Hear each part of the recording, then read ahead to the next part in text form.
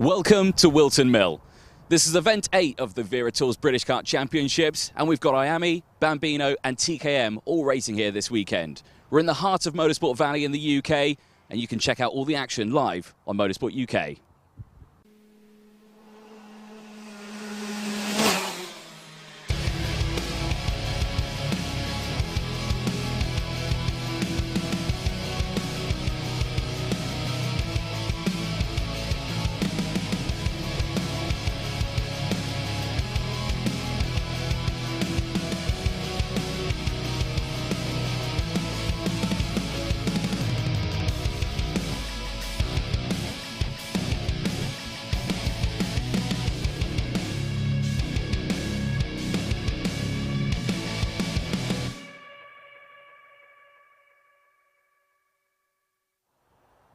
Good morning, ladies and gentlemen, and welcome to Motorsport UK's Wera Tours British Kart Championships. It's Whilton Mill round. We're on the international layout, and it is event 8 of the season. IAME, TKM, and Bambino doing battle this weekend. I'm Anthony Jordan. Joining me in the commentary box this weekend, John Ratcliff, for the first time for the British Championships. Welcome. Good morning, sir. Yeah, thank you for having me. It's an absolute honour to be here for the British Kart Champs here at Whilton Mill. I often do the Whilton Mill Kart Club commentary, so I'm quite used to this circuit, but really excited for today. Excellent. Let's have a look at the circuit in question. It is 1,200 metres in length, 12 corners in total, 26 feet of elevation. That will, of course, be the run-up to Christmas Corner, established in 1991. Probably one of the most favourite tracks on the calendar. Whilton Mill is a staple of British karting, and the weather today, well, it's overcast. It's a little bit sunny out there. It's a bit of everything, but it's a nice, cool temperature, and I think perfect racing conditions today. For sure, yeah. It's a little bit cooler than it has been over the past few weeks, but I think the drivers probably will be quite happy about that, to be honest. Being in a race suit, you can get a little bit hot in those temperatures, but they're all athletes at the end of the day, so they can all deal with it. But I think a bit of overcast weather might be quite nice. It might be quite nice indeed. Good morning, good evening, and good afternoon to wherever you are watching around the world. Do get your comments in. Let us know where you are watching from. Michael Burke joining us from Bathurst, Australia, 7:15 in the evening there. Jack Tinker as well. You're joining us from the UK, so welcome.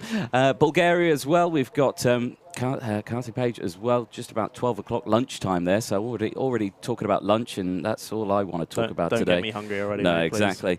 Let's have a quick rundown of what's going to be happening this morning then. We've got Heat 1s for Junior TKM and TKM Extreme. They had their qualifying yesterday, so they'll be taking to the track for the first time today. That will be kick-starting at around 10:25, which is in about 5 minutes' time. TKM Extreme, and then Bambino will have their second heat out this morning as well. Then we go into the pre-finals for Junior X30, Senior X30 and IAME Cadet. They had their 2 race heats yesterday. Unfortunately, you won't have seen those, but we will go over the results for that as well. And then Junior TKM and TKM Extreme will have their heat 2s before we break for lunch at 1:20 this afternoon UK time, where you'll be able to watch the Paddock show. After that, we're back from 2 o'clock for the finals. So lots of action that we've got going up ahead today, but you can already see some of the karts lining up ready to go. So before we go any further, I think we'll cue in the first race. Junior TKM race. Oh, sorry, we've got driver of the day. Sorry, I'm well ahead of myself this morning. We do indeed have driver of the day. Yes, of course. We spoke to Ethan Woodward and Josh Agenbar. Let's see what they had to say. I'm here with our driver of the day from the Rissington round of the Wera Tours British Kart Championship, Ethan Woodward. Congratulations and well done on winning our driver of the day. £2,500 worth of tools and a nice big trophy there for you. How does it make you feel? Happy, because never done it before. Not actually won a trophy in a big championship. Well, and that's why you've won this one, because, of course, this was your best ever result of the season so far at Rissington, which is why you were nominated by the panel. And, of course, you got the popular vote as well. Talk us about that weekend. How was it for you? Well, the practice session I was fastest all day. And then Saturday wasn't great, but we carried on. And then Sunday we did well and just got squeezed off in the final. Yeah, so it was a tough old weekend, but like you say, it showed you had the great strength out there. It was a bad Saturday, but you brought it back on the Sunday, which is why you were again nominated, showing that you've got the pace out there and you put in a good performance. Who would you like to thank for this amazing prize? My mum, my dad, Whole of Future Motorsport and Wera Tools. Well, brilliant stuff. Well, congratulations, our driver of the day from Rissington, Ethan Woodward. Well done. Thank you. I'm here with our driver of the day for the GYG round for the Wera Tools British Kart Championships, Josh Agenbar. Congratulations on being our driver of the day and a nice prize of £2,500 worth of Wera Tools and a lovely shiny trophy there. Talk us through that weekend, because it was a fabulous weekend from yourself. Yeah, it was a good weekend. We had good quality, good pace in both heats, and pre-final and final went the way we wanted it. So a good result in general. How does it feel, you know, being nominated with the team, Premium Karting? You've done a good job, and I'm sure the team have done a good job as well. Yeah, it was good because all the hard work and effort, and we've got a result for it, so finally. Yeah, I mean, talk us, like I say, that weekend, I mean, it was a tough old one. You showed great performance all the way throughout, constantly in the top 10, and it was your best performance on there, which is why you were nominated. And, of course, you went to the public vote. You got that public vote as well. So, you know, all around, I think you can be pretty happy with that one. You got some fans out there. Yeah, that was pretty nice that everyone voted for me and got the support behind me, so carry on going. Who would you like to thank for this weekend? Jordan, Moose, Pat, and my parents, really, and everyone in Premium Karting. Brilliant stuff. Well, congratulations, our Wera Tools driver of the day, Josh Agenbar. Thank you. Great to hear from Ethan Woodward and Josh Agenbar. And again, driver of the day, a fabulous prize from Wera Tools, obviously title sponsor of the championship. They have put in great effort all the way throughout the season, last year and this year as well. So, you know, driver of the day is one of those things that a lot of drivers strive to be. I mean, it goes to the panel. They pick a driver from each class, it then goes to the public vote, and then, yeah, we get our driver of the day. But quite a prize they get. £2,500 worth of Wera Tools. It's quite a hefty prize they get. That is seriously hefty and really helps out, especially when the costs start to build up in this level of karting. Yeah, £2,500 of tools doesn't go amiss for sure, but that's very impressive. It's serious high level of karting this here at British Kart Champs. So to be able to win that driver of the day, you really got to be on your A game. Oh, yes, very much so. Nice views of the circuit then this morning, just as we wait for the first heat to go out on circuit in just a moment. Questions coming in. Where is Henry? Henry is currently, well, he's lying on a beach in the Bahamas. Now, he says he's doing work. He says he's working out there. He's not. He's definitely lying on a beach in the Bahamas. But no, he's out there. He's teaching some young drivers in the town of Nassau how to kart, and those drivers will go through to the IAME Games, I believe. So, and of course, the town of Nassau is where the name Nassau Panel came from. Henry did a great explanation story of that, I believe, at PFI, going over that story. But yeah, it is a fabulous story, and that is how the Nassau Panel came to be. The name of it was from that town. So there we go. George Bagley joins us on the stream as well, saying good luck to Sasha Bagley. Live stream from the Tenerife airport. There we go. Dad's watching. So he's there in Tenerife, and just to let you know, he's basking in the sunshine while you're karting here at Whilton.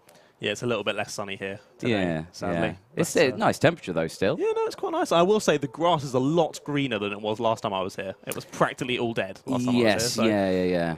We obviously did struggle with that heat wave quite a bit. And, oh, my goodness. I thoroughly enjoyed it. I worked on my tan. I usually don't tan. I can see, mate. You look great. I go from 0 to lobster in about 2.6 seconds. It's not great. It's not great. But yeah, managed to stay in the shade as much as possible, but I still managed to get a good bit of a tan on that one. Yes, it was at Kartmasters. There we go. Right. Anyway, ladies and gentlemen, first race coming up. Race 8, Heat 1. It's Junior TKM coming up next.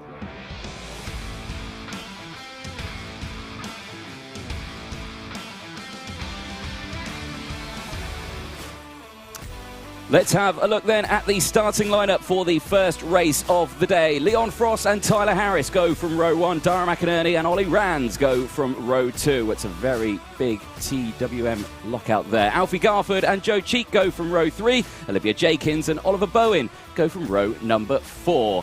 Aidan Mitchell and Jake Humphrey start from row 5. Yihan Kalichern and Leo Robinson, not to be confused with Junior X30 Leo Robinson. Jack Stewart and Joel Hull go from the 7th row with Seth Hathaway and Oliver Bourne. Not Jason Bourne, Oliver Bourne. Don't mix up your Bourne. Patrick Leaf, Sasha Bagley and Luke Bate will round out the grid as the drivers head out onto the circuit. Now, first race of the day, John, you know, what goes through a driver's mind? Because there's lots to think about. The track is cold. You know, everyone's tired from last night. You know, you got to wake up a bit. Yeah, exactly. I mean, that depends if you've gone out in the town in Northampton. I would hope not, if you're trying to get a good sleep for today's racing. But yeah, just kind of getting yourself up and back to speed, getting rid of that rust maybe from overnight. But these guys are very used to these karts. Also, some of them probably very used to this circuit as well. So it's just got to bed yourself back in, not go for it at the first corner. It's not one at the first corner. Just bed yourself in for this heat, enjoy yourself, and try and move up the order as best you can. I think that's the best way of really putting it. There you can see there at the front of the grid, Leon Frost, Tyler Harris. Both of these drivers incredibly quick throughout this season.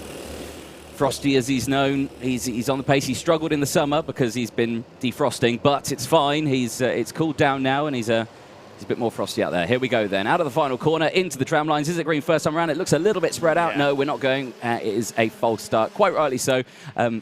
Yeah, there was barely anyone in the tram lines. Yeah, that was a little bit too spaced out for our liking, so go around again. Just a little bit. Obviously, these drivers have not had any heat yet. They only had their practice and time qualifying yesterday, and obviously qualifying, well, the grid is kind of on your screen as you see it, really. That is how they qualify. That's how they're starting today. But I didn't see which number that was, giving a cheeky wave to the camera through Christmas Corner. Oh, really? It was a lovely little wave. Isn't it a cheeky Say hello wave to the fans. Yeah, there you go. Some of these superstars, these drivers. Superstars. Yeah, exactly. They've got big fan clubs out there. And they'll get their comments in, I'm sure. Glenn Griffiths joins us. Morning, guys. Looking forward to a great day of racing. Glad to have you on board with us, Glenn. Joshua Owen saying, come on, Dara, as well. Do keep getting your comments in. Let us know who you are supporting. Daniel Rust is joining us as well. Hello from next door. Yep, Dan Rust at the circuit here at Whilton Mill. He's evidently not doing any work today, and he's got the live stream up on his PC. So good stuff there, Dan. Take two, then. Here we go. They look a little bit closer. There we go. Bit. Like I said, it's first race of the day. You can forgive them, you know. They got to wake up a little bit. There we go. Into the tram lines then.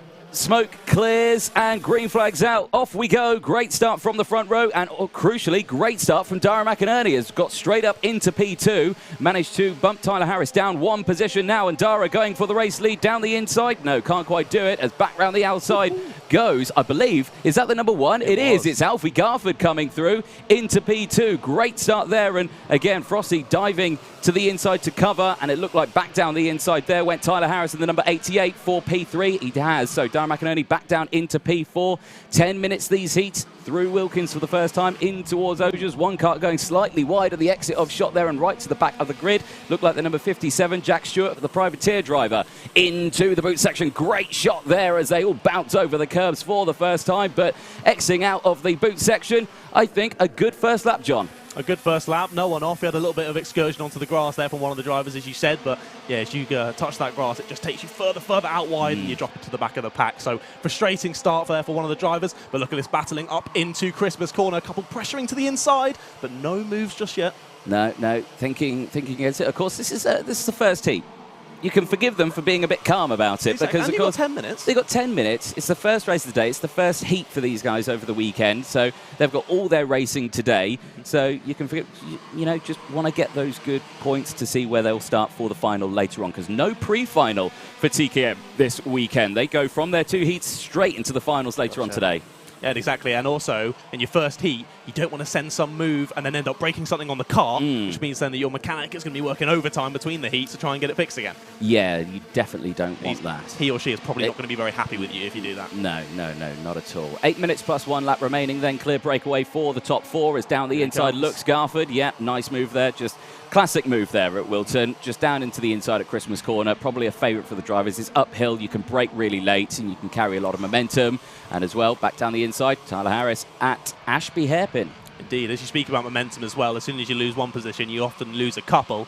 So that was Leon Frost going down to third now, but Leon playing it smart as well, knowing that he doesn't need to fight it this early on in the first heat. Let them go through, lose as little time as possible, and just stick on the back of these leading two now. Yeah, exactly that. So nice shot as everyone goes through. Let's have a look then at the full lineup as they go across the line then. Completing lap number 3.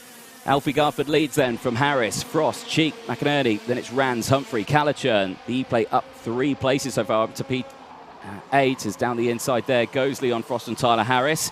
Olivia Jakins there in P9, Oliver Bowen there in 10th place, Aidan Mitchell, Joel Hull, Luke Bate, Leo Robinson, Patrick Leaf, Seth Hathaway, Sasha Bagley, Jack Stewart and Oliver Bourne, all drivers still running out on circuit. Jack Stewart obviously not with that best start, he dropped 5 positions as he ran slightly wide. Now crucially, because they have been chopping and changing somewhat at the front there, that group of 4... Oh, someone's off in the background.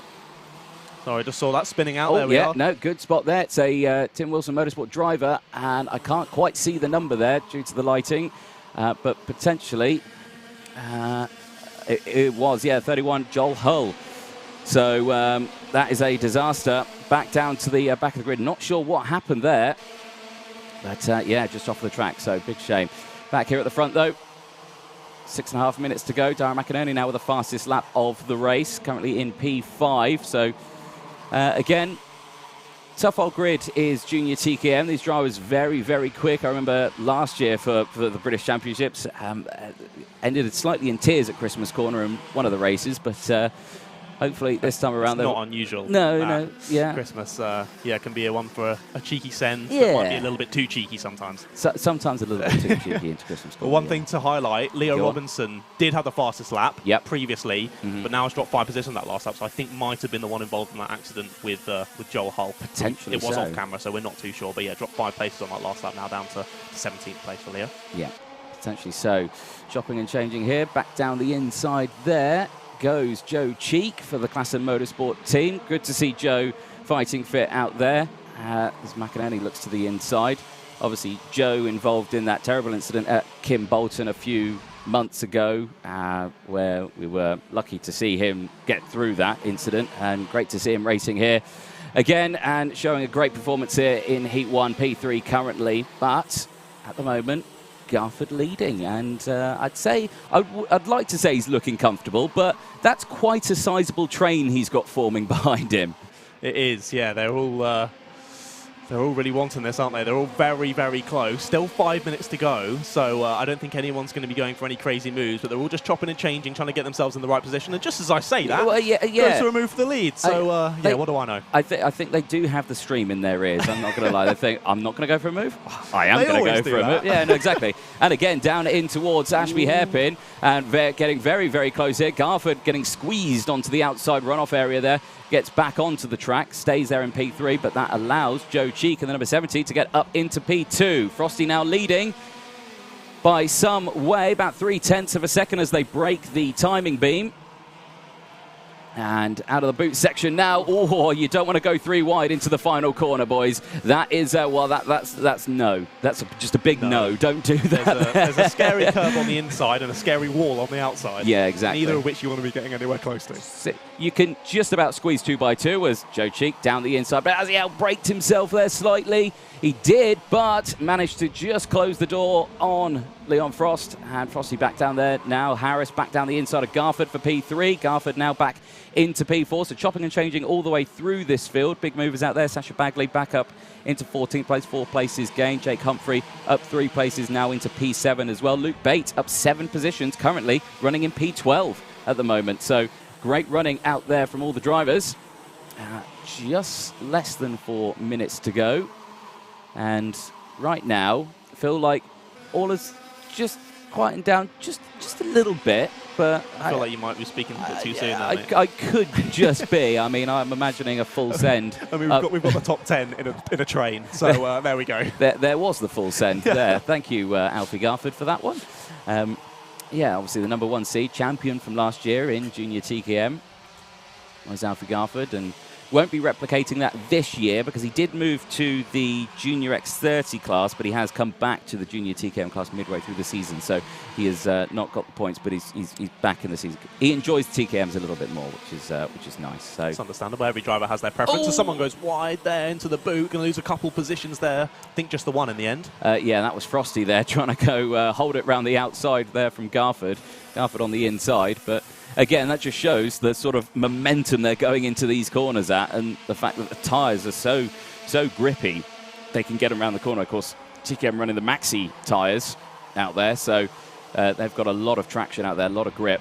the G-forces in these types of karts is just ridiculous. You can see them trying to hold their head up. Yes, and of course the main thing about Whilton as well, super bumpy out there. Really it is one of those. You know, you speak to all the drivers over the weekend, and they always say this is a tough track. As Tyler Harris down the inside there of Leon Frost through Osiers and couldn't quite get the move done. Slots back into P3 and slightly misses the entrance there. Does Tyler Harris runs a little bit wide now under pressure from Frosty behind, but now has managed to get it done at the exit of the boot. Back across the line then, less than 2 minutes to go. This is quite action-packed for a first heat. I think they all need to calm down a little bit. Action at the front though, because Joe Cheek leading, but Garford now wanting to go down the inside, but Cheek holds that inside line and denies that overtake, and that allows everyone else to now catch back up again. Yeah, like you were saying, I was expecting everyone to sort of just be working together, bedding themselves in for the first heat, but nah. Junior TKM drivers like, no, I want the win, thank you. I'm going to go for it. So, I mean, it's great for us. I'm loving watching it. Yeah, there we go. Back down the inside there for Tyler Harris. Gets that done on Garford. Garford now back into P3, has a big look over the shoulder there and just sees the big pack of cards. Although they've not managed to open it up. This is one of the closest heat ones we've seen in quite a while, I have to say. But this is Whilton. These drivers love Whilton Mill. It is probably one of the most favourite circuits on the calendar for a lot of the drivers. It's such a driver's track. And they just, thoroughly enjoy it. Up into Christmas corner again. Cheek holding that inside line, switches back at some speed there just to get the momentum around the corner, and didn't think he went down the inside there just to cover off the attack, and another attack coming down the inside there of Tyler Harris just off screen, and Harris holds on to it. Garford now side by side with Cheek. Gets squeezed out back into P3, and now the whole pack's caught back up again. So it is just one big group at the front here. And again, you just can't call it. Any more big moves there? Yes, down the inside, in towards the boot. But look at that. Harris holding it round the outside into the entrance and holds it as they exit through. Whoa.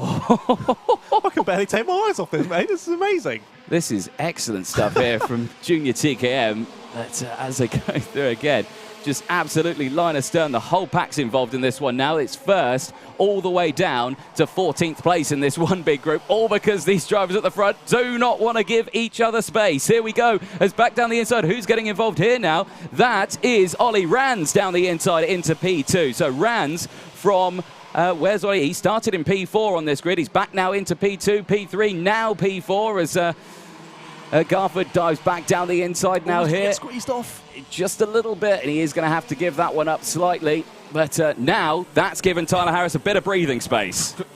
A little bit. Just a little bit. At least for the last lap. We'll see if anyone can catch up, but this pack is... Oh, a little bit of contact there into the final corner. I did see as they were going up to Christmas last time, Ollie Rands was saying, let's work together, guys, tapping on the helmet. I don't think anyone's going to listen to him. Oh, we've got someone off at the first big corner. spin and a big hit into the barriers there. And I'm just trying to see who that was when they break the timing beam. It was the 51, Jake Humphrey for Tim Wilson Motorsport, and it was a... so red flag has come out now as well. So I think there's another car off. There is another car off. You could just see there the driver just being seen to. Believe possibly the number 33, but I'll confirm that when I see the number. So 2 carts off then at turn number 1, and well, first race of the day. It was quite an excitable one. Heat. Well, yes, but sad it had to end like that. But, I mean, the racing was immense. For a first heat, that's quite an adventurous one that we saw out there. But yeah, interesting stuff, and we do hope that those 2 drivers are okay. We'll get a confirmation of who they were in just a moment's time, but we'll take a short break then before the next race. We spoke to a few drivers over this weekend. Aaron Lask from the TKM grid. Let's see what he had to say. Another beautiful weekend here at Whilton Mill, and we've got Aaron Lask racing with us here today. Aaron, fresh off the TKM Festival at Kimbolton, we're here for the Vera Tools British Kart Championships at Whilton. How are we feeling going into the weekend? I'm feeling pretty confident. We've been doing quite well. We qualified at the front at the TKM Festival. We didn't quite go our way at the end. Had a few crashes, but we feel like we can win, so we'll give it our best shot this weekend. Yeah, excellent stuff. And we've not had practice yet. Practice is kind of due out this morning, so you've not actually had a real feel of the track yet. How are we expecting it? Because Whilton, it's a tough old circuit here, isn't it? Yeah, we come here about a week ago, and it was about 32 degrees, and it was proper bumpy at the ribs. But it's a bumpy circuit. We'll get on with it, and we'll see how it goes. Yeah, excellent. That's the main thing you can do. Talk us about your wagon. Who have we got on here? So obviously part of the RSR team on my tailco with David Smith. So they're my main sponsor. So I need to give them a big shout out, because without them I would not be racing this weekend. So big thank you to them. And obviously we've got a nice tailco motor on here as well. Oh, excellent stuff. Now, of course, TKM Extreme, the senior category in the TKM class. You know, how is it like racing with all those guys out there? Because it's quite a challenging old grid you've got. It is challenging. There's some very fast drivers out there. You see Chris Whilton, he's the fastest out there, and it's a good challenge to go against. You got quite a few TWM drivers and that, and it is good fun. Obviously, it's a challenge. If you beat them, it's a great feeling. If you don't, you're not too hard on yourself, because you know that it's a strong grid. So, yeah, it's good fun. It's good fun. So. Main thing is, over this season, have you been enjoying the season with the British Champs? 100%. I mean, we've done it a few years before, and we've been at the back. So to actually come and be at the front and know that I can battle these people, it's good fun, and it makes it worth spending all the money on, at least. You know what I mean? Well, that's the main thing. And of course, you've got the great support, you've got your great sponsors, you've got great engines. But yeah, it's good to see you out there, good to see you back at Whilton, but we'll keep a very close eye on you. Perfect. Thank you very much. So, cheers.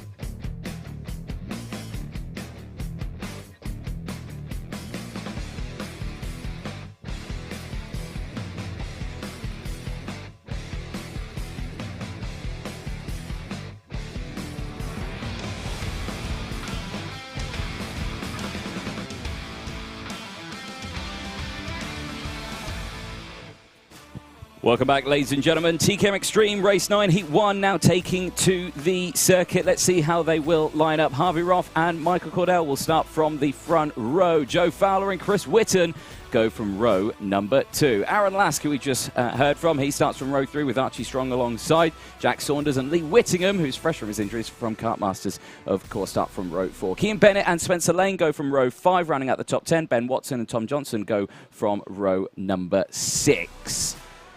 Ashton Cox and Fen Chapman go from row 7 from Charlie King, and Sam Johns, after an issue in qualifying, sees him start at the back of the grid. Karts have made their way out onto the circuit and are probably going to be in the tram lines any second now. No, they're making their way out on circuit anyway. I thought I heard them in the back of my ear heading out on circuit, but no, I didn't. I think I've been at kart circuits far too much that I think I hear karts heading out on track, but I don't. You hear them in your nightmares. I do, yeah. Honestly, I do. I think I should set my morning phone alarm to the sound of a cart just flyby. A two-stroke. Yeah, just a 2-stroke flyby, and this thing, yeah.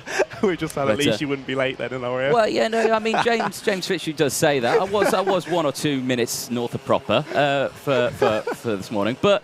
You know, I could say the same for him. Yesterday, he turned up very late, and, you know, I had to deal with him and deal with that, but I didn't say anything, you know. But if he wants to make it personal, I can make it personal. I'm going to get a cable tie, apparently, in a minute. Never mind. Now, there you can see the number 33 just at the side of your screen. That is Michael Cornell, privateer. Now, I believe he's running the same kart he ran at Warden Law when the TKMs were there, and that is a direct drive. That is not clutch, so he has to bump start that to get that going. I didn't quite see it if it is the one. He may have retrofitted it with, you know, the starter and everything like that, but the last time I saw that chassis at a racetrack, it was having to push start it. So let's see what he can do from the front of the row here.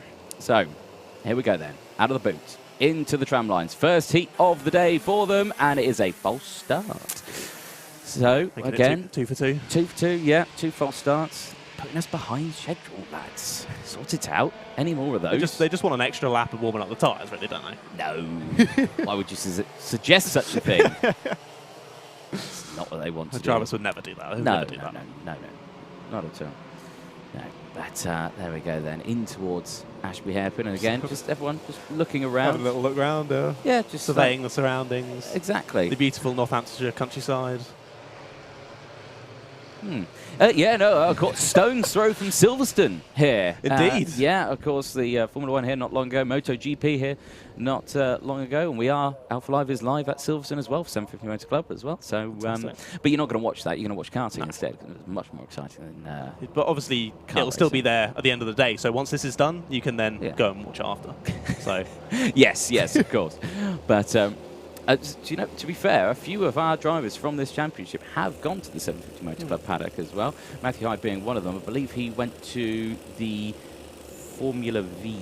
Oh, yes. I believe. So, yeah. So, again, it's a nice stepping stone for drivers into club racing from this championship. So they do enjoy it. Curtis Lou, Senior X and Junior X will be later on today into the tram lines. Mist clears, green flags out. We're off for no, we're not. It's another false start. No, it is green flag. There we go. It is green flag. It didn't update on my screen. So through the mist, good start through turn number 1. Up the hill now in towards Christmas Corner once again, and round the outside there. You've got to be so careful. But Joe Fowler looking strong here, the number 3, up into P2 now. Cornell dropping back slightly. He's gone into about P4 now, so not the best start that he will have wanted in that one. And again, it's so crucial to just get on the power sooner rather than later, as drivers in the background just jostling for position. All fine and dandy as they go through Osiers for the first time of asking in towards the boot section, and change there. Cornell down another position as well, so down into P5. Who's that that's come through? Couldn't quite see the kart number, but we'll find out when they cross the line, because it is Harvey Roth, I believe, who is leading the way. Don't think that's correct, mate. We'll see what happens when they go through. I'm just looking at the screen there. It's the 93 going on this one to second place. So Aaron Lusk is in second now. So yeah, we'll need to wait for our timing to update correctly. Just to go off what we can see at the moment. Motorsport dash timing. Ian Rogers working hard. I think he needs to put 50p meter to get it working, but he's working hard behind the scenes there to get that up on our screens for you as soon as possible. So keeping a close eye on that one, as there is confirmation. Yes. Aaron Lass there in P2. And then Joe Fowler is in P3 at the moment. I assume it's still Harvey Roth at the front. I assume so. There we go. There it is. Yeah, Harvey Roth then leading the way from Aaron Lass. Joe Fowler, Chris Whitton up into P4. Michael Cornell, like I say, confirmation that one dropped 3 places. That one into P5. Jack Saunders. Down the inside into Christmas corner there. Lovely stuff. Spencer Lane, Lee Whittingham, Ben Watson, Charlie King, Sam Johns, Cian Bennett, Tom Johnson, Ashton Cox and Fen Chapman. Not the best starts for all of those drivers. Sam Johns obviously on a recovery drive in this one. Issue in qualifying meant he starts at the back of the grid for both his race heats today. Already up into P12. Keep a close eye on him through this race. Just over 7 minutes to go then, and we are watching on your screens the battle for the race lead. Harvey Roth leading the way. I spoke to Harvey at the start of this weekend. He said, "Oh yeah, I'm going to win." I may have been like, "Are you there?" And he's proving it right here. He's leading the way. He's looking comfortable for the time being. But no, he told you what he was going to do, and he's doing it. Exactly. He has done that. Clear breakaway then for the top 4, and looking down the inside there, Chris Whitton under braking into Christmas corner. Again, fine, dandy, no issues. As Fen Chapman gets a warning flag. Indeed. Aaron was looking for the move into Christmas corner last lap, couldn't make it stick, and then next lap loses a position at the same corner. So as we were talking about in that last race, that momentum, just switching back and forth, can sometimes go against you, sometimes go for you, as someone else goes down the inside there at Osiers. I think that was for 5th place, was it? Change for the lead, though, because down the inside, Joe Fowler retakes the lead, gets it back up into that top spot. Now gains 2 places from P3 in this race, and holds on to that one across the line. But again, like we saw in the junior TKM race, this grid is very, very close at the front. Everyone's chopping and changing, meaning that the whole pack is staying close by. And back down the inside there in towards Christmas corner, Chris Whitton takes 2nd place. So Harvey Roth now down into P3.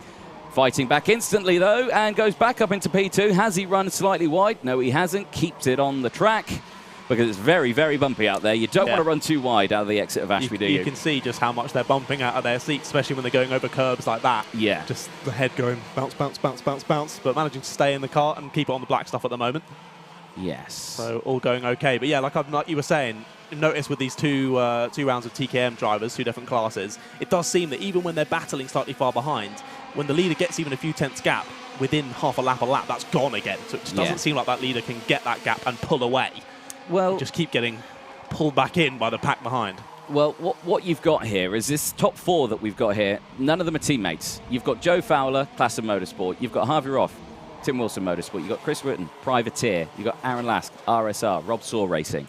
So, again, it's not that they haven't got a teammate next to them, so they can't do it. There's a driver off into the barriers. It's the number 60 who is off. That is Archie Strong, Privateer driver. He's okay. He's out of the kart, and that's at the Ashby hairpin. From P6, though. P6, very high up. Archie's going to be frustrated about that. There's another driver who's tumbling down the order as well. Now, Lee Whittingham as well, and the number 34. He's also dropped down the order. So, methinks, maybe, involved in the same incident. That's a good hunch, mate. Not speculating at all, though, but potentially. 5 minutes to go then, plus 1 lap. First heat of the day for TKM Extreme, race 9 of the weekend, and Aaron Lask with the fastest lap of the race. Currently there in P4, and that will, of course, be, he's not really got anyone close behind him, no one close in front of him. He's got a nice bit of clean air, so he's catching up to the back of this trio, who, at the moment, are not scrapping for position.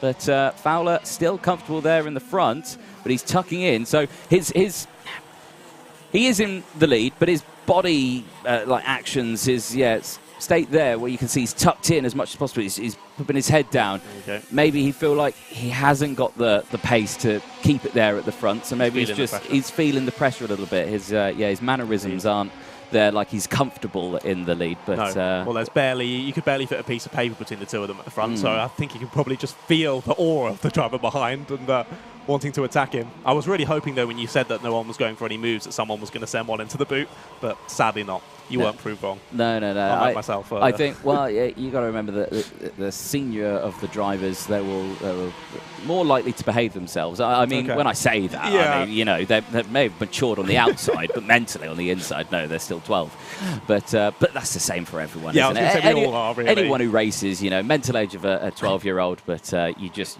look older on the outside. That's all it is. Yeah. But Sure, I'm going to get a driver come in this door in a moment. Just go, what you say? There we go. But yeah, as you see there, nice clean breakaway there. As down the inside there goes Harvey Roth, retakes the lead at Christmas Corner. Crucially, that's going to allow the two now behind to close up, because Aaron Lasker's got the company of Jack Saunders, privateer driver, who's got up into P5 now and is closing in. So this could become a group of 5 very, very quickly. 3 minutes to go. Absolute lifetime in karting remaining in this race. Yeah, absolutely ages. Lots of time to think about and plan your moves, and especially when you're this close. You got to, especially when, say, the person in the middle of this pack is that Joe Fowler, in P2. He's got to think about going for a move in front, but also covering off the driver behind, so he doesn't have that momentum switching to then going backwards rather than going forwards, of where, of course, he wants to go. Yeah, exactly. Lots more comments coming in. Alpha Rodley there making a very good point. Abby Pulling also did senior TKM, now in cars. And there you go, another change for the lead and a change for second place as well, because Harvey Roth goes from first to third in one corner. Fowler and Whilton up into P1 and 2, and instantly Whilton on the defensive. Another comment, has the runoff been painted differently? Yes, the Wilton Mill crew have done an absolutely fantastic job preparing the circuit for this weekend, and yes, the runoff areas have been painted. I had a chat and said, is that now become an extension of the circuit? Be like, yes, it has. So, yeah, they are allowed to use that area of the painted curbs, but I wouldn't recommend it because it's quite bumpy. Yeah, it's even more bumpy than the usual circuit. So, yeah.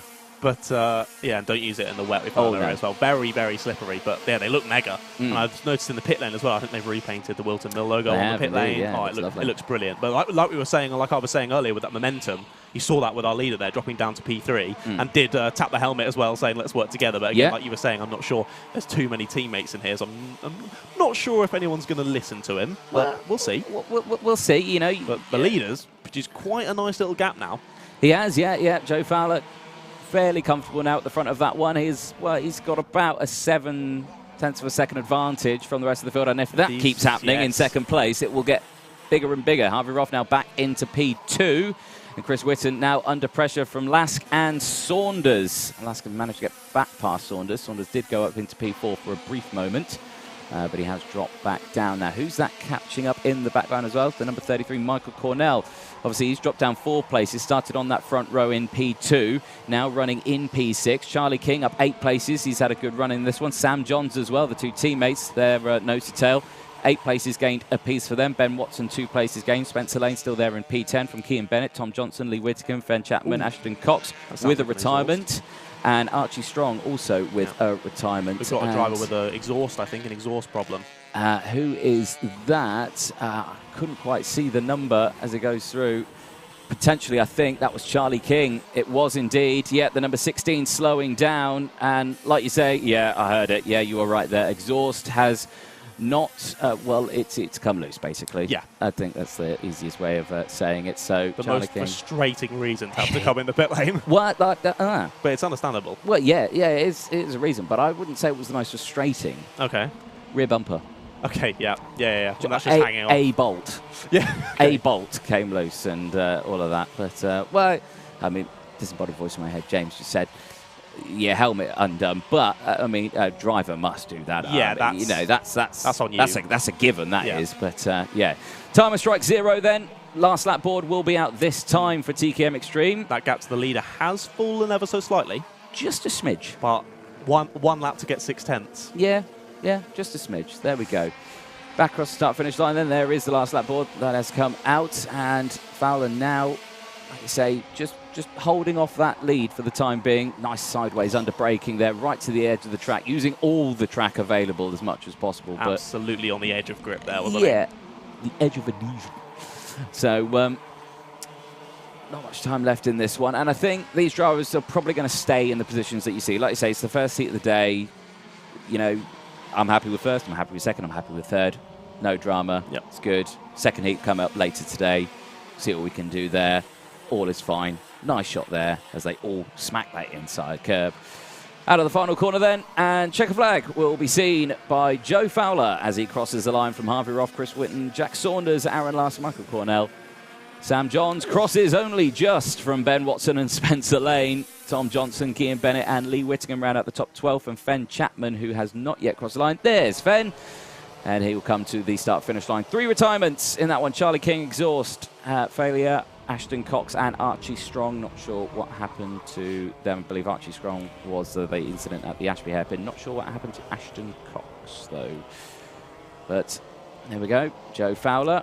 Nice cheesy grin on his photo there.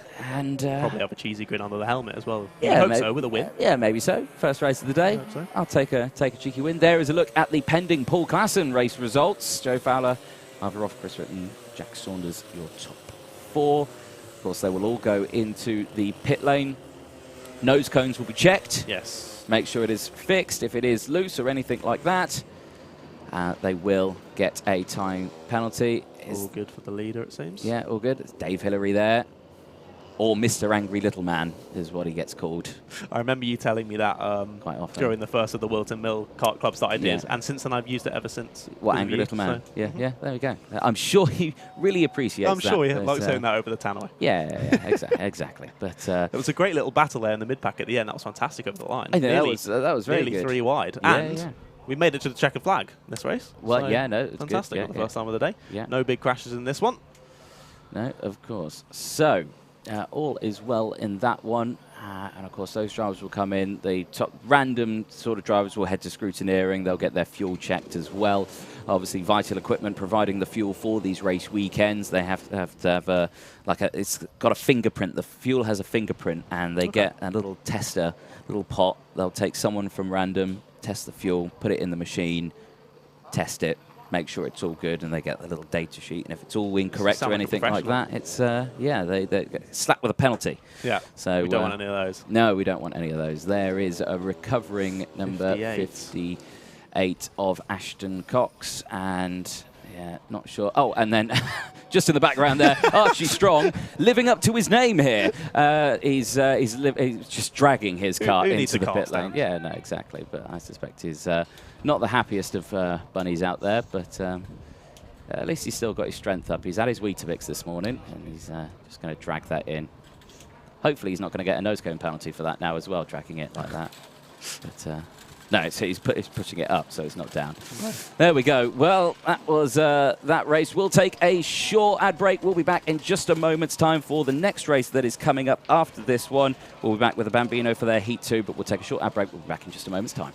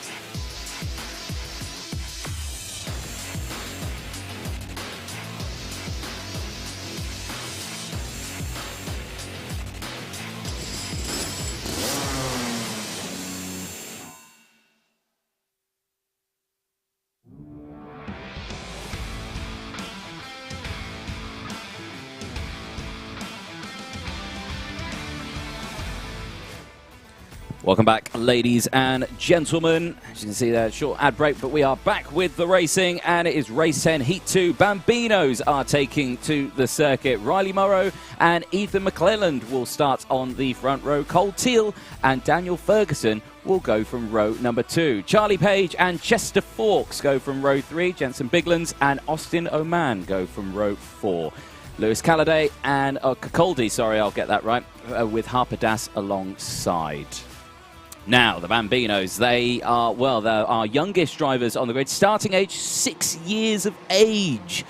I cannot stress to the members of the public and the people in the paddock, at 6 years old, I was running around my living room with underpants on my head, not racing at a professional karting level. I mean, you do that now. I mean, don't question what I do over the weekends. But there we go. But again, I love the Bambinos. It's brilliant, isn't it? They are so young, but they give us such good racing. The racing is just fantastic. Every time I watch the Bambinos, I can't believe how good they are at racing at this young age. It's just fantastic. But there we go. Not sure what Liam Croft is asking there. It's the full circuit at Eastern Creek, Australia. There we go. That must be... There's a poll on the chat, apparently, about the longest track. There we go. You bring up that poll, we'll find out as the Bambinos get themselves. There we go. In which country is the world's longest kart track? The UK, the US, Dubai, or Australia? Oh, there we go. That's probably a quick Google search on that one, but don't Google it. We want to know you. Don't cheat. Come on. Your knowledge. I'm not Googling it. I don't have time to Google it. But I'm going to say. Well, I'll go with the man in the chat that's saying Australia, because I really have no idea. No, I'm gonna be patriotic here. I'm going to say, no, it's PFI at the UK. Obviously, it's probably a completely wrong answer, but I'm going to say that's what it is anyway. Here we go then. Thumbs up at the back of the grid. Standing start for the Bambinos this time around, and lights are out. Off they go. Great start from the front row. The two, they're dancing away. Ethan McClelland and Riley Morrow side by side as they go in towards turn 1 for the first time. All fine and dandy from the entire grid, but you can just see one of the drivers there. Come on. Cole Teal. Yes. Kind of bounce in the seat, Cole, get some more momentum. Very quick driver is Cole in this one. And again, Bambinos is all about momentum. Yes. All about momentum. It's just, as you go through, I mean, these karts don't have a lot of waft. They do have waft, they do have go, but it's not as much go as, let's say, a junior kart or a cadet kart or anything like that. So if they go into a corner and it's slightly a bit sideways, they lose so much speed. So it's all about being smooth around the corners, everything like that. But, well, I say these are the slowest karts on the grid, but yes, a nice little reminder there. Warden Law, when the Bambinos and the KZ were racing there, due to a slight sprinkling of rain, the KZ karts went out on slick tyres. It was a dry track, and then it rained, and then they became the slowest karts in the paddock. The Bambinos went out on their dreaded tyres, and that was... ended up those karts going a little bit faster than some of the fastest karts in short circuit racing in the UK. So, again, so I say they're the slowest karts. That weekend, they were faster than the fastest karts in the UK. I can only imagine how pedestrian those KZ2s must have looked like. It was quite comical. And you can go back and watch that. I mean, the drivers did an absolutely fabulous job in keeping those powerful karts on the track. So tough. But, you know, they were coming down the start-finish straight, and you could see them changing down the gears, and it was, nightmare. Action at the front here, but they've got a nice clean breakaway there. No dramas there for McClelland and Morrow. Now, Ethan McClelland this year, rookie driver in the class, so it's his first year racing with the championship, and yeah, showing that he's got good pace, and you know he's holding on to his own here at the front. But if they do start scrapping, keep an eye on that group of 4. So big movers. Austin Oman, he's at 4 places in this one. Chester Fawkes up 3 places. Oman at 5th place. Harper Das, Chester Fawkes as well. So Linus Stern. So Harper Das probably with the best start in this one, because you can see him there in P4, and he started at the back of the grid. He started last. So yeah, he's had a good running in this one, but can he replicate that to the front? He's done the first half. Now he's got to do the second half. He's still got 7.5 minutes to go. Long way to go. It's down the inside there goes Riley Morrow. All fine and dandy. No problems there whatsoever. Holds it round the outside. Again, good stuff from there. And one thing that you may have noticed, all privateers. Bambinos not allowed to run in teams. Interesting. There you go. It's good to see. But yeah, like you were saying with that move, the move for the lead there, it's all about making sure you get it done with losing the least amount of time as possible. So he's managed to do that. Still keeps a nice little gap at the front, but they've kind of split off into 2x2s now, haven't they? Yes. Now, Harper Das had a bit of an issue as well. If you watched the Paddock show last night, you'll know this, that Harper Das's dad forgot to put the rims in the tyres. I did see that.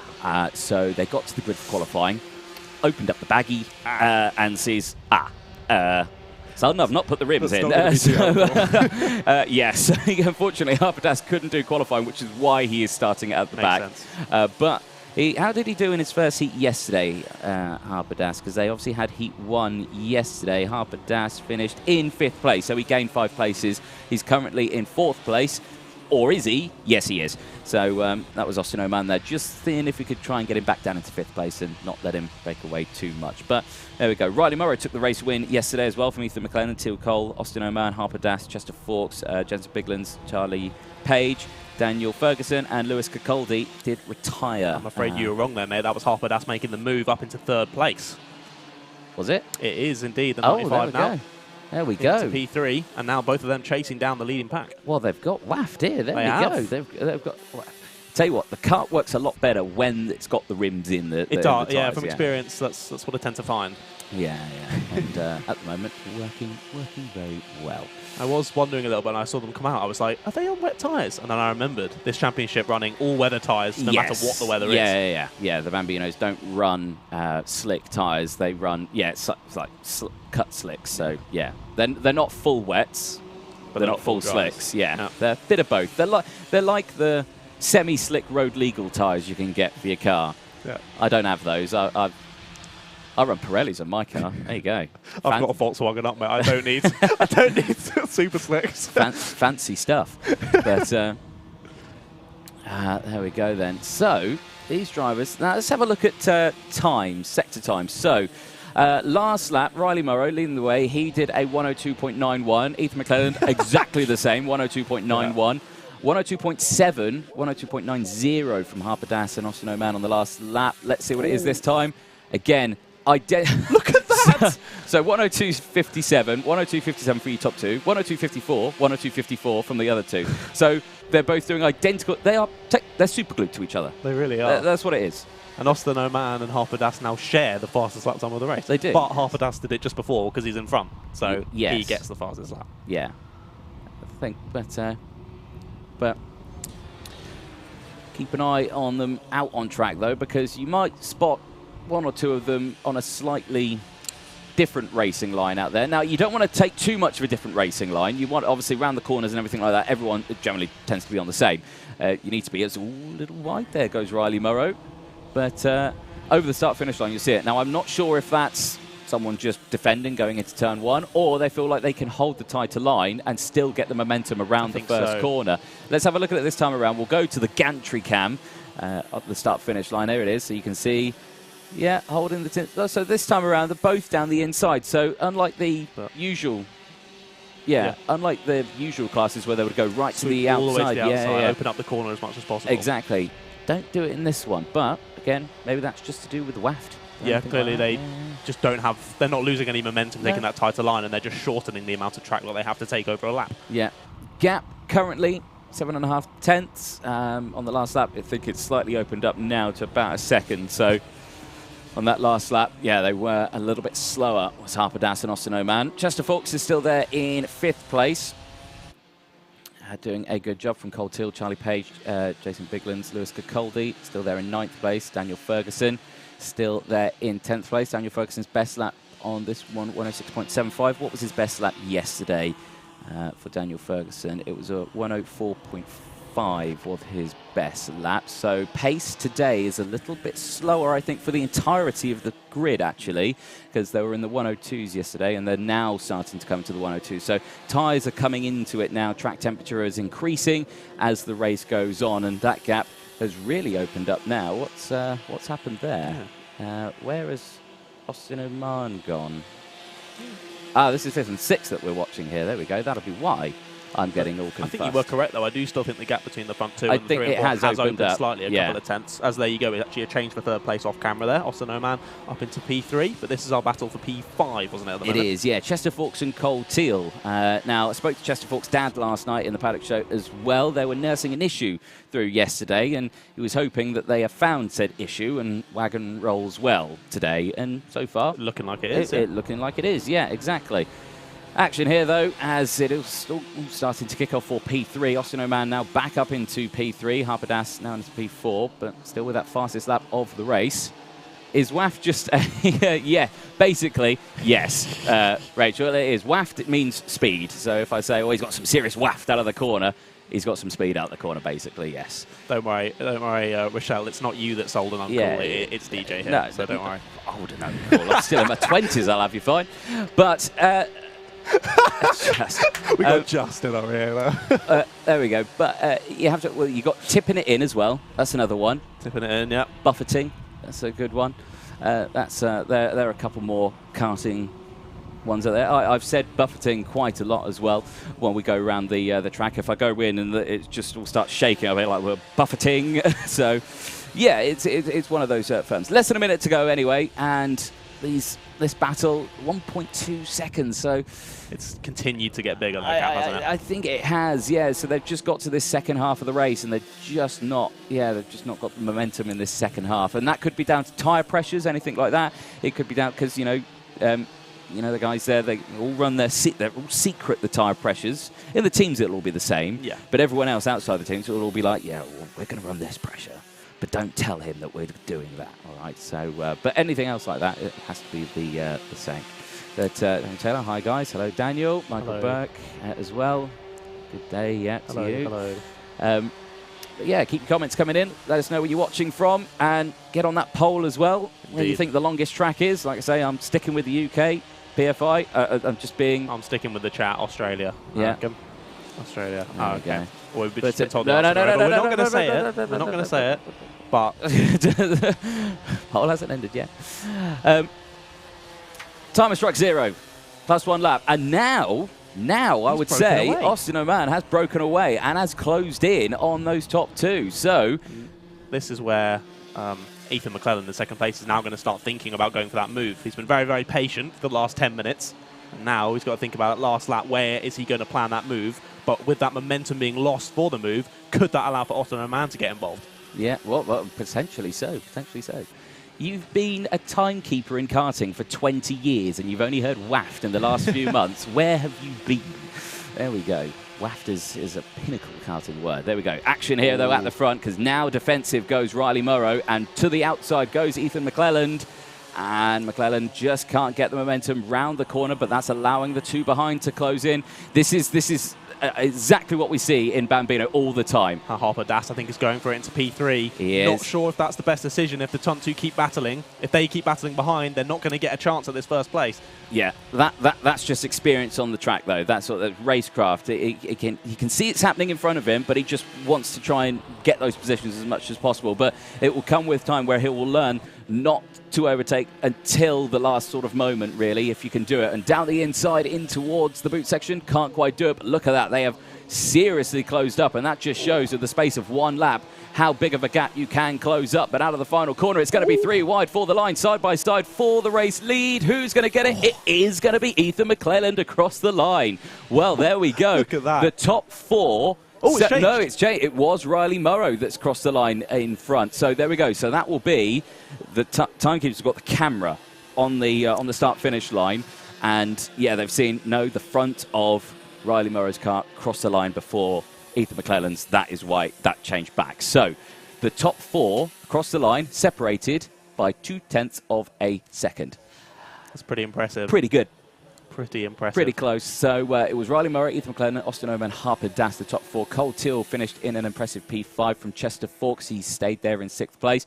Charlie Page, good run from Charlie, finishing in P7 from Jason Biglands in P8. Lewis Cacoldi, good result in P9. Daniel Ferguson finishing in P10. All 10 karts started, all 10 karts finished. Fair play to Austin Oman there. Just nicked P3 right at the line as well from Yes, Harper Das. So a nice little cheeky move there at the end. But yeah, a good race, quite a tactical one, and a good ending as well.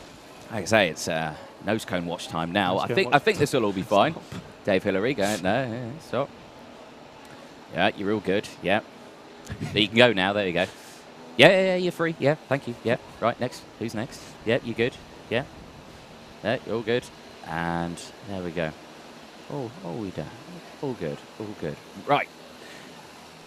But, so, all good, all fine and dandy, nose cone watch there, and just saying, slow it down.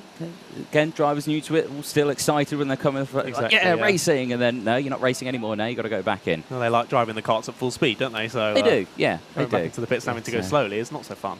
But, there we go. So, yesterday afternoon, we had 2 teams battle it out in a little challenge. The Wet and Dry Challenge, ladies and gentlemen. For your viewing delectation, here it is. Welcome everyone to the Dry to Wet Challenge. The challenge is we've got 2 drivers. We've got Noah Baglin, we've got George Edgar. We've got their mechanics as well. The challenge is they've got to replace all 4 wheels on the kart from the slicks to the wet tyres, and then the drivers have got to get their race suits on, wetsuits and helmets on as well. So the drivers look kind of ready, but you're not going to start, okay? The first people are going to start are 2 back here. We've got Jake Walker, or aka Hibbard, and then we've got Mr. Toby George here as well for Noah Baglin's kart. Now, chaps, the rules are 1 drill, all 4 tyres. You're not allowed to let the driver help you. You can't help the driver. And then, as soon as you've done the wheels, pass over to the drivers. Are you ready? Are you guys ready? Are the crowd ready? Excellent. 3, 2, 1, go! Give him some support, guys. Support. Shout, scream, advice. No. George can't go yet. He's got to wait until the tyres are done. Where's the support? Come on. Get the communication, right? Oh, we've already got a wheel off. There's a wheel bouncing away. We've already got 1 wheel done so far.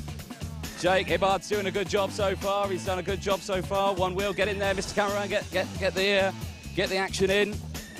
There we go. That's a good tactic going on there. Excellent. Yeah, that's another. It's about neck and neck at the time being.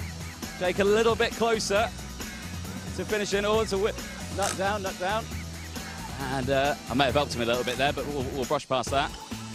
So we're 3 for 3 on Fusion. We are nearly 3 for 3. Jake's got some waft here. Toby doing a good job there. That wheel's is on. Nearly done. Oh, he got tangled. Oh, the nuts come off here. George. At the ready. Hold on, at the ready. Oh, he's done. Go on. Yeah, get it done. Right, so now George is getting his wetsuit on. Toby's letting you down here, mate. How do we feel? Go. Suit on. Oh, he's struggling. Come on. Oh, George hasn't got his suit on yet. He hasn't got the suit on yet. He's struggling with his foot. He's on the floor. Go on, Noah. Oh, he's got it on. Go on. You got to get the helmet on as well. Go on. Yes. It's nearly done. Got to get your helmet on. Got to get it. Go on. Get your helmet on. Quick. Winner! It's not done. There we go.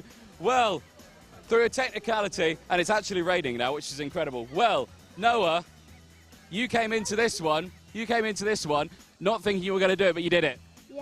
Yay, well done. George, it was so close. Technically, you have done your wetsuit up, but it is actually raining now. But that was, Jake did well there, didn't he? Yeah. Mate, it was so close, but you're happy with that still? Yeah. Bit of fun. Yeah. Excellent, well done, mate. Well, congratulations to Baglin, George Edgar, and of course 2 mechanics as well. Well, I'm knackered now after that one. I think we'll go back to something else.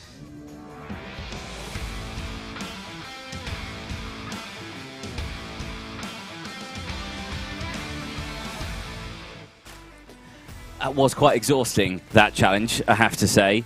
We didn't do that live, that pre-recorded. Magic of television, ladies and gentlemen. That was filmed yesterday in the lunch break, actually. So, yeah, but well done to those drivers. It was quite a fun little challenge there. And very impressively fast as well. Yeah, like you say. But it is a real-world skill that these drivers and mechanics have to do as well. Yeah. They have to quickly change it. But usually the driver would help with the wheels, but they weren't allowed to help that one at the moment.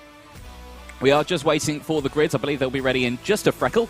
And they are indeed ready. So there they go. So they'll pop up on the screen, and we will go through our next race. Of course, Junior X30, race 11, pre-final. Harry Burgoyne Jr. and Gabriel Silk will start on the front row. Josh Agambar, driver of the day, who we saw earlier on, starts on row 2 with Leo Brown alongside. Macaulay Bishop and Fionn McLaughlin go from row 3. Brandon Carr, GP plate, fresh from Kart Masters, back of the grid to the front. Great result from him. He's got Fred Green alongside on row number 4. Freddie Lloyd and Eden Spanswick go from row 5. Zach Green and Taylor Orridge go from row number 6. Leo Robinson and Henry Jocelyn go from row 7, from Cameron Pratt-Thompson and Jack Cox rounding out the top 8 rows. Jack Hobson, i.e. Uncle Tyrone, starts from row 9 with Charlie Morrison-Jones alongside. Isaac Phelps and Keane Garrity round out the top 20. Jack Nettleship and Jack Mowat go from row 11. Rylan Eschberg and Morgan Moore go from row 12. Nathan Clifford and Dayton Coulthard go from row 13. Keane Gamio and Flynn McDermott go from row 14. Lewis Bird and Riley Bishop round out the 30-car grid on row 15. Biggest grid, I believe, we have this weekend. Huge grid. And absolutely stacked with some massive names as well. I know you mentioned Brandon Carr. That race at Kart Masters has got to be the best race I've ever seen. It were up there. It was unbelievable. Yeah. Just watching it from home, it was amazing. So I can't imagine how good it was from being there at the track. Yeah, yeah. But it was brilliant. So hopefully we'll see a similar race. I did speak to him. I said, "Are you going to do that again?" Can you replicate that, please, mate? Yeah, I mean, you're only going from like the third row. To be easy. I mean, you don't have an entire. I expect good things from him. But no, there we go. Ooh, wow, look at it. Really slowing the pack down there. Good to see. Bishop and Burgoyne and Stilp. These two had an amazing battle at Risington. But let's see what's going to happen this time around. Into the tram lines we go. Green flags out. Here we go then. Great start from the entire grid. As you see, 30 karts just whiz through Crook and Oblivion for the first time. Absolutely flat out through this section. When you've got the momentum, you've got the clear space. Into the braking zone and down the inside goes Josh Agambar for the premium karting team. Gets up into P2. Still not with the best start. Of course, the crop promotion team are based here at the circuit, so I've got good experience here. But again, very sideways under braking. That's Stilp's kind of driving style. He really throws it in under braking. Now again, Burgoyne Jr. breaking away as Agambar wide out of Wilkins, gets back onto the circuit, but almost collects another driver as Macaulay Bishop goes up now into P4, side by side a little further down. Fast Freddie Lloyd on the outside as they go through. His drivers clipping the curbs and 3 wide as they exit out of the boot section for the first time, and across the line they go. It will be Burgoyne Jr. from Stilt, Brown, Bishop, Agambar, Carr, McLaughlin, then it's Green, Fred Green, then Zach Green, Spanswick, Lloyd, Robinson, Pratt Thompson, Jocelyn and Norwich, the top 15 side by side for second place, as down the inside goes Leo Brown into P2. But great start from the Junior X30 grid. Really, really good start. No one having it off just yet, and the battles have been fantastic. But a nice breakaway at the front for Harry Burgoyne Jr. He's already got, I think that's probably about a second at the front, maybe even a little bit more than that. So just less, actually. So a really good start from Harry Burgoyne Jr. But like you were saying there, it's got someone going slightly off. But the G-forces, the grip that these karts have, how quickly they can move laterally from one side of the track to the other. It looks quite scary from the outside, how quickly they can change from one side of the track to the other, but all keeping on the black stuff for now. Yeah, indeed. Running the Comet tyres for the Junior X30 class. Will be the same for the rest of the IAME classes as well. But a nice shot there as they go through the turn wide 1. shots are just mental. There's so many karts. Good there as Agambar's coming back down the inside for P3, and Bishop off wide. May have been assisted there slightly, but we'll leave that one to someone else to deal with, not me. There we go. Bishop now holding off from Fionn McLaughlin as he comes through. There's one of the greens coming through. It's the number 51. That's Fred Green who's coming through in towards about 7th or 6th place now as they go into the braking zone. There's Leo Brown now falling down the order there slightly. Leo had a good start to the race and now saying, right, come on, what are you doing? Let's go. Come on. Stop messing around. Let's go. Back down the inside there, was that Freddie Lloyd, I think, making that move? Potentially so it was, yeah, because he's got Fred Green just alongside. But these guys, very, very close in their racing out here, isn't it? So much going on, I can barely keep up. I was going to say Ethan Spanswick had a great... Oh, someone's off. That was from near the front as well, I think. It was indeed. Someone off on the exit through Fine Lady. It's a GP plate. It's Brandon Carr. Oh, dear me. Brandon Carr, has he got a mechanical issue there? Where looks like it. Something has... yeah, he's come to a halt, hasn't he, on the straight. Wagon not rolling. So sadly not going to be repeating his win from Kart Masters. Yellow flags into the middle section of the track there. So it's gone back in now, I think. So I'm not sure what that was for. So There we go then. Out of the final corner then, back onto the start-finish straight. Burgoyne Jr. now leading by just under 0.4 of a second from Gabriel Stilp, who's managed to get himself back into P2. Josh Agenbar, and that would be the reason why we have got a yellow flag. And you can just see there, Paul, one of our stewards out on circuit, just bringing that driver back. Couldn't quite see who that was, but who was... Jack Mowat. Jack Mowat, privateer driver, he has come to a stop as well. So that'll be there. And now, look at this. Battle for the lead. Burgoyne Jr. and Stilp absolutely side by side. And off the track there into Ashby is the number 20 Optima driver. That is Flynn McDermott. So the Optima Performance driver off the track, now down into P28 on circuit. An absolute nightmare. But at the front, Burgoyne Jr. and Gabriel Stilp line astern. 1/10 between them as they battle up in towards Christmas Corner. There it is on your screens now, and down the inside goes Gabriel Stilp. So didn't have the best of starts, did Stilp, but he has now clawed it back and now showing why the crop promotion team is quick at Whilton Mill. Indeed, yeah, Burgoyne Jr. had a really nice little lead there, but quickly has been eaten up by Stilp there and now lost the lead. So Stilp into the lead now, but both of them still with quite a sizable gap over P3. So whether they decide to work together for these next 7.5 minutes, could hopefully keep that gap. If they decide to battle, maybe going to introduce the next sort of 8 karts into that lead battle. Yes, you just saw Fred Green there diving down the inside of Leo Robinson. That's Dayton Coulthard with his nose cone. It's supposed to be on the kart, that, I think, mate. Yeah, that's not gone too well. There is his stricken kart, so yeah, might get a nose cone penalty for that. Yeah, I think so. But I'm sure he's not going to be happy with that one. 7 minutes to go, and again, there is Fionn McLaughlin. Just battling with the recovering now, Macaulay Bishop, just coming back into shot. Back here at the front, though, still going on.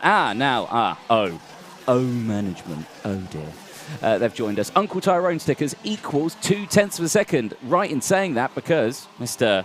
Uncle Tyrone out there, i.e. Jack Hobson, he's got some stickers on his wagon. He has indeed. He's got a sign, which he left at PFI. And he's got now stickers on his car. So there you go. Go faster stickers. Go faster. Uncle Tyrone go faster stickers. Do you know why? Of course he can. Right, so Not replying to you. 6 minutes plus 1 lap remaining. And there you can see the battle for the race lead. Stilp's not managed to break away too much. Burgoyne Jr. still there. Battle here for third place as Josh Agenbar for the premium karting team is holding off Fionn McLaughlin for the Fusion Motorsport team. Hopefully they're going to try and work together as best as possible to try close up to the two in front. I do think that gap's actually increased slightly from P2 to P3. However, also the gap from P1 to P2 starts to increase. 0.3 of a second now between Stilp and Burgoyne Jr. So Stilp really putting the hammer down, putting in some good laps. Not quite with the fastest lap of the race. That's actually with Cameron Pratt-Thompson down in 7th place for 45 dead. But I mean all of the top 10 within the 45s, within a couple of tenths of us. There we go. Of each other, and there down the inside goes Cameron Pratt-Thompson. That was Fionn McLaughlin. Sorry, Fionn McLaughlin, my apologies. Gets that on the number 16. So that was, for third place. Yeah. So he's got that done into the Ashby hairpin. It's allowing Macaulay Bishop to close in behind. Currently in 5th place for Macaulay. So he's got some work ahead of him there as he was battling with Josh Agenbar earlier on in this race, and that's what's caused him to go slightly backwards a bit. But let's see what happens this time around. Hopefully it'll stays proper. We saw him just get forced wide a little bit, didn't we? And then that momentum that we've spoken about in every race so far went against him and dropped a few positions. But Macaulay's got some serious pace, so it doesn't surprise me to see him climbing back up the order. Yeah. Big movers in the pack then. Jack Cox for the MDL team, 7 places gained. Cameron Pratt-Thompson, 8 places gained. Currently P7, P9 for Jack Cox as well. Cian Geraghty, 10 places gained for the DHR team. He is up into P10 now from P20. Nathan Clifford, 11 places gained as well. Lewis Bird also 11 places gained up into P18. Cian Gamio, 8 places gained. Riley Bishop from the back of the grid up into P25. Had an issue yesterday. Wagon broke, basically, after coming together. We've seen by the medical team, but he's out on track this morning, which is good to see. So it's not scuppered him, and they've managed to get the kart working well. I believe they had a lot of help from Jack Dex. So Dexy coming to the rescue on that one. Working overtime. Yes, yeah. In the evening last night. But there it is. quite a few mechanics on your Paddock walk last night that were really going at it on the karts, weren't they? Changing all different bits and bobs, whether that's with issues or just setup changes or things like that. We had lots of karts on jigs last night, which is not what you want to see at the end of the first day. No, definitely deserved a pint last night after all that effort from the mechanic. If your wagons ended up on jig, it's not gone well. I thought you were going to do a rhyme there. No. No, I'm not that clever. There we go. Back to the racing, though. And, of course, pre-final, this determines their order for the final later on today. Of course, championship points are available for this one. Race win, 65 points for your championship. Junior X30 total championship. Gabriel Silk leading those points at the end of the race heats yesterday with 811 points from Fionn McLaughlin's 785. Fionn there in third place from Stilp. So, you know, more gaining points from Stilp there for this championship, but of course come the final that may change. Burgoyne Jr. also third place in the standing, 745, and he's right in between the two of them. So your top three in the championship, currently top three in the pre-final here at Whilton. Indeed, showing their pace and showing why they are at the top of the championship. That gap between the top two and third place, though, still continuing to get larger lap by lap, up to 1.6 seconds now, but the slightest mistake and that will close back up again. So don't take your eye off it. Also, the gap between Stilp and Burgoyne Jr. staying kind of similar. It dropped down to 3/10. Now it's climbing back up to kind of closer to 4/10, just going back and forth between the two. So Stilp and Burgoyne Jr. clearly trading lap times here, with now Burgoyne Jr. with the fastest lap. The only one to drop down into the 44s. Sorry, that's Macaulay Bishop, isn't it? Yeah, and Leo Brown. Brown on the inside there, managing to hold on to that one. That shot there just shows the speed that they carry through that corner. And now Pratt Thompson getting involved in this one. So Bishop struggling at the moment. And Bishop's quick around here as well, running with the Dan Holland Racing Team. Dan Holland also based here at the circuit. So a lot of experience, a lot of knowledge of the Whilton Mill circuit, and they give that to their drivers to use out on track. But right now he's just a bit caught out in that pack. He's been flabbergasted from that move early on in the race. But of course, only the pre-final. All to come yet in the final later on today. 90 seconds left then on the timer, plus that one additional lap. We were nearing the end of the Junior X30 pre-final race 11 of the weekend. At the moment, Stilp leading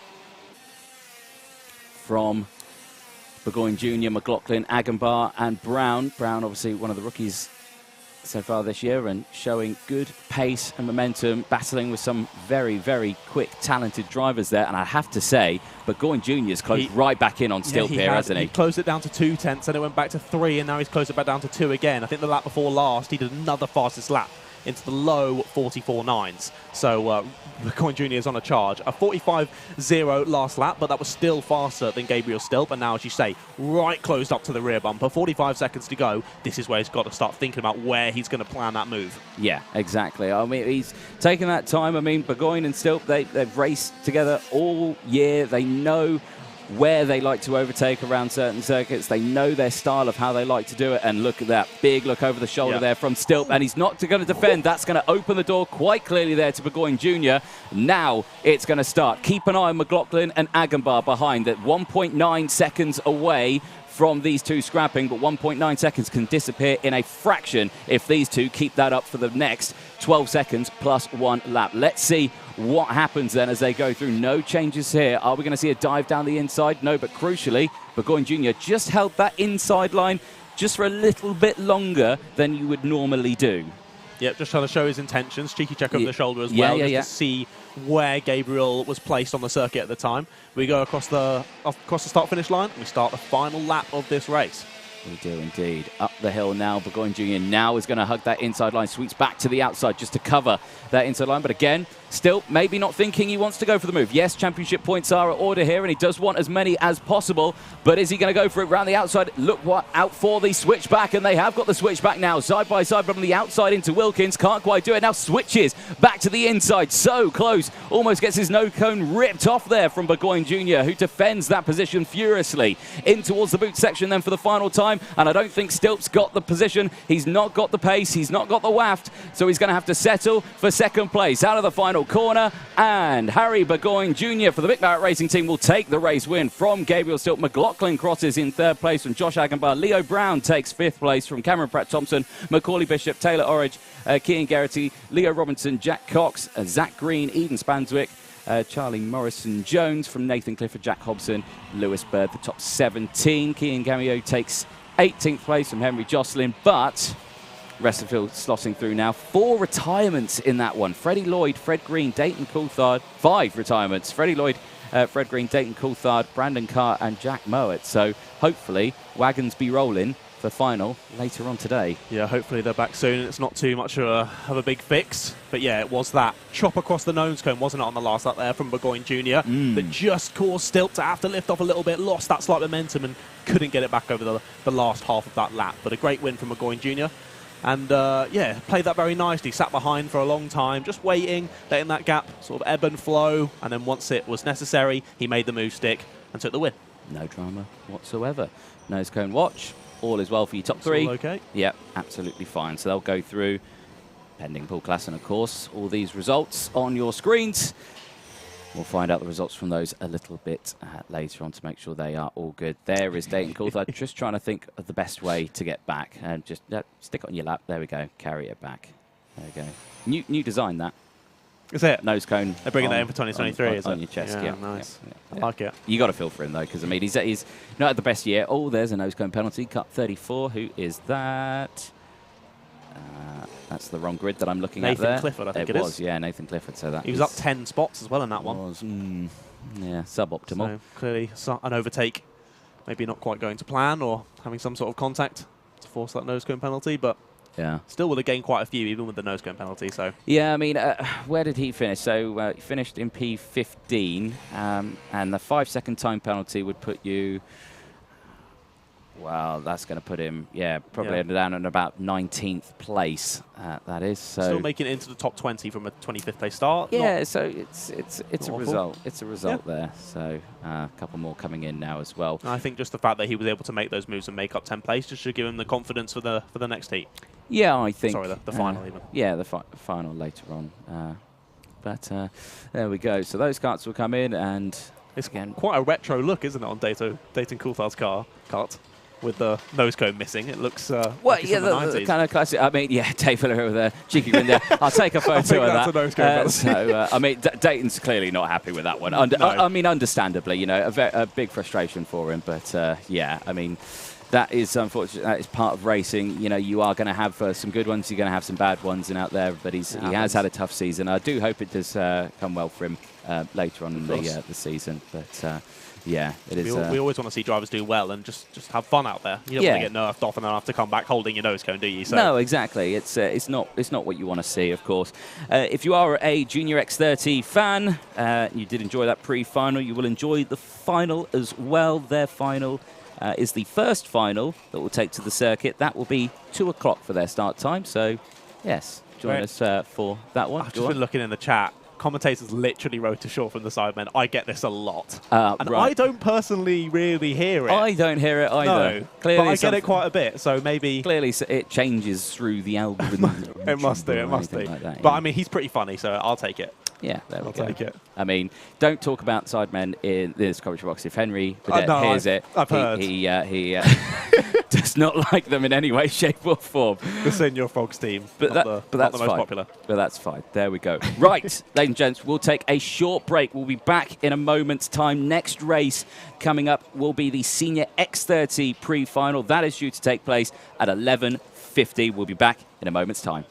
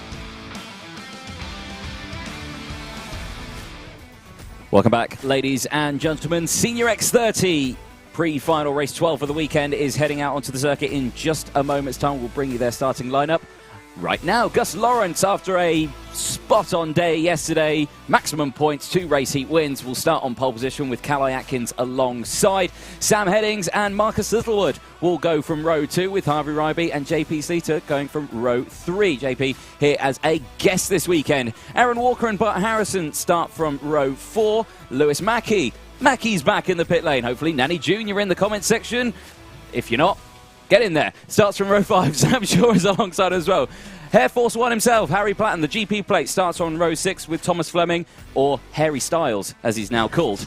Archie Tillett, Louis Johnson-Cool start from row 7. Alviz Rodella and Connor Clifford will go from row 8. Christian Brooks and James Pashley start from row 9. Oscar Joyce and Alistair Cresswell round out the top 20 from row 10. Christopher Bingham and Michael Rapsey round out the grid of 22 karts on row 11. Busy grid. Is it you coming up with these nicknames? Or are you just taking them under your wing? No, so Henry did a Air Force One for Harry Platten. I came up with Harry Styles. Harry Styles Nice. Yesterday. So Okay. yes, that's all mine, that one. I did enjoy Gus Lawrence's interview in the Paddock show as well, which obviously everyone can watch. Yeah, taking at the bins lunchtime. out. Taking the bins out. Taking the bins out, yeah, mate. Just doing his job for the team. Championship Good to drive, O-plate winner, taking the bins out. Into the tram lines. Green flags out, off we go. Great start then from the front row. Who got into the turn 1 first? It was Gus Lawrence, who holds on to that race lead then as they go up through the banking and up towards Christmas Corner. And holding on to the inside there, Sam Heading up into P2. Calais Atkins now down into P3, into P4, I should say. It's Marcus Littlewood who's got himself up into P3. Keep an eye on Calais Atkins. He's come a lot faster this second half of the season. He has won finals. He won at Warden Law as well. He won that one, and he won a couple more as well. I'm just trying to remember which one he did. But also now here at Whilton, home team, home circuit for the team. A lot of experience. Keep an eye on him at the end of this weekend. But can he catch up to Gus Lawrence, who has disappeared in this first lap of the race? Nearly a second already, that gap. So, Lawrence leads from Heading, Littlewood, Atkins, Harrison, Slater, Mackey, Shaw, Platten and Johnson-Cool, the top 10. But again, I'd say a relatively cool lap. That was pretty impressive from Gus Lawrence at the start, to be fair. He didn't even need to check over his shoulder into Christmas Corner. He knew he'd got a great exit and had a decent gap. So just that experience coming through and just knowing when he needs to defend and when he doesn't without even having to look. Yep.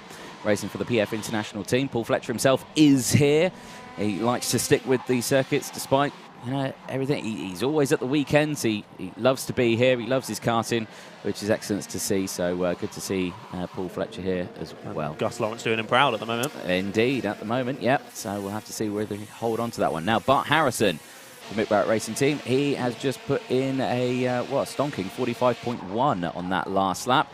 Up 4 places at the start of that race, so he's had a great start to his pre-final here, and you can just see him there with the white helmet with the red cross on it, and he dives down the inside of Marcus Littlewood here. Littlewood under pressure here, 4 places lost in 1 corner. So that, again, that just shows, just like the cadet racing as well, you get knocked out of the train, you can just fall right down the order. So, yeah, all those 4 karts through and into that lead. So it's Lawrence from Heading, Harrison, Atkins, Slater, Littlewood, Mackey, Platten, Louis Johnson Cool now in P9. So, again, just a nice, calm start to the race, much calmer than we've seen for the rest of the field. I think they've been all right, but trust me, at the end of the race, that will be, that big pack you can see there for second place will be a bit more carnage, I think. No, a challenge. Yes, I can't say that word. You're not allowed to say that word. I think that's all just experience, isn't it, really, at the end of the day? As we see a move, 77 goes down the inside. Someone's in the pits. That's the number 3. It's Harry Styles, Tom Fleming. He's in the pit lane. He's not going to be happy with that one. So Mechanical Gremlins. Yeah. But like you were saying with the overtakes earlier, it's very unusual to just be overtaken by one person. Yes. Especially in something like Senior X30. Yes. So, a spinner, but just before the boot, I think that is. It is, yeah. That's a very unusual place for someone to be facing the wrong way. Yeah, that is Louis Johnson Cool. Yeah, and the premium karting driver tumbling down the order. And as well, he went with Alvise Rodella, the Italian driver, joining the Mick Barrett Racing outfit as a guest this weekend. Also dropped down to 21st place. So, again, speculation maybe they had a coming together. Yeah, I think that's probably correct. There's a yellow flag up there. There is indeed. As well. It looked like there was a driver possibly standing by the marshal post as well, so maybe another mechanical. That could be Alvise Rodella, yeah, because he has said that he has stopped on circuit, so he's not managed to get going again. So that's a completely different part of the track. So maybe they weren't involved with that issue together. Possibly not. Action there as Calais Atkins trying to find a way past Marcus Littlewood. Yeah, and now he's got the momentum down the inside. And he'll go for that move up into the next position. Bart Harrison there, another fastest lap of the race. Still there in 3rd place. That was late on the brakes, and the number 8 there into Ashby, but just a little bit too late on the brakes. Ends up losing the place on the corner exit.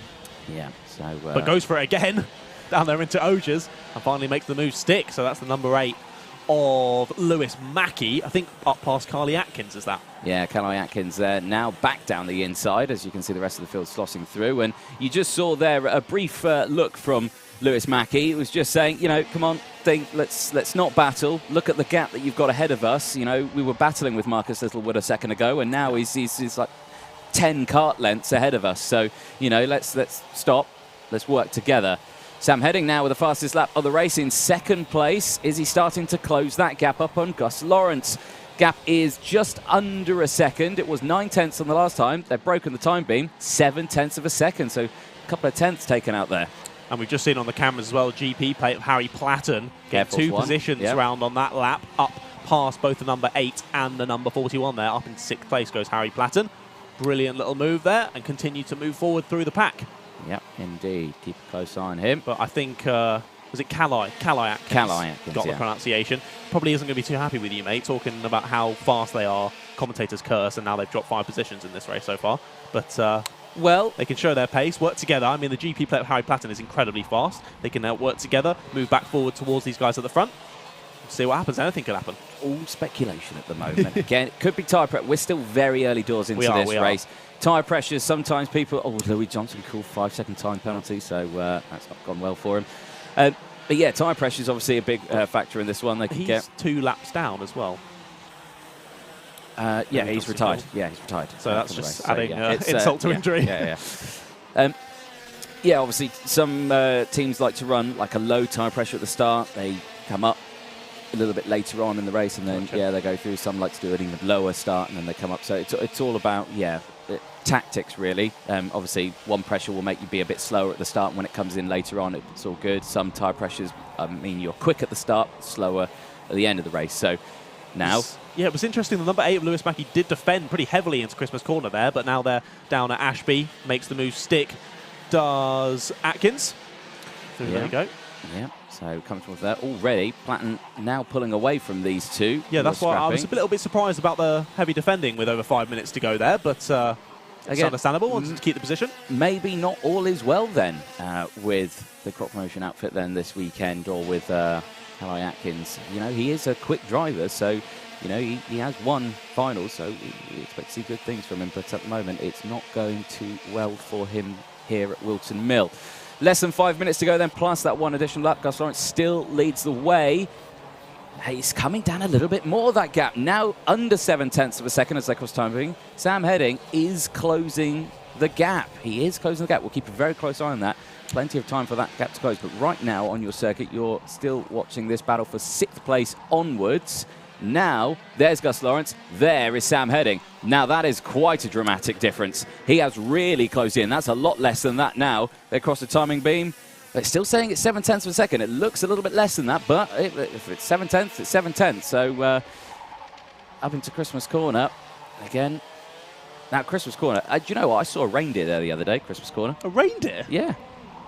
That's amazing. Yeah. Like an actual reindeer, not just a normal deer? No, I didn't. I just had to get the word reindeer in Okay. at some point in the live stream.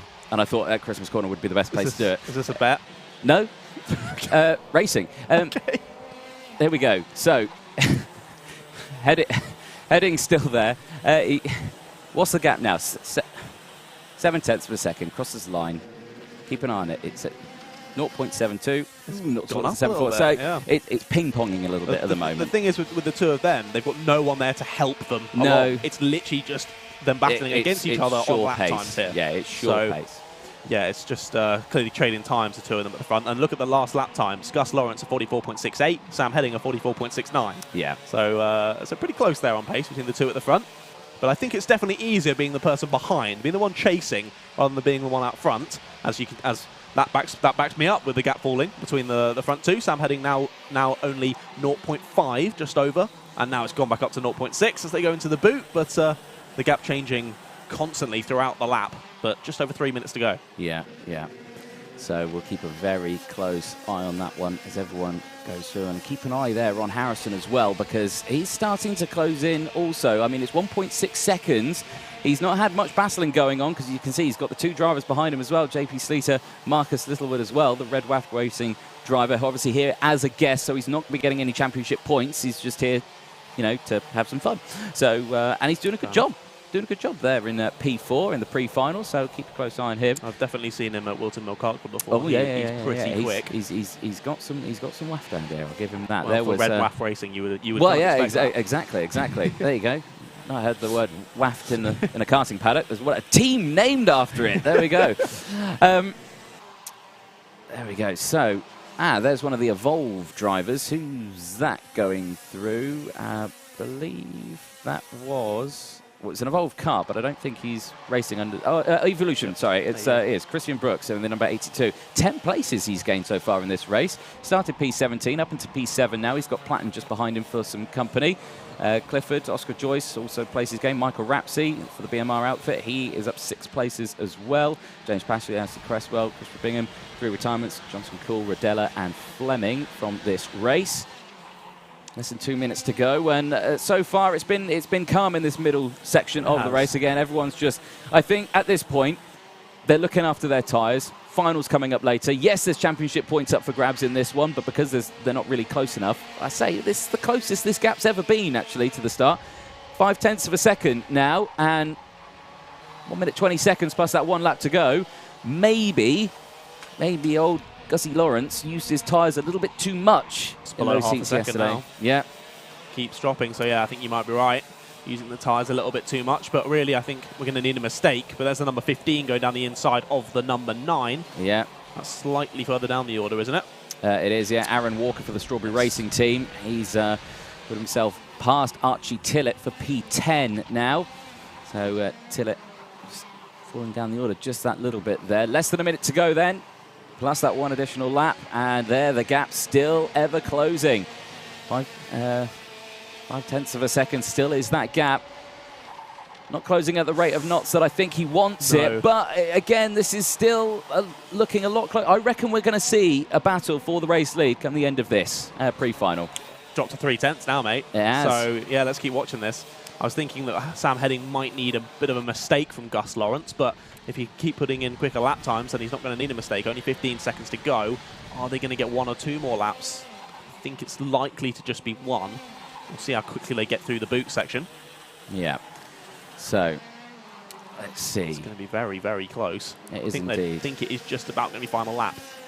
No, they crossed the line. 2 more. So, I tell you what, Sam Heading likes this. Yeah, that could be... Gus Lawrence doesn't like this. He wanted that last lap board to come out, and he wanted this to be over sooner rather than later. He would have been able to see on the timer as well just how close it was to he'd be be like, the last no, lap. I crossed the line with 1 second to go. So it's you almost think you might want to let off a little bit, but equally then that would give him the opportunity on that last lap. Yeah, so. exactly. Keep your foot in it, lad. There we go. So last lap board will be at this time then for the entirety of the grid. This could be, wow, there we go. Hidden Nuggets there saying spicy ending, maybe. Yeah, I think you're on the road. There we go. Last lap board comes out now. Here we go. Look how close he is now. Heading close enough, and is heading for a potential race win here in the pre-final. Yes, we there are. we go. So 2 checks. 2 checks, but didn't go defensive. No. That's crucial. So he's not gone defensive into Christmas, but he has still closed the gap. Less than 1/10 of a second now. Now he's gone to defensive. Now Gus Lawrence holds that inside line. This is going to allow Heading to have the opportunity, maybe into Osiers, maybe into the entrance of the boot. Let's see what happens as they go through. Again, holding that tighter line there was Gus Lawrence. Keep an eye on Heading. He's going to have the momentum. He's going to have the waft out of here in towards the boot section, but he's not close enough. There's not going to be another opportunity for that move to happen. And again, as they exit through, it could be a side-by-side battle for the race lead here. No, it's not. It will be Gus Lawrence who takes it from Sam Heading. Bart Harrison takes 3rd place from JPC to Marcus Littlewood. Christian Brooks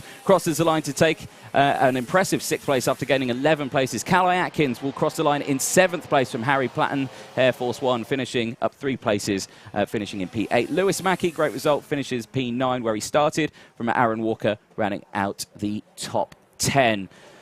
Well, if that was just a taster of what potentially we are going to see in the final later on today, I'm very much looking forward to it. I'm very excited myself, mate. Yeah, it was very calm and calculated from all the drivers there.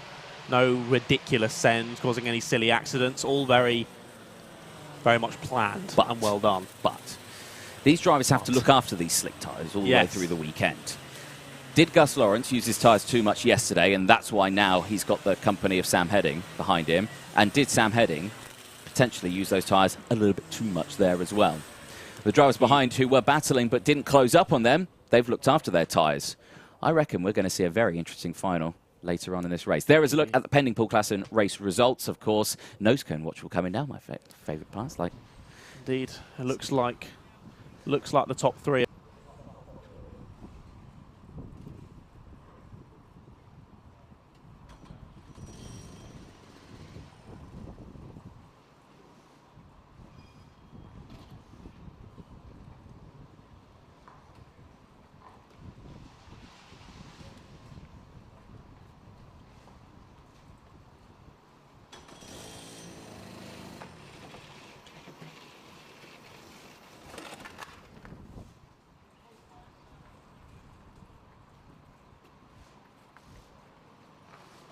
Your interview with her. Yeah, I ambushed us. I do apologise if you've not heard the commentary for a minute or 2. Hopefully it is back and working. Luckily you've missed this incredible banter. You've missed me saying the word pineapple, which I have now had to say again because I didn't do it. Dan Ginchard joins the live chat. He's answering a question that we saw out there. Why has everyone got a silencer apart from Lawrence Sala? It's just under the exhaust instead of on top. There we go. So I do believe he has got one, but it's underneath. So it's a different style of exhaust pipe that he's got on there, but it still complies with regs and all of that. So there we go. So karts will make their way. There is the number 95 of Oscar Joyce. Yeah, it's his what they call NFT. It's his NFT NASA panel. So it's covered in NFTs, and he sells them. So yeah, fair enough. Yeah, he does his best on that one. There's the small angry man shouting something in an angry tone. But there we go. So there we go. Next race will be coming up in just a moment's time, so we will get that to you in a moment. There, a nice shot of the start-finish line. But, John, this is your first meeting with us for the British Kart Championship. How are you finding it so far? Are you enjoying it? Mate, it's been fantastic. The racing has been awesome. Like I said before the racing started in the morning, I thought they were all going to be pretty relaxed with it, just feeling themselves out, getting back used to the circuit again, and it has not been like that at all, has it? It's been completely go, go, go from the start here, and the racing has been brilliant, so I can only imagine how good the finals are going to be. Yeah. I'm very much looking forward to those. Of course, finals starting at 2 o'clock. Lunch break is fast approaching. Motorsport Magpie says in the chat, yeah, sadly we can hear you, DJ. Yeah, I get that all the time. I get that from my karting wife as well. So, John, I think we're going to give you a quick break. We've got a surprise for the ladies and gentlemen. We've got a surprise Sky Sports presenter. Everyone likes to call him this, isn't it? It's Sky Sports. Chris McCarthy, ladies and gentlemen, is joining us in the commentary box. We'll hand over that one. He'll join us to the next race. Joined us for Kart Masters a few weeks ago. Was a fabulous weekend, that one. 4 days of, well, it was actually 5 days of pure karting action over the weekend. But Chris, you join us. I'll unmute you. Welcome to Whilton Mill. Welcome back. How are we? Very good, thanks. Good. Yeah, it's brilliant to be back for a British Kart Championship race. Just watched the seniors. Fantastic race, wasn't it? Close for the end there. You didn't think it was going to go all the way to the end. No. But Sam drove an absolutely fantastic race to close that gap down.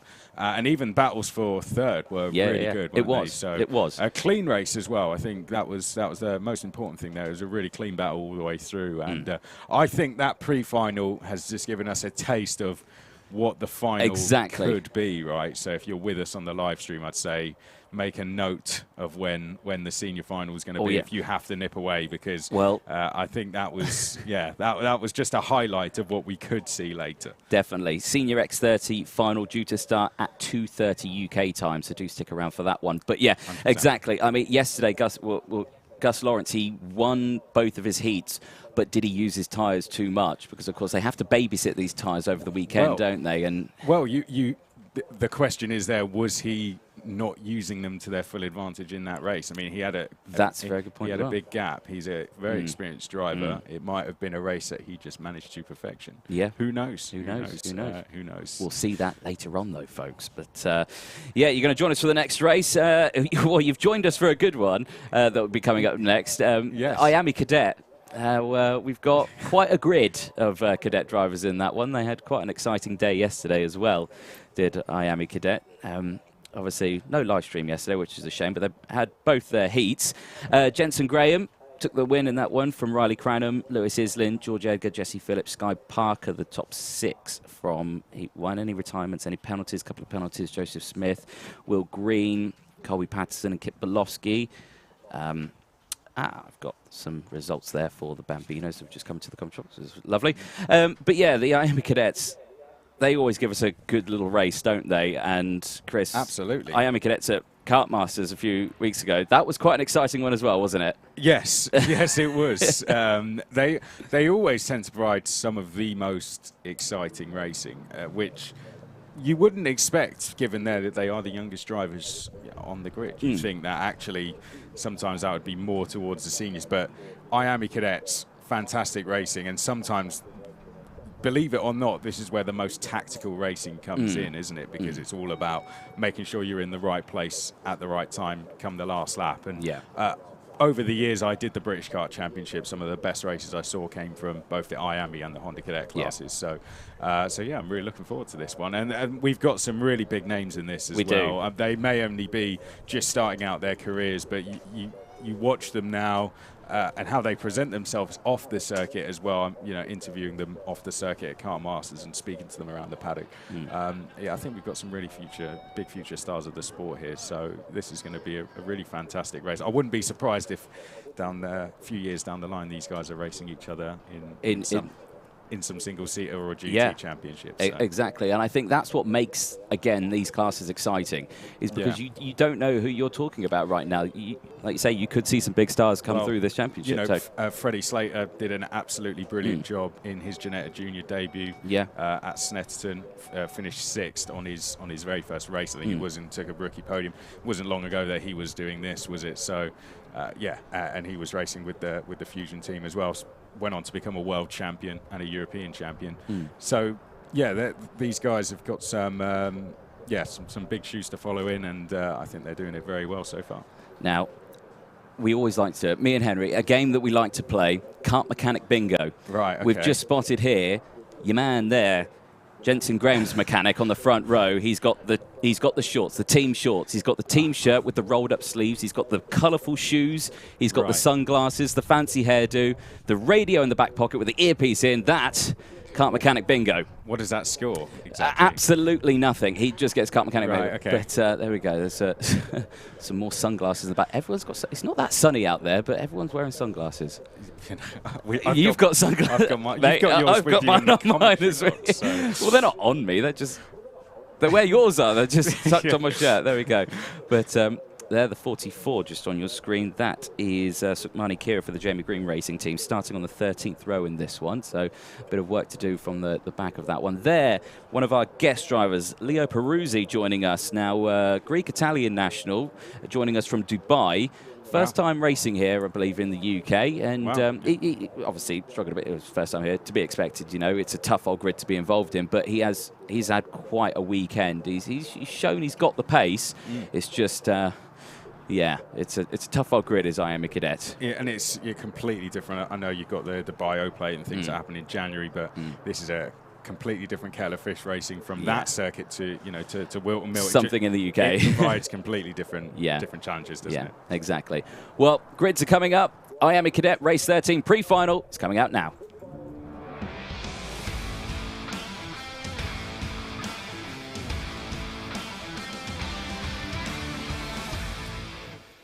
Here we go then for the Race 13, IAME Cadet pre-final. Here's how they're going to line up on the grid. Riley Cranham, the GP plate from his fresh win at Kart Masters, will start on pole position with Jensen Graham alongside. Jesse Phillips and George Edgar, Fusion 2-row lockout on row 2. Lewis Island and Sky Parker, also another Fusion lockout, will start from row 3. Noah Baglin and Archie Lovett go from row 4. The Oliver Rowland Motorsport outfit working well together. Kanish Grau and Henry Domain go from row 5, rounding out the top 10 from Blair Smith and Kit Bolofsky. Also driver to keep a very close eye on. Ethan Woodward and Will Green go from row 7 from Aaron Richardson, and Jensen Ackerman starting from row 8. Joseph Smith and Yala Sayer go from row 9 with Leonardo Gorski and Harley Musk, probably one of the smallest drivers we have in the class out there. They start from the top 20 on row 10. Laith Khan and Henry Carter go from row 11. Austin Newstead and Luca Narroway go from row 12. Sukmani Kira and Jonty Restrick go from row 13 from Colby Patterson and Henry Clark from row 14. Leo Peruzzi joins us at the back of the grid starting from row 15. 29 karts about to do battle here in the pre-final here at Whilton Mill.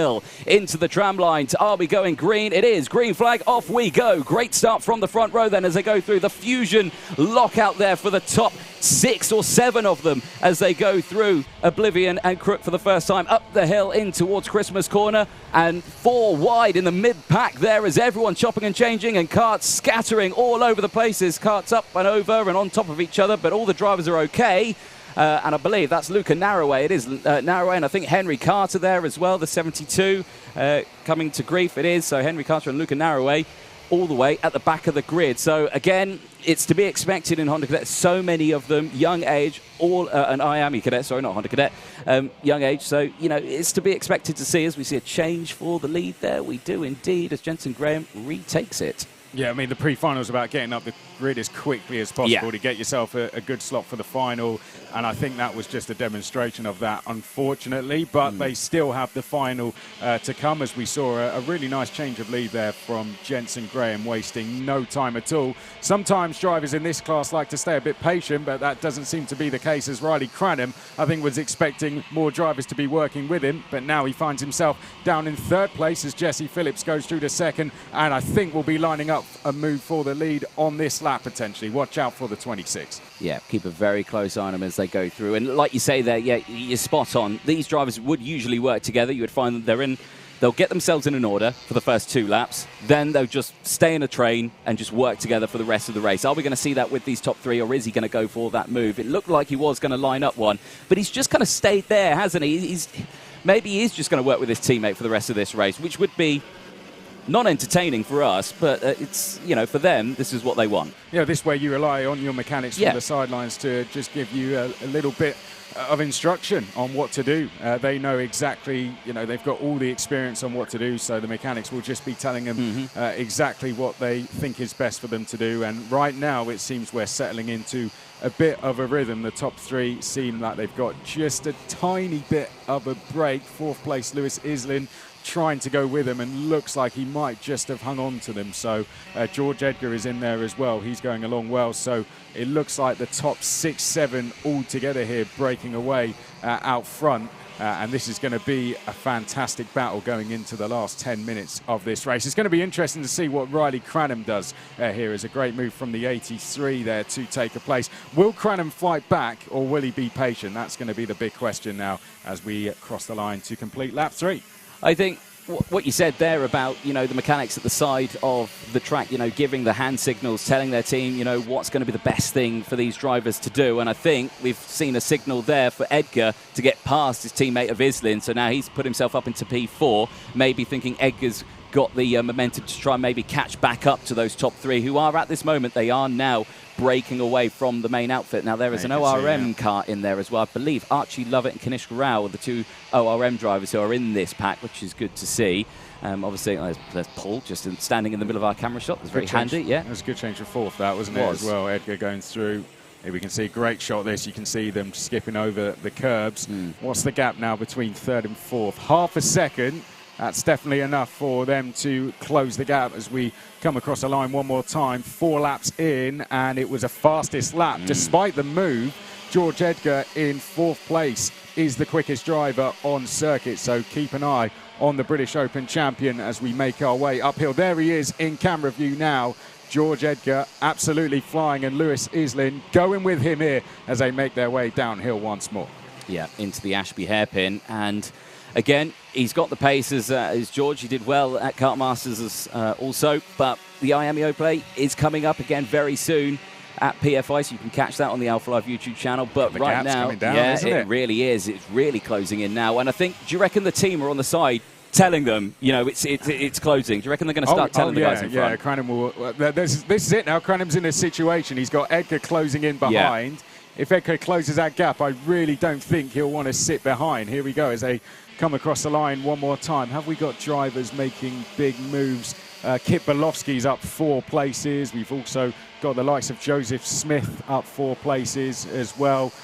Patterson up 10 places, as is Clark as well. So some big movers a little bit down the field. Lewis Islin's just done the best lap as he's in the tow behind Edgar, and the chase has now been complete, DJ. Yes, it has indeed. So they've caught them, and now whether or not he's going to get past him. They're not alone either, are they? They're not. The 2 ORM drivers are right with them as well. Yeah, That's Lovett and Rao. For the lead now. Yeah, Lovett and Rao.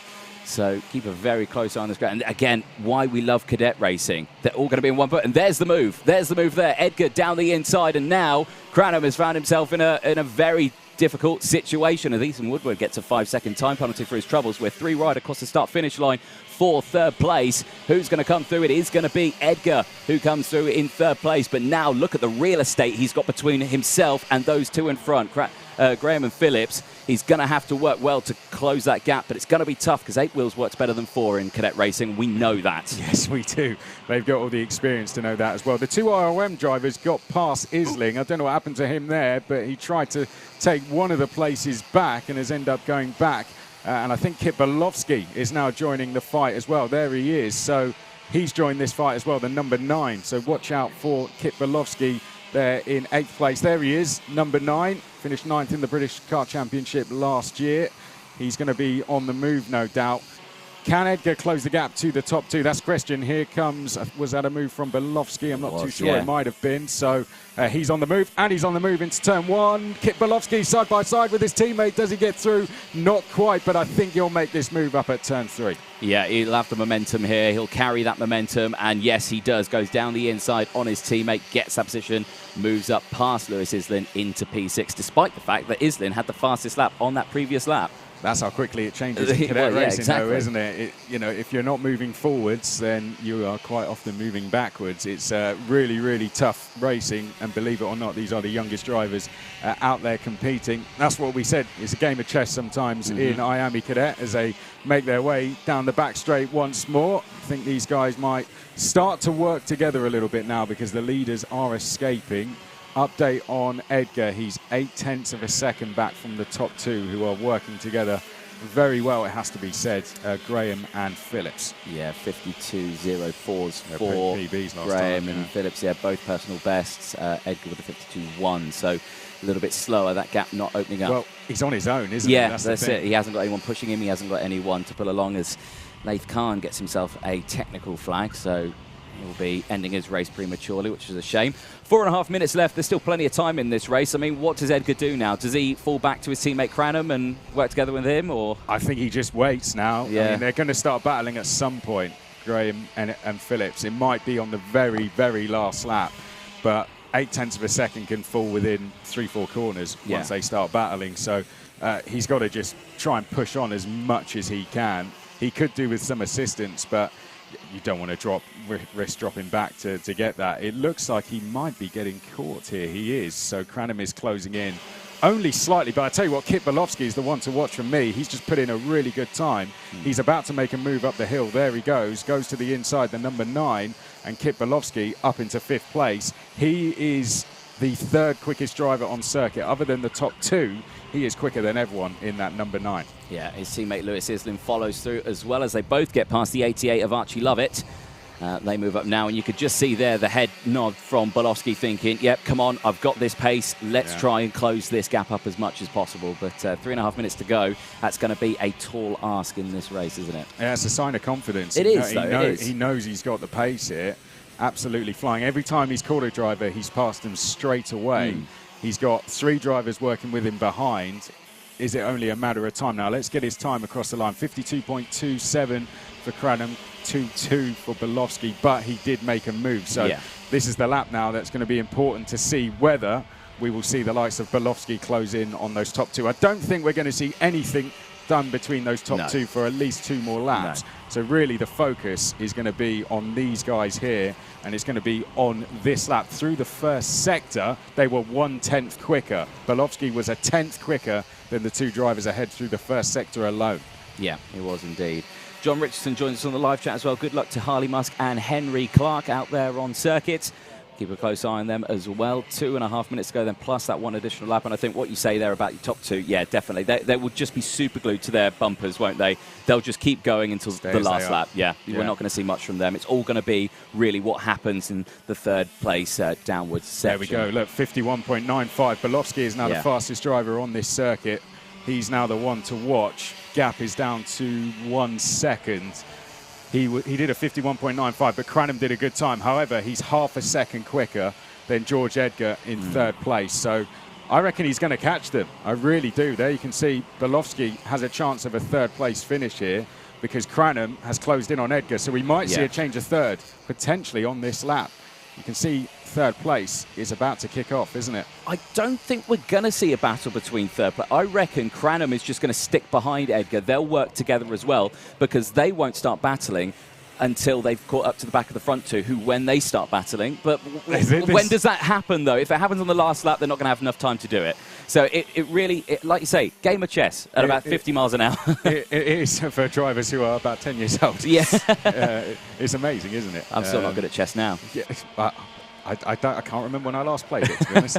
Hugely talented drivers, and this is why they go on to do such amazing things. One of the ORM drivers is actually the quickest driver on the circuit. There you can see new fastest lap down in 7th place. Kanish Rao. That's positive going forward into the final for him, Yes. definitely. And he's done it towards the end of the race. So he can be in the fight going to the end, then definitely. Now, we're going to come on to two laps to go. That's usually when the bell rings in IAME Cadet Racing. It's about that time. Yeah, like right now you have to defend now, basically. But I think Graham's actually got a bit of a gap, hasn't he? I think he's opened it up a little bit now. Yeah, he has. Look at that now as they cross the line. It's 4/10 of a second. Here we go, though. This is going to be the fight now, isn't it? Yeah. Edgar's going to have to defend here, surely. Cranham's going to go through, I think. I don't think he's going to. No, he's not. He's going to Wow. stay there. Okay. Again, maybe they just want to stick with this one for the final, because, of course, this will determine where they start for the final later on today. But, you know, again, it's hard to call, really, isn't it? You just don't know what's going to happen. Possibly they are aware that we've got 3 drivers behind as well. Now, the gap has been, as John Ratcliff has just pointed out, has been halved between the 2 leaders, so the fight back is on as well. Have they swapped round? In fact, they have. So Jesse Phillips has taken the lead of this race, despite the fact he was 4/10 behind EJ. Yes, he was. And there, visibly on your screens, you can see it. There is the battle for the race lead then. The last lap board comes out this time, and side by side in towards turn 1. And Graham gets it. Jensen Graham down the inside of Crook and Oblivion makes the move and moves up into P1 now, but fighting back and going defensive in towards Christmas Corner. Or Jesse Phillips is going to have to try and find a move here. Keep an eye on Bolowski, fastest lap of the race, and keep an eye on the 2 behind, because they're going to take the optimal line as they come into this one now, as Crownham goes down the inside of Edgar as well, changed for 3rd place. But now, look, you can just see him saying, no, just go, go, go, stop going, what are you doing? Because now look behind, it's going to be a 5-way battle. It's going to be absolute chaos, isn't it, as they come up towards the boot for the final time. Graham's going to have to defend from about 5 drivers here, trying to look behind him. Phillips right behind him there, and you can see Cranham is closing in. Yeah, he really is. One more corner to go, and I don't think it could be a run to the line here. I don't think it will be, but checker flag goes out, and Jensen Graham will take the win from Jesse Phillips. Riley Cranham finishes in P3 from George Edgar. Lewis Islin, Kanishk Rao will take 6th place from Kit Bolowski. 5 places gained from Kit, so great result for him in P7. Archie Lovett will cross the line in 8th place from Noah Baglin, finishing in 9th. Will Green, with 4 places gained, finishes in the top 10. Well, that was leading up to something quite big. And again, just like we saw in Senior X30, I reckon we're going to see the IAME Cadet final be quite exciting. Yeah, I mean, a shout out to Henry Clark, by the way, the privateer, getting 11 places. That's a good effort down Brilliant there result. in 17th. But yeah, what a fantastic race. In the end, only 1.4 seconds between the top 7. Yeah. It's going to be a fantastic final. That's going to be a very, very exciting final. There is your pending pool class and race results up on your screens. Of course, nose cone check will come in, and that sounded like something was a little bit loose on that car as it just went past there.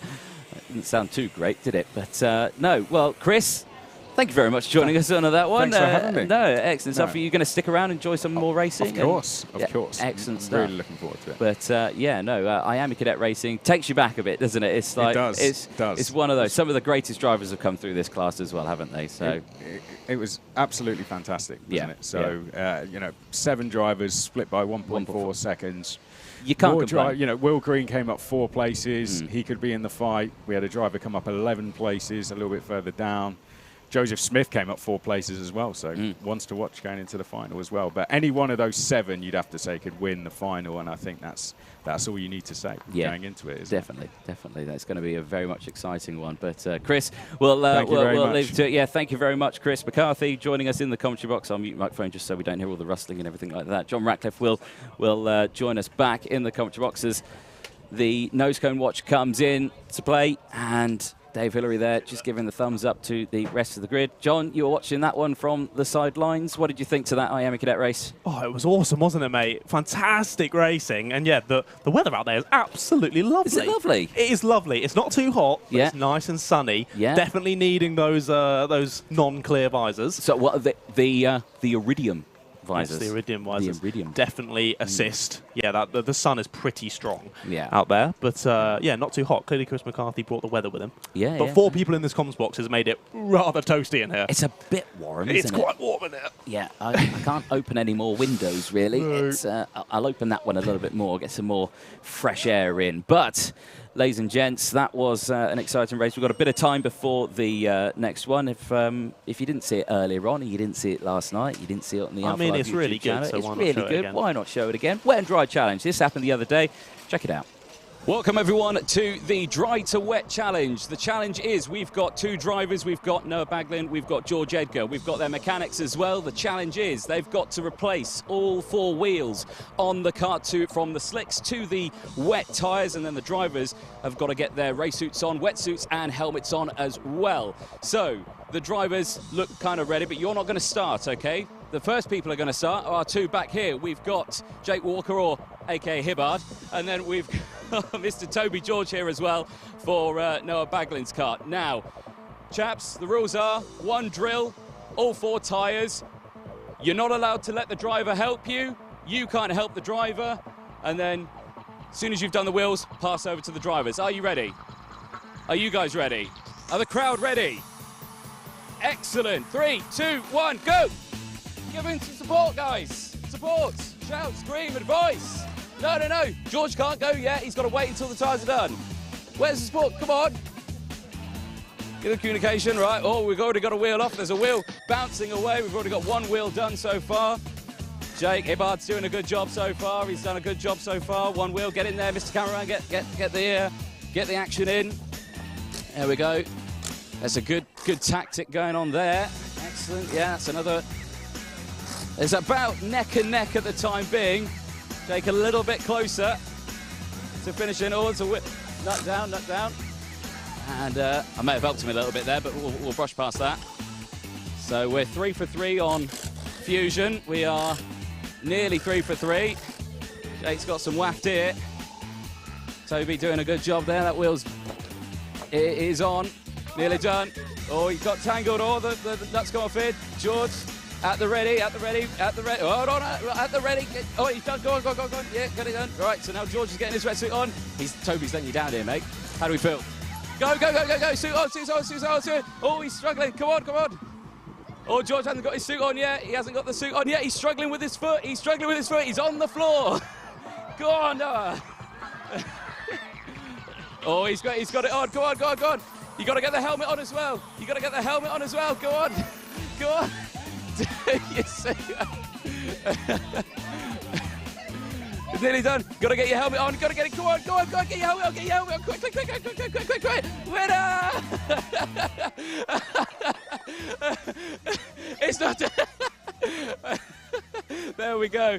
Well, through a technicality, and it's actually raining now, which is incredible. Well, Noah, you came into this one not thinking you were going to do it, but you did it. Yay, well done. George, it was so close. Technically, you have done your wetsuit up, but it is actually raining now. But that was, Jake did well there, didn't he? Yeah. Mate, it was so close, but you're happy with that still? Yeah. Bit of fun. Yeah. Excellent, well done, mate. Well, congratulations to Noah Baglin, George Edgar, and of course 2 mechanics as well. Well, I'm knackered now after that one. I think we'll go back to something else.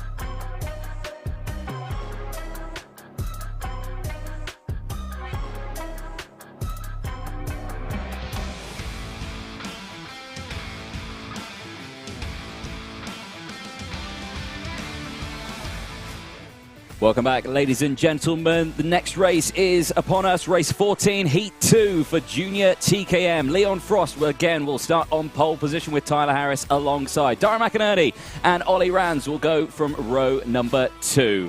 Row 3 will be Garford and Joe Cheek, the number 17, the number 1 seed, will start there from row 3. Olivia Jakins and Oliver Bowen go from row number 4. Aidan Mitchell and Jake Humphrey go from row 5. Yihan Kalichern, the E-Plate, the English champion, starts on row 6 with Leah Robinson alongside. Jack Stewart and Joel Hull go from row 7. Seth Hathaway and Oliver Bourne will start from row 8. Patrick Leaf and Sasha Bagley go from row 9. Luke Bate round out the grid on row 10. 19 karts doing battle. We'll remind ourselves about what happened in Heat 1 of the day. Quite an excitable grid of drivers. It wasn't what we expected for the first heat of the day, was it? Ended in a suboptimal way. Yes. Driver on roof, driver in tyre wall at turn 1. Hopefully they are okay and back out on circuit. Hopefully they are back on circuit and wagons rolling once again. Hopefully this time around they've probably had a talking to. I suspect be like, guys, that was your first heat. Calm it down just a little bit. Chill out? Yeah, can we just a little bit? Just bring it down a couple of octaves, please, guys. Hopefully they've listened to that. Let's see what's going to happen this time around. Into the tram lines. Lights are green. No, they're not. It's a formation. No, it is green. There we go. It didn't keep up with it. It is green flag. Off we go. So good start then from the grid as they make their way through. One car running very, very wide there. Couldn't quite see who that was. Again, side by side. McInerney on the outside as they go through Christmas corner for the first time. Can't quite hold on to it. So it's still Leon Frost who leads the way. McInerney now diving down the inside in towards Ashby. And again, just can't do it. Slots back into second place. And now he's under pressure from Garford, who sends it down the inside into Wilkins. It was a false start. It was a false start. So that's a very late call. So the green flag did come out. And then it was a very late call. So, okay, right. So I was right. Then I was wrong. Then I was right again. So you were right. Well, we'll just say I was wrong. It was funny though, we saw Dara McInerney gave the tap on the helmet to work together and then immediately got overtaken in the next corner. Yeah. But it doesn't matter. No, it doesn't matter. Back to the positions they were before, and yeah, let's try again. So, interesting. Right, okay. Let's do that again. Are they going to go this time around? They look a bit spread out. Yes, now it is green flag, and we are now off and racing officially now. Again, Frosty now with the better start. McInerney, he's got a second attempt at going to try and get that position. One of the cuts. 3 wide. Yeah, and into the braking zone at Christmas. All good, all fine and dandy. We saw him dive to the inside last time around. Is he going to do it again? He's going to do exactly the same again, but no, again, can't quite get in. Now, is Garford going to have the momentum to go it? No, he isn't, because he's there in P4. Tyler Harris still there in P3. So, bit of a tamer start that time around. When they got to this part of the track, this is where they saw the false start flag. No false start flag this time around. It's still green flag racing that we're seeing here in towards the boot section for the first time as Garford down the inside of Tyler Harris there. Wow, that was a very, very fast section of track, and it looked like they'd all both driven each other off the circuit, but they do get over the start-finish line, and Frosty leads from McInerney, Tyler Harris from Joe Cheek, Garford, Rands, Jakins, Kalichern, Bowen. Then it's Humphrey, the top 10, as the rest of the field go through. Change for the race lead as Dara McInerney takes the race lead.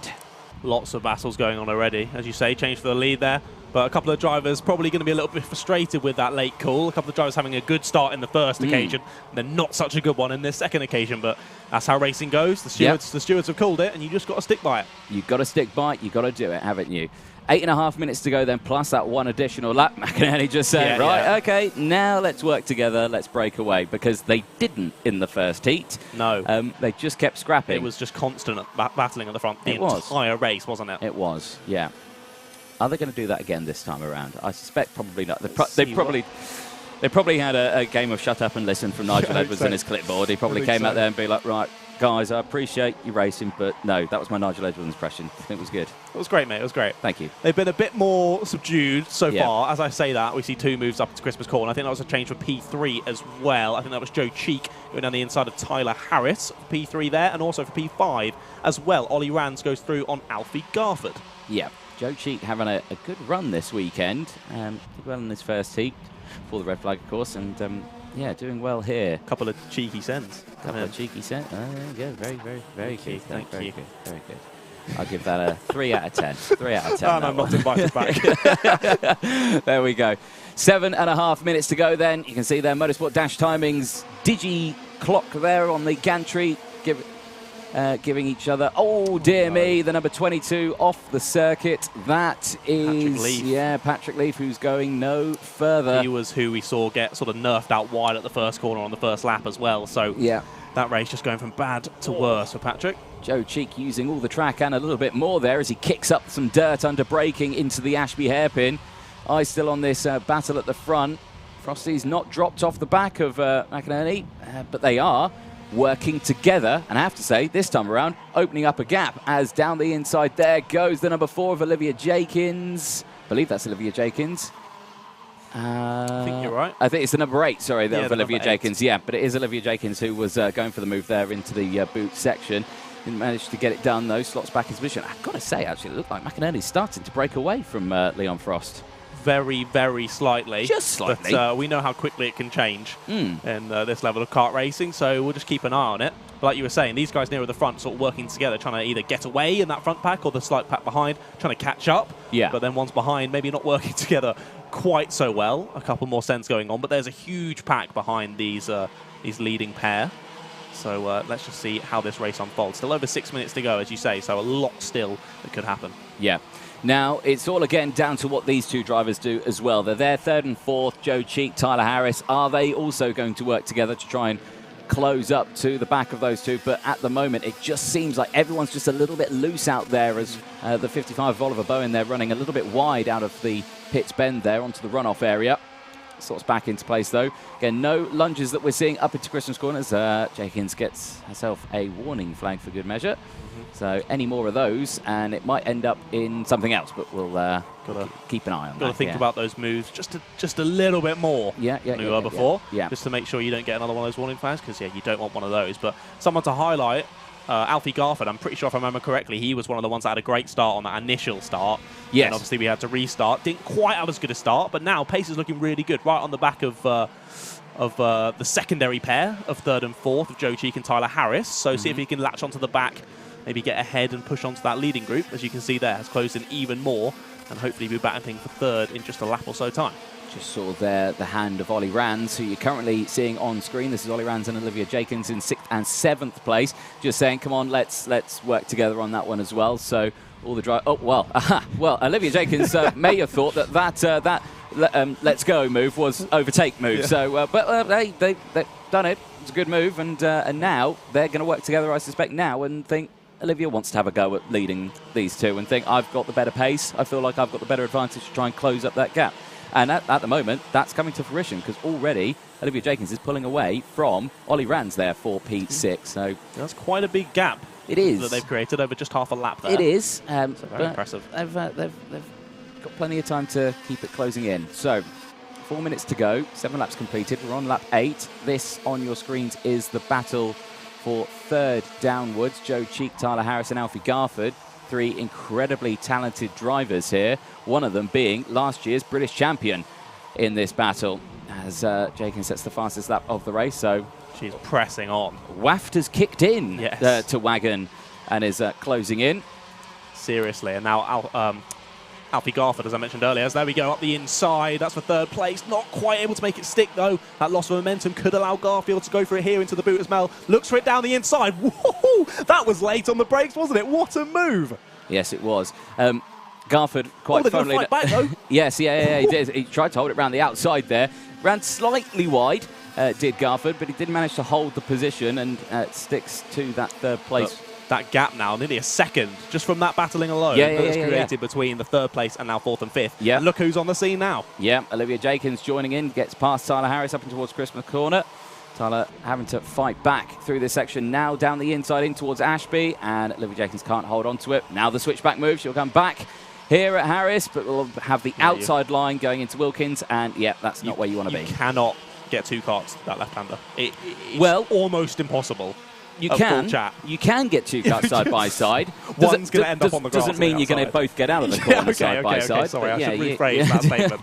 But there we go. 2.5 minutes to go then, and again, just starting to open up now in this heat. And of course, No pre-final for the TKM class. They'll take their points from Heat 1 and Heat 2. That will determine the grids for the final later on today, so no pre-final for them. We've had all of our pre-finals now. It's all finals coming up soon. We've got one more heat race from TKM Extreme coming up after this one. Then it's the lunch break. 2.5 minutes to go, though. At the moment, Harris just trying to find a way back past Olivia Jenkins, but Jenkins has got some pace. I think tyre pressures, was one for this one. Okay. They've come in at the second half of the grid, because you could just see out of nowhere it's just suddenly kicked into gear and now started to put in the decent times and just managing the tyres and getting the momentum. And now Garford back down the inside there of Joe Cheek. So that's impressive how they managed to close that gap up. So maybe Joe Cheek nursing an issue here, because he was miles ahead of this group. So what's happened there is Joe Cheek struggling a little bit here. That gap already forming between Cheek and Garford. And now down the inside tries Olivia Jenkins. A little bit too late though, dives to the inside, not quite able to make it stick. Has to get back in behind and rethink another overtake. But look at the pack forming now behind that number 70. This could get quite tasty. Hold your breath. This is similar what we saw last time around in the first heat. As down the inside there goes the number 95 of Luke Bates, who gets up. Luke Bates has had a great running in this one. The RSR driver, 11 positions gained up into P8, maybe now P7. No, he's still there, so he's dropped back a little bit there. So especially impressive when it's 11 positions on a grid of 19. Well, yeah, exactly. So you've nearly the whole grid. So 1 minute left, plus that one additional lap. The gap between the top two is now 2.4 seconds. They've got a comfortable gap, but it's only half a second between those two. It is fluctuating, but Darren McInerney now with the fastest lap of the race is starting to open that gap up a little bit more. So keep a very close eye on this one. But I think this is opening up to be a good pre-final. It's just when it's going to kick off. And look at this. That's Luke Bate continuing to try to make moves, heavily pressuring number 30. Or was it? Maybe I'm looking a little bit too far down. No, it was. So a couple of changes there down that sort of like the bottom end of the top 10. It's all kicking off. And that, what was a massive group, is now just slightly pushed out again into sort of groups of 2s and 3s. But only 13 seconds to go, so it'll be this lap plus one more. Again, it's a common theme. Whenever there's a few seconds to go, I tried to get the 21 seconds to go, but 21 seconds to go. Got 21. No, do you not know that song? I do. There we go. Thank you. Timer struck 0 though. Last lap board will be out this time for your race leader. Darren McInerney, who has opened that gap to nearly a second now. So is Leon Frost managing the tyres here and just thinking, I'm not going to push them too hard. I'm going to save them. Final coming up later on. I'll use them then. You can see just with a quick check over the shoulder, he's got 2.5 seconds gap back to third, so doesn't need to push too hard. However, that gap has fallen to half a tenth. Yeah, as Olivia, that's big pressure now, isn't it? Olivia Jenkins and Garford absolutely side by side here for third place, and Garford managed to hold on to it. It was a great move from Jenkins just off camera. You saw a dive down the inside at the second half of the boot section and then slotted back into position. And now here comes Joe Cheek round the outside of Jenkins. What a move! Gets it done. That was a lovely move there. And all stuck on the curb there. It's the number 33 of Seth Hathaway for the Classic Motorsport team. That car is stuck on that inside curb. You have to be careful with that here at Whilton because they are quite tall. Yes. So that will mean yellow flags coming into this section here. So yeah, these drivers will not be able to overtake into the boot section. They'll have to say single file as yet. Stationary car on the apex. Whoa, that's so close for them. But out of the final corner, Darren McInerney for heat number 2 will take the checker flag from Leon Frost. Who's going to cross in third place? It will be Alfie Garford, who takes it from Joe Cheek. Olivia Jenkins finishing in 5th place from Ollie Ransley, Robinson. Jake Humphrey finishing in 8th place from Tyler Harris. And Luke Bate finishing the race in 10th place. 9 places gained for Luke Bate. So brilliant race. And a lot calmer than Heat 1. Yes. Yeah, just a little bit calmer. Yeah. There's still some brilliant racing. Yeah, still some excellent racing out there. But it was maybe less gung-ho about it. It was more planned and considered moves. I think it was a little bit more for a mature driver. I would say. Seeing there from the drivers, I would say. Which is Olivia Jenkins really impressed me there. She was saying fastest lap after fastest lap. I thought she would take the P3 there. Went for it on Alfie Garford, didn't she? It was an impressive move through turn 1. That's so quick in these karts, but didn't quite pay off and then ended up losing a position because of momentum. And P3 was on the cards. P5 still a good result, though, but I'm interested to see what she can do in that final. Yeah. Final coming up. Later today, ladies and gents, if you are a TKM fan, the Junior TKM final will be at 4 o'clock this afternoon. 15 minutes plus 1 lap that race. There is a look at the pending class and provisional race results as they come in for nose cone watch, and it looks like it's all good for the top 2. Here comes Alfie Garford, and Garford, he teased on there, didn't he? I thought he was getting up. He got up there. It's a very rare thing for him to do, to stand up, but he nearly did stand up there. And we thought we were going to see a nose cone penalty there coming Garford's way, but no, it wasn't to be. So top 3 go through, all fine and dandy, and the rest of the field go through as well. So again, good stuff from Junior TKM, all showing that, you know, keeping their noses clean, no drop downs or anything like that. It's what we like to see. There is the number 22 being nursed back to the pit lane, Patrick Leaf. Oh, there's a photo coming in. 95. Oh, it's Luke Bate. Oh, no. Oh, 10 positions gained. He's going to get himself a 5-second time penalty, and that will be a, well... Yeah, that's quite far, isn't it? Well, that'll be all the way down. Well, what is it? Yeah, all the way down, probably in about 15th place at the end of that one. So gutting, but when you're passing that many people during a race, it's understandable that maybe one has gone a little bit wrong, and there goes the penalty. And with the field being so close as they were, 5 seconds is huge. Absolutely huge. So takes back all the hard work that Luke put in for that one. But anyway, got another chance in the final in the afternoon, so don't get too downhearted about it, I'd say, Luke. Exactly. We'll take a short break. We'll be back in a moment's time. Next race coming up for you will be TKM Extreme. That's due to start at 1 o'clock. We'll have a short break. We'll be back in just a moment's time.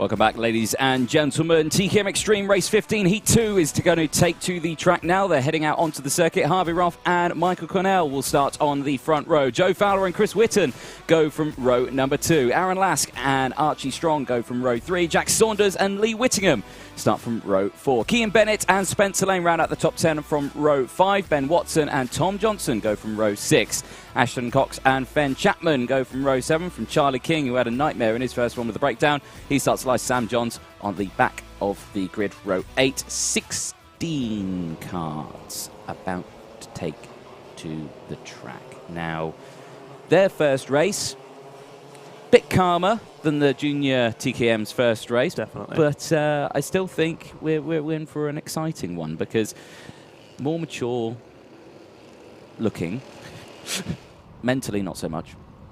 Yeah. We can say the same for us, though, really. Oh, yeah, 100%. 100%. But Harvey Roth, he had, where did he finish in his first one? I mean, I know the race only happened not long ago, but no, it doesn't matter. Okay, so Joe Fowler won from Harvey Roth. Chris Whitton finished it in third place from Jack Saunders, Aaron Lask, Michael Cornell, Sam Johns, Ben Watson, Spencer Lane, Tom Johnson, Kean Bennett, Lee Whittingham, Fen Chapman, 3 retirements, Charlie King, Ashton Cox, and Archie Strong. And that off quickly. So into the tram lines we go then, through the mist. Is it going to be a green flag first time? Now it says formation start. Now it's changed to green. It says green. Okay, so we are green. So it's keeping up with us. So there we go. No, it is a false start. It is a false start. So there we go. It's an interesting. They're coming in late this time around. It's making me all excitable. And it shut me down. There we go. Someone absolutely clattered the curb of through Oblivion and Fine Lady, through the right-hand side of it. Absolutely clattered it, nearly took off. Well, the exit curve? No, on the right-hand inside curve. Right, yeah. Completely rode straight up it and over. And, yeah, managed to keep it on the black stuff, and luckily for them, it's a false start, so they can get back in their position. Yes. But so, yeah, they've teased us a couple of times, haven't they, now? Where we think it's they green, have, and it's not quite just green. like, no, it's not gone. Oh, no. No. It's all right, they get a second attempt, get a little bit closer. Yeah. You G them all up and then, calm down, try again. Yeah, that is a tough thing for the drivers, though, getting yourself, as you say, G'd up for the start, getting ready, all the adrenaline flowing, and then, you've got to do another lap, and you've got to then try and G yourself up again for the second start. Well, whenever we talk to them, they always say, it's just another race start, just crack on with it. That's so, right. and I always think, well, yeah, I think the same. I think, really? Okay, fair enough. So here we go then. Back to the tram line. Second time of asking. Green flag is out this time around. Much better start then from the entire grid as they go through. Good start from Harvey Roth. He holds on to that race lead as they go through turn 1 for the first time, or the second time of asking.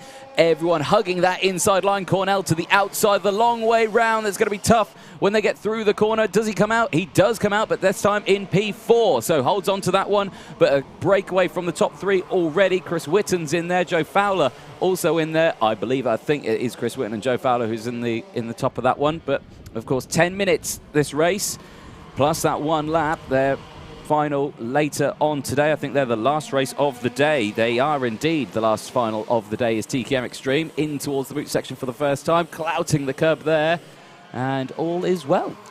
I just want to pick up. Charlie King had an awesome start there from the back. Has made up a number of positions. I think someone's off. Someone's gone in the wall. Exiting the final corner. That's Charlie King. That is Charlie King. Just talk about he had such a good start, and he's off at the last corner. And that's significant damage to the front of that kart, so that won't go any further. He just put it back onto the track, but I think that's getting it off the track. Getting it off onto the grass, I think. So good from Charlie there, but talk about commentators' curse. Just start talking about it. That struck pretty hard. It was a really good start. He got 5 people at the first corner. It was amazing. But clearly get caught up something there. As we see him move down the inside for 4th place. Is that Jack Saunders up the inside of Michael Cornell?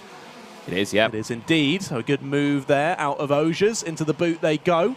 Still those front 3 leading. Built a slight gap because of that overtake. And still some pressuring going on there for P5, is that? But as we know, as you said, plenty of times through other races, those kind of gaps can close up pretty quickly. So let's just continue watching this on. Heading up to Christmas corner now. Anyone going to go for a move? 5 looks for it. He is going to go for it on the number 60. Yep, Chris Whitton on Archie Strong. Moving up into 6th place. Yep, good start from the field then. Shame for Charlie King. And that thankfully he is okay. He got out his kart, dragged Straight it up off and the straight up and out, and that's good to see. Under 8 minutes to go then, plus 1 lap, and for the time being, Harvey Roth is leading the way, but keep an eye on that number 3, Joe Fowler. Fastest lap of the race on that last lap, 46.65. It was a full 10th faster than Harvey Roth, and you can see there he is hunkered down into that steering wheel, trying to get as much momentum as he can. Are we potentially going to see a move up into Christmas corner? No, not close enough, but we are going to see one for third place as Jack Saunders dives down the inside of Aaron Lask there for P3, gets that done and sets the fastest lap on that last race. So he had the momentum, kept that momentum and got the position as well. He did. That was a nice, calm and collected move. Yeah, you saw him take a tighter line through Oblivion to get a good exit, sent it up into Christmas, and a nice move. Now just has to focus forward to those front 2 and not let them get away. Yeah, exactly that. So there's a Wilkins corner, or the Oceans corner. Yeah, see the circuit. Yeah, exactly. It was a lovely circuit. So now we're starting to see quite significant gaps starting to form between first and second and third. So it's about 0.6 of a second is the gap. Actually, tell a lie, it's about 0.3 of a second. No, 0.7 of a second. I'll figure it out at some point. So, so they're sorting that one. Now Harvey Roth's got the fastest half of the race, so responding to Joe Fowler. So that gap's now back open to 0.2 of a second. So we'll keep an eye on that one. That one's fluctuating at the moment, but it doesn't look like it's 0.2 of a second, does it? It looks like they're bumper to bumper, really. So potentially, are we going to see a move again now for that race lead? But again, keep a close eye on it. Plenty of time left in this race, and these drivers are good at maintaining their position, maintaining their tyres, maintaining everything, because the TKM class, you know, it really does breed some talented drivers in this grid. Oh yeah, for sure. And like we were saying earlier, although maybe not as emotionally mature as they should be, just like we are, they're definitely a bit more emotionally mature, and you would maybe think that Joe Fowler will think about it a bit more. Still just less than 6 minutes to go. Wants to work together with Harvey Roth and push out towards the front. They were both a couple of the fastest on the track last time around. Chris Whilton only going slightly faster.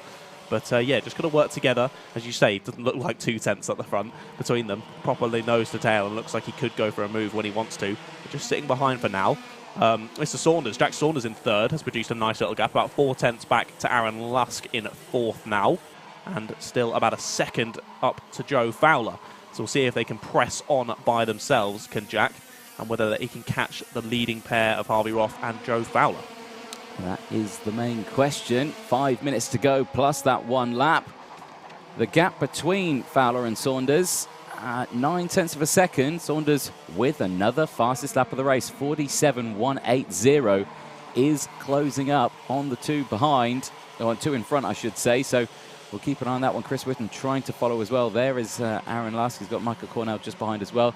Keaton Bennett, he's had a good race so far. 2 places gained currently in P7. Ben Watson also good, 2 places gained up into P9. Sam Johns, again, starting at the back of the grid, issue in qualifying, means that he had to drop to the back of the grid in qualifying. He is now up into P10. So keep an eye on that one. There he goes through your screen.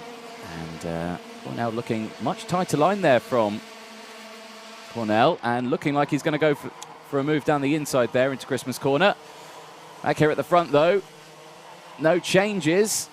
Whitton with the fastest lap of the race. They're still line astern. I think they're trying to just open up that gap still. That's what they're doing. They're just opening up the gap as much as possible. Come the last lap, that's where we're going to start to see moves. But it's going to be it's going to be a 1-lap shootout between those top 2, I reckon. Yeah, I think so too. Interesting that we've seen Chris Whilton now go fastest, because Jack Saunders was pulling away at one point. Now I would assume by that fastest lap starting to close back down the gap now. 0.5 between Saunders and Whitton. And that gap to the leaders between Fowler and Saunders still around a second. But again, yeah, look how close Roth and Fowler are, but not quite close enough for Fowler to go for a move. 2 or 0.3 it has been every lap so far. Now 3.5 minutes to go. But look at this pack falling behind. Looking for the move into Christmas there. Not quite going to happen that time around. 93, that's Aaron Lusk, I think. Thinks better of it. Now might go for it again. Not quite going to do it. Sorry, it's not the 93. He is in the middle of the pack. It is the 95 instead at the back of the pack. That's Ben Watson, who's seriously pressuring Keaton Bennett there at the back of this pack. That is for 5th, 6th, 7th and 8th position respectively. But we are going to see a move down the inside as that 44 on the 93. Kean Bennett goes down the inside of Aaron Lusk. Change for 6th place. Is he going to fight back? Not quite through the last corner. Thinks better of it. Doesn't want to end up on that wall on the outside. Yeah, again, Probably for the best. side by side through pits, Ben. Not a great way. Oh No. dear, there is the number 16 of That's Charlie still King's Charlie car. King's, Yeah, getting recovered now. I think the ambulance crews just went out there just to check him over. I think hopefully he is okay, but he got out quickly and dragged his car off. So one would think he was. We hope he's all right. Fit and healthy. Yeah. We've just seen Aaron Lusk just loses another position there at Christmas corner. Ben Watson down the inside, up into 8th place for him, moving his way through the pack nicely. And this pack of 3 or 4 has now become sort of 5, 6, maybe even 7. Yeah, it has indeed. So they'll close in. Yellow flags in this section, of course. That will be for Charlie King's kart just getting moved out of the way. Green flags back out, saying that the track is clear and they can continue racing here for the second heat of the day for TKM Extreme. Race 15. Timer under 2 minutes to go then, plus that 1 lap. Nice low shot there of them going in towards Crook and Oblivion, and down the inside there going the 27 of Sam Johns for another position to make it 8. Moving up into 8th place, I think gets it done. Cornell starting to pull away from the battle behind him as well. Kean Bennett there and Ben Watson having a good little scrap. And Aaron Lusk losing another couple of positions there through the first few corners of the circuit, down to 10th.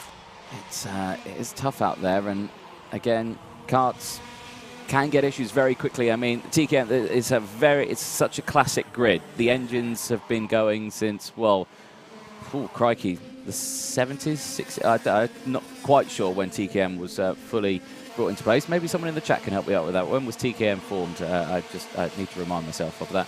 But they are an old class, and they are still a very popular class. They are a very simple class, like we're saying. There's not much you can do to the engine, jets, carb, exhaust. That's about it.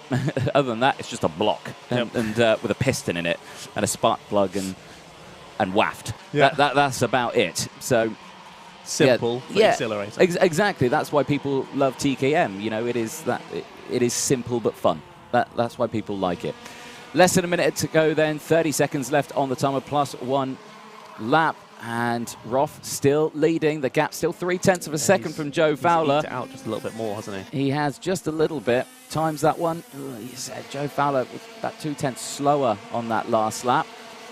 But again, it's just kind of fluctuating. They've still got the time. The 2 behind as well, Jack Saunders and Chris Whilton. I think they're closing in as well. 1.1 seconds when they last crossed the line. As they cross the beam, it's gone down to 0.7 of a second. So they're closing in on Joe Fowler. Yeah, it could be interesting. If we do see Fowler get close enough to go for a move, that lost momentum could allow for the 3rd and 4th place of Saunders and Whitton to get involved. Someone else to highlight is Ben Watson, still making his way through the pack very nicely, now up to 6th and quickly catching Michael Cornell there in 5th. However, the gap from Cornell then to Whitton in 4th, quite large, with only sort of 1 lap to go. I don't think that's going to happen, but we may say Watson steal 5th place here, but here we go, on to the final lap. Yes, indeed. Final lap board is out. This is where the drivers get that reminder of, all right, it's time to put pedal to the metal. Here we go then, down in towards Christmas corner, and no moves there, but Fowler has seriously closed that gap. He is now completely super glued to that rear bumper of Harvey Roth ahead, and also back here, Saunders and Whittaker, they are now also line us out. Oh, and it's 1970s, by the way. Thank you, Will B. 70s, so I was fairly close. But again, just saw there for little saying. A nibble. There was a nibble. It was. It wasn't a full bite, just a nibble. It was. But not enough to get the position, though. But nevertheless, this is only the second heat. They don't have a pre-final, but it will be good points for their positions for the final. Roth takes it from Fowler, Saunders and Whitton. The top 4 from Cornell. Great result for Cornell there, managing to hold on to 5th place from Ben Watson, Kean Bennett, Sam Johns gaining 8 positions at the end of that one from Archie Strong, Lee Whittingham, Aaron Lass, Spencer Lane, Ashton Cox, Tom Johnson and Fen Chapman. Only 1 retirement from that one, Charlie King for the 16 after that incident at the Pitts Bend. So, again, quite a calm race there for that. It was looking like it was going to bubble into something. It nearly did at the end. But, again, they're saving it for the final. Exactly, yeah. Everyone's saving it for the final. Stick around for the afternoon. Okay, Ryan Manchester. TKM since 1978, according to Google. All right. We'll trust Google for now. I mean, don't believe everything here on the internet. including half the stuff that comes out of my mouth. So there you go. What do you mean? You calm down over there. There's the provisional race results then up on your screen. Well, ladies and gents, it's the lunch break now. We've got the Paddock show for the ladies and gents to enjoy. To see your beautiful face. Unfortunately. Yeah, that was filmed last night, so you get to enjoy that one. If you haven't seen it already, it was posted out on the Alpha Live YouTube channel last night, and of course the Motorsport UK YouTube channel as well. You can check it out on there also. I would recommend it from a viewer's perspective. It was really, really enjoyable. Well, there we go. Thank you very much. Kart's come in. Nose cone checks all good. David Hillary there, he's not stood up yet, thankfully. Don't want to exert himself. But yeah, all is well. All is well. All looks good. One thing I will highlight, I did think Ben Watson might steal that position from Michael Cornell for 5th at the end there. Clearly they got into a battle, though, because they were only a few tenths to maybe a second off of Whilton in 4th, and it ended up being about 2.5, 3 seconds off of them. So clearly they had a good battle on the last lap that we missed, but no change of position. Yeah, there we go. So, final race then before the lunch break. We're going to take a 40-minute break now. We'll be back for the finals at 2 o'clock. Don't go anywhere. Hello everyone and welcome to Whilton Mill. It's the Paddock show this evening, and well, as you can see behind us, a lovely array of trophies that will be awarded at the end of Sunday's racing. But for the time being, it's a beautiful sunny evening. I think we need to go for a lovely walk. Here's Lauren Carter, who's just behind us. I think the camera may pan around and see lovely Lauren Carter, who does all the karting for us. Hello, how are you? I'm good, thank you. How are you? Yeah, I've ambushed you here, haven't I? Yeah, you have completely. Yes, you're welcome. It's because you giggled at me when I started doing the intro for this, so you're getting punishment for this one. But good weekend so far? Yeah, going really well. Excellent, lovely. Good. Right, I'll leave you to it, because you're going to follow us as well. Make sure I behave myself as well. But anyway, let's go for a ponder. As you can see, the sessions are still going at the moment. Time currently that we're filming this is 4:20 in the afternoon on Saturday. So if you're watching this Saturday evening, that's when you'll have it. Oh, perfect. Now, this chap here said he didn't want an interview. Mr. Harry Platten, fresh off Kart Masters GP plate, you retained it. Well done. Cheers. Is that it? It's all right at the time, isn't it? But when you're not fast enough weekend after weekend, it's demoralising. Well, okay, fair enough. Nice word there. You've not raced here, what is it, 3.5 years it's been since you've last raced here? Yeah, it's been a while. But a challenge you've got ahead of you this weekend. Yeah, we were all right yesterday afternoon, all right this morning, but everything we changed, we don't seem to go any faster, so we're a bit stuck. But hopefully I can race myself forwards again tomorrow like we always do in the finals, but yeah, we'll see. We've still got 2 rounds left at PF, so plenty of time left. Yeah. Well, we'll wish you best of luck, mate. Enjoy the rest of your evening. Air Force One, his nickname. He does love it. Junior TKM, I believe, coming in. We've got Oliver Bowen here. Oliver, bit of RSR. How are we? Good. All good. What have you just come up for practice? Mind your back. How was, what was that? Quali. Yeah. Right, how was that? Good P8. So That's not bad. higher than we were expecting, to be honest. Yeah. I'm going to get run over as well. Yeah. Seems good for tomorrow. Okay, awesome. Excellent. It's all very tight at the moment, like times, so should make good racing. Okay, awesome. Oliver, we'll let you crack on. Cheers. Thank you very much. Rest coming up. Here's a couple more. No. We got Ollie Rans and now Garfield or Garfield. We are in the way. I know it's not Garfield. Right, boys. Qualifying today. How's it been? Rubbish. Rubbish? No. How's it been?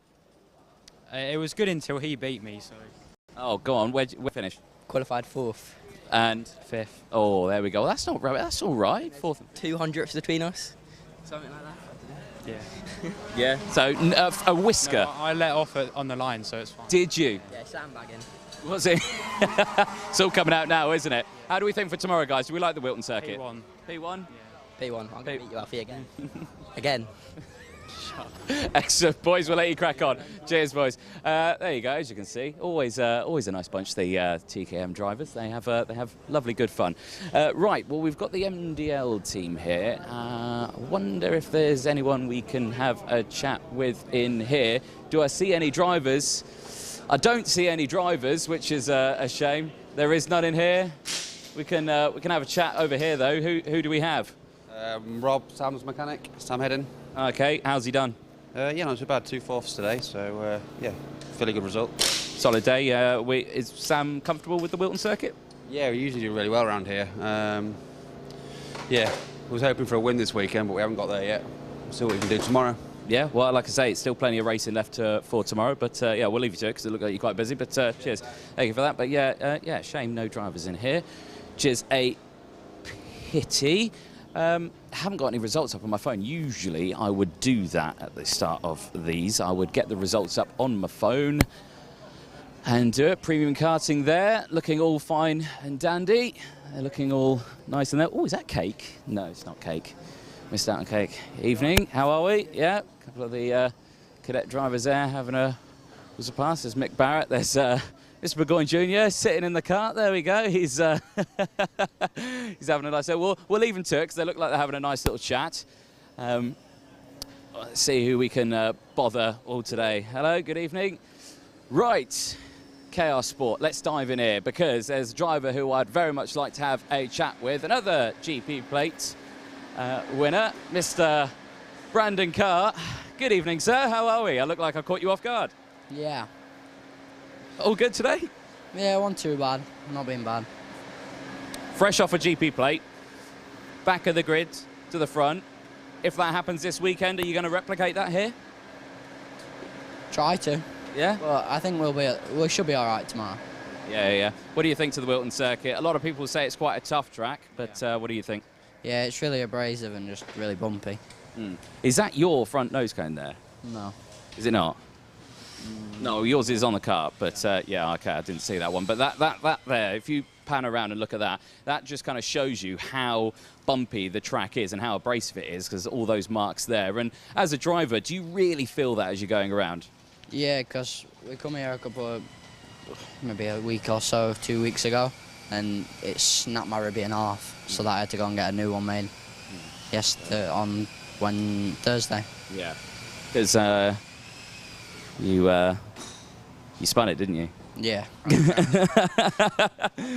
I ain't got it. It must have already been taken back up to the camp. Oh, right, there we go. But you're looking forward to the weekend, though? Looking forward to tomorrow? Yeah, should be better than today, hopefully. Good stuff, good stuff. We'll leave you to it, mate.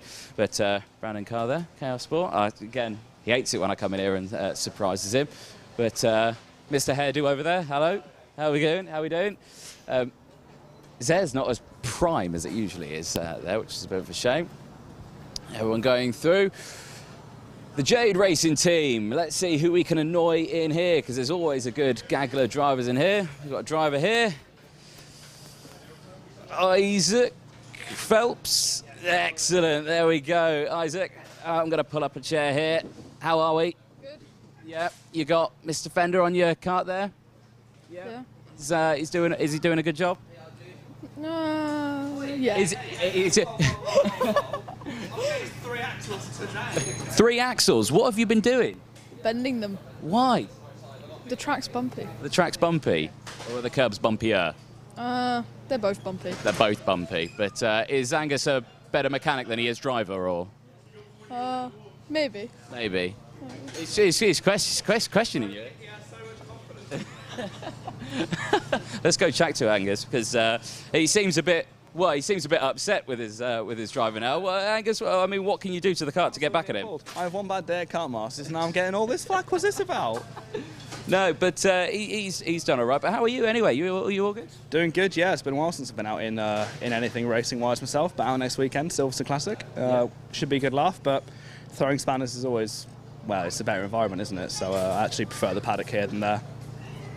That's what we like to hear. That's what we like to hear. Bit more of a paddock atmosphere, and plus you get the paddock shows. Absolutely, yeah. That's favorite part of the weekend, actually. Yeah. That is. There you go. You can watch this back. You can leave a comment on it as well, and just say, "Look at him, just that driver slagging off me." Observe this talent. Yeah, excellent. Well, best of luck for you guys over the weekend. To Isaac there as well. I'm actually really surprised I remembered Isaac's name. There's a lot of drivers who, as soon as they take off their race suit and helmet, I haven't got a clue who they are. Right, now we're coming into the realm of the back part of the paddock. We've got some Bambinos, we've got Tim Wilson Motorsport, who are having a bit of an identity crisis at the moment because they've got the Chat Deck Racing awning up. There's a Bambino here, but I don't see anyone. I've got a... Hello? You up for a chat? Yes. Come on out. Hibernating away in your... Who's your driver? Chester Forks. Right, Chester, how's he been today? Well, we didn't have a great qualifying because we had some issues, and he started in 6th, but he managed to get into the lead. But about halfway through the race, the issues came back. So unfortunately, we ended up finishing 6th. So he went from 6th to 1st, then back to 6th. Well, you've got one heat tomorrow, haven't you, and a final tomorrow. So how's it looking for that? Are we trying to get the Gremlin sorted? Yeah, so I'm here trying to work out what's going on with the engines. Unfortunately, they're a little bit temperamental, so sometimes there are issues which some of the other competitors have had as well. But fingers crossed we can pull things back because he's sitting 2nd in the championship at the moment. So at one point, halfway through, we were sort of, there for potential good points. But now, obviously, we're a little bit behind. So, yeah, so we've got a bit of work to do tomorrow. Well, we wish you all the best for it. Now, one thing I've just spotted on this one, the size of the rear sprocket is about the same size as the seat. Why? Because the seat's very small, like the driver. So the drivers are obviously smaller. I think we run fixed gearing, and obviously we've got a sprocket protector on there just to protect it, which is probably... It looks a lot larger than it is. Yeah, it's probably a similar size to what some of the bigger karts would run. Obviously it's fixed gearing, so we can't change that. And the sprocket protector's there because obviously with the young drivers there can be a tendency for some of them to sort of take too much of the curbs and things like that. So it's just there for a precaution so we don't get a technical failure there. Yeah. Well, no, excellent stuff. Well, we'll wish best of luck to Chester over this weekend. We'll keep a very close eye on it. Lovely job, thank you. I'll leave you to try and fix in that work. There we go. Always good to see. I think that was more the size of the kart and the size of the... Yeah, I think it just looked a lot bigger than it was. Jamie Green Racing, a good bunch of guys here. They got kart going on the jig there. So if you do see this at the end of a first day, that's not a good sign, basically. It means the chassis is a little bit bent and they've got a bit of work to do. So not sure whose kart that was, but hopefully driver is okay. And I don't see many drivers in there. They're all working away. Now, RSR, we just spoke to Oliver, but I wonder if we can chat with Rob Saw himself. Hello, guys. Is Rob around? Is he around? Is he just coming round? Rob, good evening, sir. How are we? Oh, I'm having a great day. Great day. We've ambushed you here slightly. Yeah, no, we've just done quali. We was running basically top 2 all day long, and we've just had a little blunder on a carburettor. A gasket has not quite gone back in correctly, and that's cost us a good quali. We were here earlier in the day, and the guys here were just saying that you do such a great effort for the team. You bring the awnings along, you help the guys out, you say this is the best objective. You kind of run a team in a slightly different way. Yes, we do. It's more of it's an umbrella for the dad lad or daughter lad. Guys come along, we teach them a little bit of mechanic and skills because a lot of the time that might be a bit lacking. So the drivers, we teach them to drive a bit. The kart set up, so as a family unit, they can then attend a track. And we try to do it as cheap as possible. Yeah. Just like an awning fee, the pitch, without any mechanic fees and a lot of bolt-ons. So that's basically our principle of what we try to do. Yeah. I mean, you've been in the game for a while now, and you've probably brought a lot of drivers through the sort of ranks, haven't you? Yes, we've had a fair number of names, which, and once again, there's a fair number on the grid here this weekend. So we sort of pick them up at not the lower end of a track, but a non-MSA type of format. We introduce them to a little bit higher, and once again, sky's the limit. You can go as high as you wish, and depending on what you want to do as to where you want to go. But we sort of try and keep it real, be realistic, and that's our moral of the story is, keep it real, do what you can afford to do, and then we can enjoy it. Yeah, I think that's the main thing. And of course, for next year, 2023, I believe there's a new class coming to TKM Cadets. What do you think to that? Same as anything else. We'll just let it run its course a little bit first and then see what occurs. It looks in principle a stepping stone. When they come out of cadet, what direction do they go? Do they go Rotax, IAME or TKM? So having that intermediate class hopefully will then draw more people into the TKM section. Yeah, excellent. Are you hoping to potentially run a couple next year? If you get the opportunity. Demand is there, absolutely. Currently at the moment we've got a couple of cadets which are looking to move, so that could well be the opportunity to just step them in.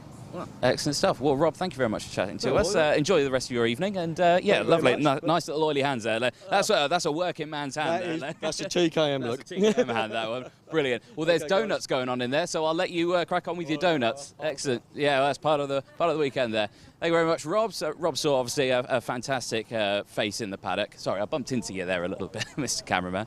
Hopefully you're all right. You're all right? Yeah, you're good. Yeah, lovely, good. It's Patrick behind the camera there. Does a wonderful job, does Patrick. He's got a nice cheesy grin on his face. We've got a driver here. It's Bambino driver. It's the number 95.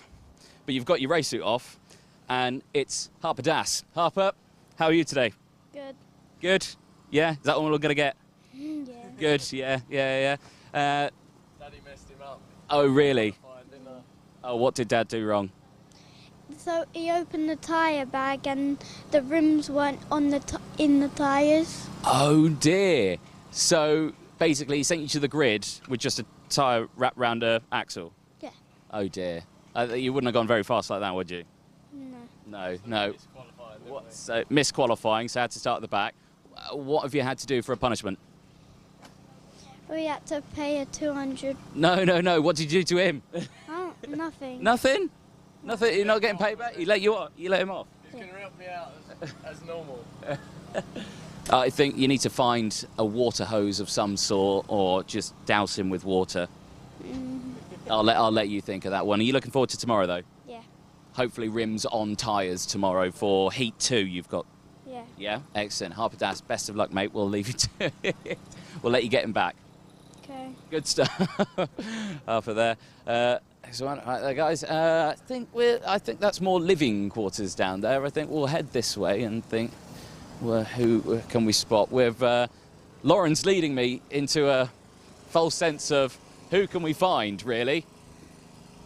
There's a couple of cadets around here somewhere that we might have a chat to. I think there's some more TKMs over there. Problem is with Whilton is that it's quite a sizable paddock, so any time on your feet, and it can be a bit of a nightmare. Here is a IAME Cadet. All right, where are you going? Is this your wagon? No. Yeah, speak to Lee. This is the main man. This Lee, is it? How you doing? Lee, main man Lee. How are we? I'm all right, thank you. Yeah, good stuff. Whose is this? Henry Clark. Henry Clark. Right. Where is Henry? Is he in there? Here he comes. There he comes. There you go. All right, Henry. Do you want to join us? Come over. Right, Henry. Come on this side. How's the day been? All right. All right. Yeah. But Whilton Mill, tough old circuit. Do we find it fun? Yeah, very fun. Very fun. How many times have you raced here? I've raced here since like 2020 and I've done loads of races a year. So this is a well-known circuit for you? Yes. You got tips and secrets? Yes. Any tips you can give me? No, don't tell me any tips. You keep those tips to yourself. They're your little secrets around the circuit. But how's it been today? How'd the heats go? Not very good. No. But in the practices yesterday we were really fast. It's a tough old grid, isn't it, IAME Cadet? I mean, there are so many karts out there, and it's quite a teamwork game, isn't it? And when you're on your own, do you run as privateer? Yeah. Yeah. So as a privateer on your own, I suspect it's quite hard work. So you got to get your nose in there a little bit, haven't you? And get in that main train, really, haven't you? Yeah. Yeah. But Lee done a good job for you. Yeah. Is Lee dad or? Yes. He is, right. So his dad's done a good job. Yeah. Yeah. He's all right. That is. It's just rolling his eyes at the back of it. He's done a fabulous job. That's what you need to say. Yeah, he has. There we go. You didn't say it anyway. But yeah, no. There we go. You're welcome. You're welcome, Lee. Perfect. Well, enjoy the rest of your evening, mate. We'll keep a close eye on you tomorrow. Henry Clark there, and you're right. Half you come back. Perfect. We'll move on. Another privateer. I believe there's actually only 2 privateers running in this one, and I think just in here, is it John T? Yeah, there we go. There we go. You were just tucked away in there. John T, another of the privateers out there this weekend. How's it gone for you? It's been all right today.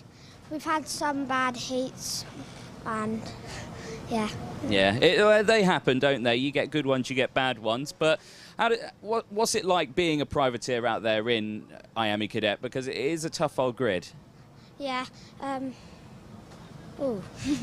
No, well, hey, when you're out there, of course, because you are running as a privateer, you know, it's all about teamwork really in IAME Cadet, and when you don't have a teammate to pass alongside, it can be quite tricky. So, you know, the fact that you're out there and getting up in that pack, you know, is a good sign. So, you know, you say you may have a bad day, but any day's a good day, really, isn't it? Yeah. It's also really difficult when you're in the middle of the team group because they're all like bumping around, and then you end up at the back of it because they're all working together and they're trying to get the high spot in it. Yeah. What are we thinking for tomorrow? Hopefully good. Yeah. Hopefully a bit better. Yeah. Yeah. Excellent. Who's on your spanners? Is it Dad? My daddy. Yeah. Is he good? Yeah. Yeah. Really good. Really good. There we go. That's a bit better. There we go. Henry Clark in there was just like, yeah, he's all right. So, there we go. But perfect. Well, the kart's looking lovely. You've kept it nice and clean. Yeah. Good. Maybe some places. Well, no. We can leave that little mark out there. But yeah, best of luck tomorrow, Johnson. We'll keep a close eye on you.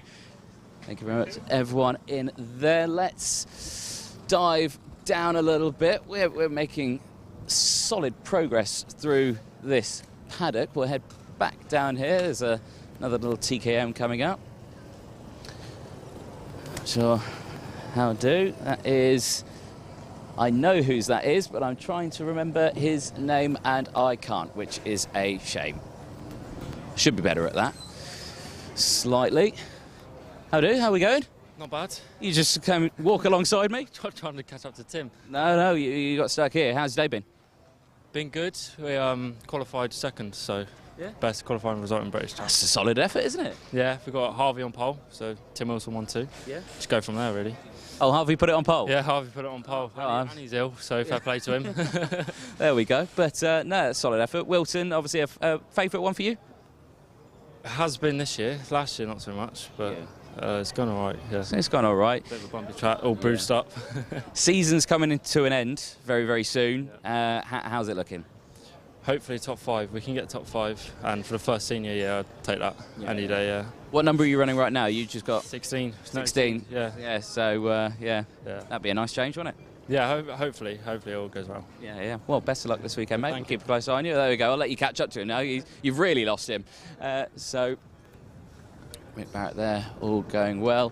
Bit more of the fusion. Tim Wilson Motorsport, good showing of them. They've got quite a number of drivers here this weekend. Tyler Harris there as well. We might see if we can jump down the other side because there are lots of drivers here. Hello all, hello all. We've gone through there. Let's pop into the Crook Promotion tent because these guys are based at the Whilton Mill circuit. I can see some heads up in the lorry, but we won't go in there. Hopefully we don't bump in. There's Mr. Luke Narroway's dad. Hello, how are we? Okay. Yeah, good, thanks, you. All good. You got rubbish duty? This is the summation of our day. Yeah. Oh. No, it's not been that bad, really, to be fair. Been all right. All right. Yeah, well, it's the first Saturday of the year that we've actually completed both heats. Yeah. So we've either broke down or oiled up or something like that. So we've actually finished 2 heats today, which is a much refreshing change. Yeah. So he's a bit disappointed with his performance, though. He feels that he raced well in half of both races, and then kind of had a bit of a wobble in parts of it. So, but a lot of progress, I think. Yeah. Quite happy with him. Like I say, it's a tough old grid, isn't it? IAME Cadet. Yeah, and he qualified reasonably well, 21st, which he was quite pleased with. At one point, he was like 15th quickest yesterday, so I think he's made a bit of progress, really. And when you say 15th quickest, people think, well, but 15th place in IAME Cadet is probably, what, 1/10 off the pace? He was 4/10 off the guy at the front, so I'll take that, do you know what I mean? Like say, nothing in between, really. Old, first year of British. We're up against some great kids, some good big teams, and some exceptionally good drivers, you know, really talented.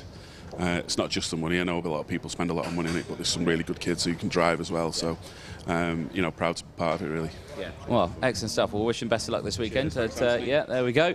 I'll let you put the rubbish out. Thanks. I'll go the other way. Yeah, no, not a problem, not a problem. There we go. Well, it looks to me like track action has ceased for the day, which is lovely. Dan Parker there. There's Mr. Dan Stilp. No, Dan doesn't want an interview. No, he's going to run away. No, I'll leave you to it. Don't worry. You relax. You relax. He hates it when I go find him for an interview. He really, really does. We've found ourselves back at Motorsport UK. There is a bit more drivers down there, a few more Bambino. I might pop down here because we never really come to this end of the paddock. So there is all that main paddock, and then there's a little bit of a paddock here. When I say a little bit of a paddock, there's like 2 karts. In fact, let's chat to these guys here, I think. This is a good idea. Entrance to Whilton Mill. The Whilton Mill staff here have been absolutely fantastic. Who have we got? Jamie. Jamie, and who have we got here? Cam. Cam. So Cam and Jamie. I mean, it looks to me like you're guarding the gate here. Pretty much. We're just watching everyone leave at the moment, so... Yeah. Yes. Productive day? Yeah, pretty much. Yeah. Do we enjoy karting weekends? Yeah, good. Yes. Love them. Yeah. Excellent. Predictions for this weekend? Do you know who anyone's racing? Nah. No. No. You just, you're man in the gate, that's about it. Yeah, pretty much. Excellent. Right, best of. Cheers. Anyway, but yeah, top work from you guys today, all the Whilton stuff. Did you guys paint the track as well? You helped paint the track, you did. There you go. Top work on that because it looks mega. There we go. So perfect. Whilton Mill staff always happy to have a chin wag, and everyone leaving the paddock. What's going on here, boys? What's going on here? Get the number plate. Look at okay. Look at the number plate. Why have we got to look at that? Is it rude? Is it rude? No, we're not looking at that. We're not looking at that. We're going to have to edit that off. Whose idea was that? Obviously mine. Yeah. It's my van. Yeah. I thought it'd be you. Obviously. Air Force One, JP, we all good? Yeah, sweet man. Gone for a little 18 holes, you know? 18 hole golf, yeah? Yeah, you know. Why not? Tiger and all that, innit? Yeah. Excellent. Cheers, boys. Have a good evening. Did you see that? No, we're not going to ask Reggie anything. There we go. Oh, dear, no. We can't stand those boys. Can't stand them. But, hey, they're good people, and it's a good vibe in the paddock. That's good. Did you see the licence plate? Good. Thank goodness for that, because I did read it, and, yeah, not great. How are we? All good? So Mr. Dayton Coulthard's Kart. So we'll have a quick chat here. Good evening. No, you're busy. You right? Busy. No worries. You let you crack on. It looks like a lot of work. Say again. No worries. No worries. No, okay. Not a problem.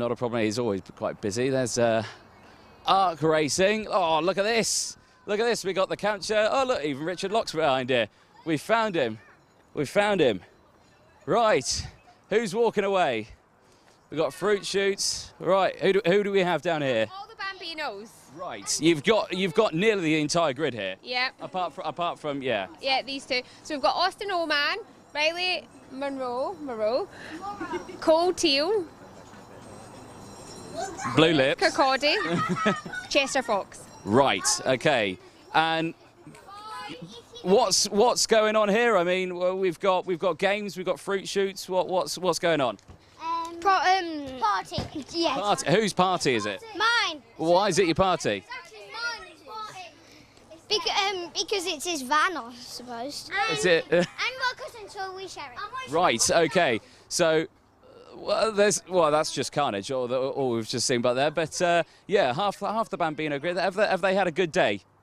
Yeah.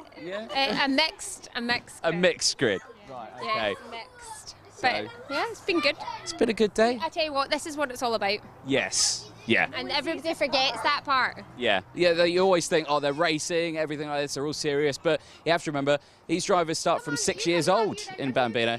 Yeah, come on. P1 today. P1 today. Yeah. So I'm guessing good day. Yeah. Yeah. Are we ready for tomorrow? Yeah. You got a second heat tomorrow as well, and your final. I think it's going to be a good race, hard racing. Yeah. To everybody. Are you going to win? Yeah. Why wouldn't I? Austin, you're going to win.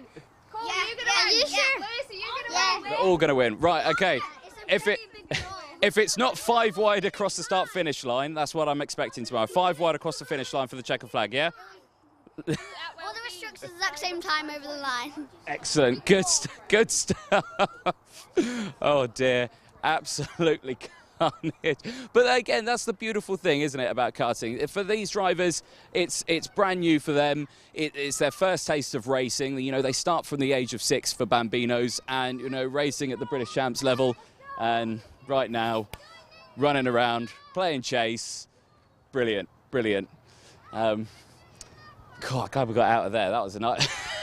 that was very loud in my ears. Not as loud as the racing, though. Racing's a lot louder. How long have we got left? We've got about 10 minutes left, folks. Let's see, who can we annoy this time around? We'll pop up this way. We've done that side of the paddock. Let's see if we can pop up this side. There you go. There's a car coming in, guys. Make sure, check it out. Make sure it's all good, yeah? They're on it. They're on it. But just, David Manchester there. He won't stop for a chat. He's smiling and shaking his head now over there. he doesn't want to stop for a chat, does David? But excellent. We always miss out on David having a nice little chin wag with it. We might pop into Klassen Motorsport. We spoke to Ashley earlier on today, and let's see if we can find, there's a man with his top off over there. We won't chat to him, but we got Mr. Dave Klassen here. Hide the bottle. How are you? I'm all right, thank you. Good. Welcome to this evening's Paddock Show. Thank you very much. We've been a good day. What they've had today, they've only had practice today and qualifying. Yeah, been all right, to be fair. It's not been too bad. We're there or thereabouts. Trying to get a bit more out of them, but same as everything else, we're all competitive, so yeah. Kept out of trouble this weekend so far? So far, yeah. You know what I'm like. I'm somewhere in trouble somewhere. No, but yeah, how many karts you got in here this weekend? 9 in total, I think it is. Obviously 7 in here and 2 out the back. Yeah.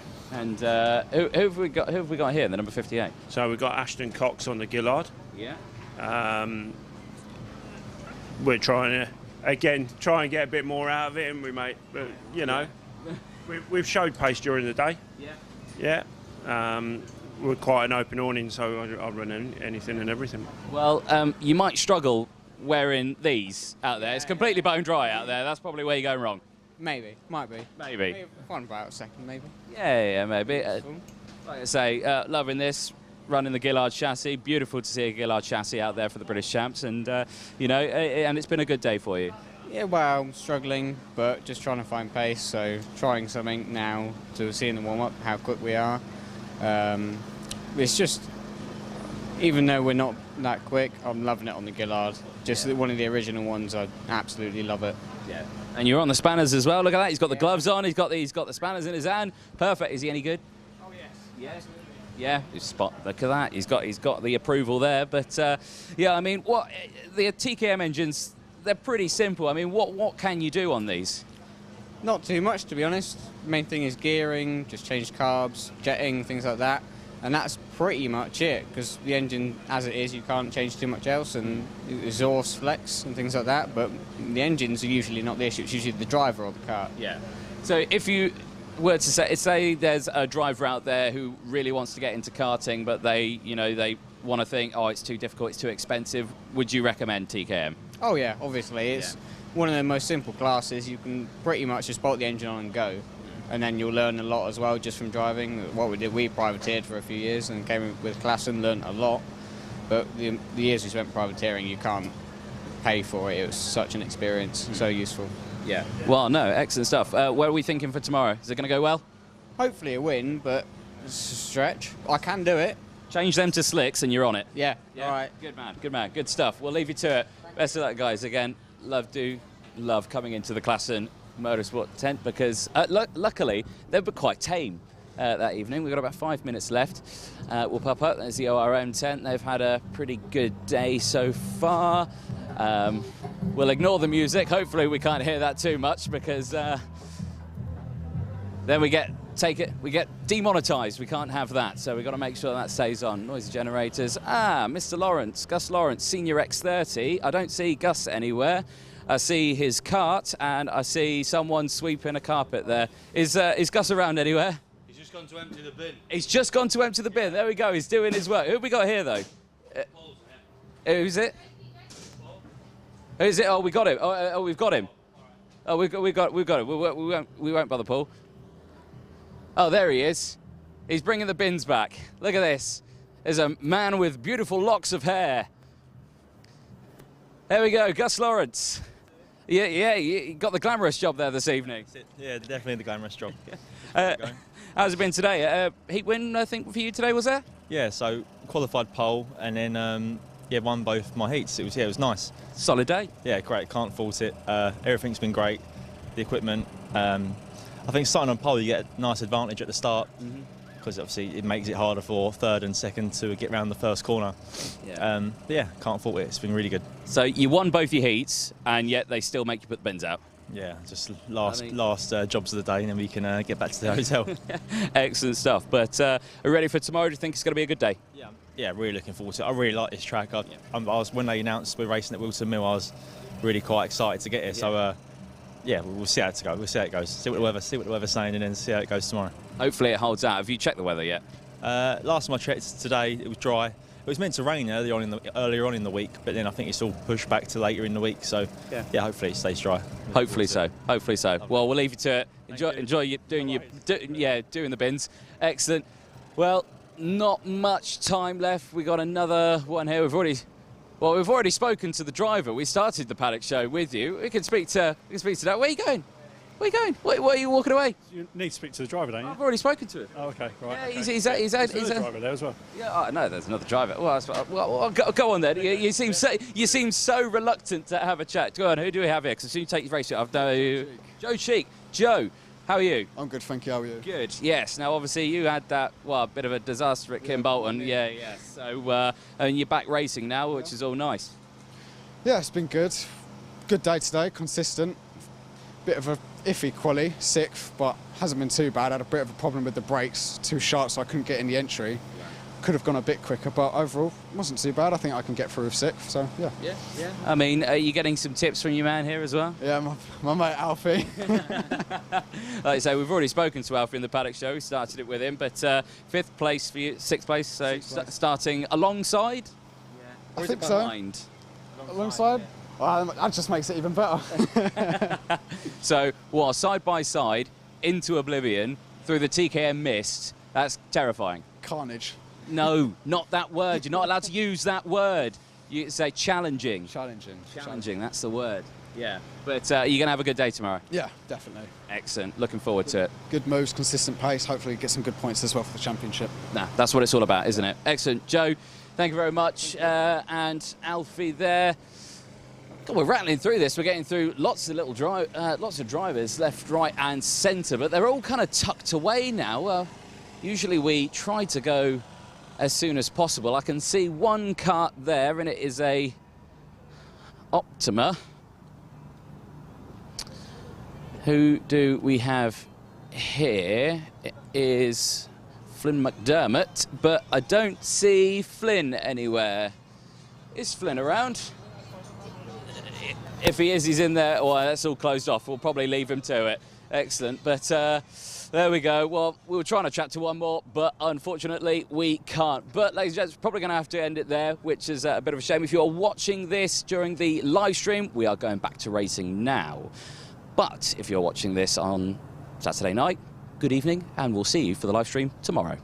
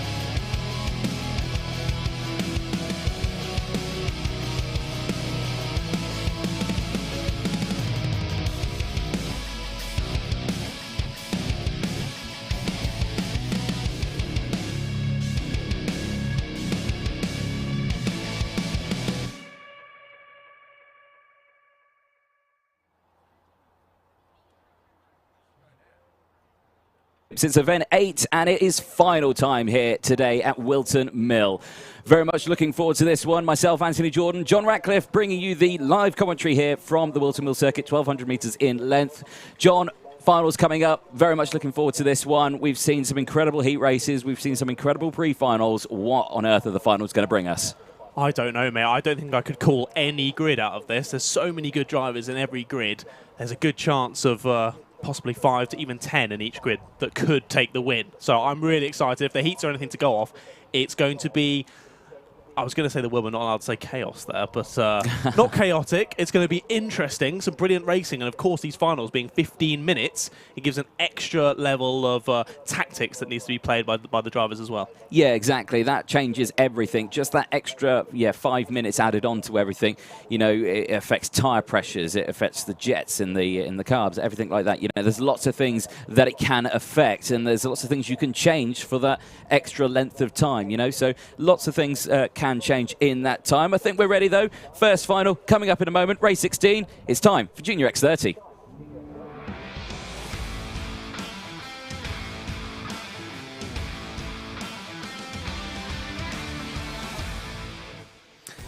Yes, indeed. Junior X30, and starting on pole position, Harry Burgoyne Jr. for the McBatt Racing Team will start on that front row with Gabriel Stilp alongside.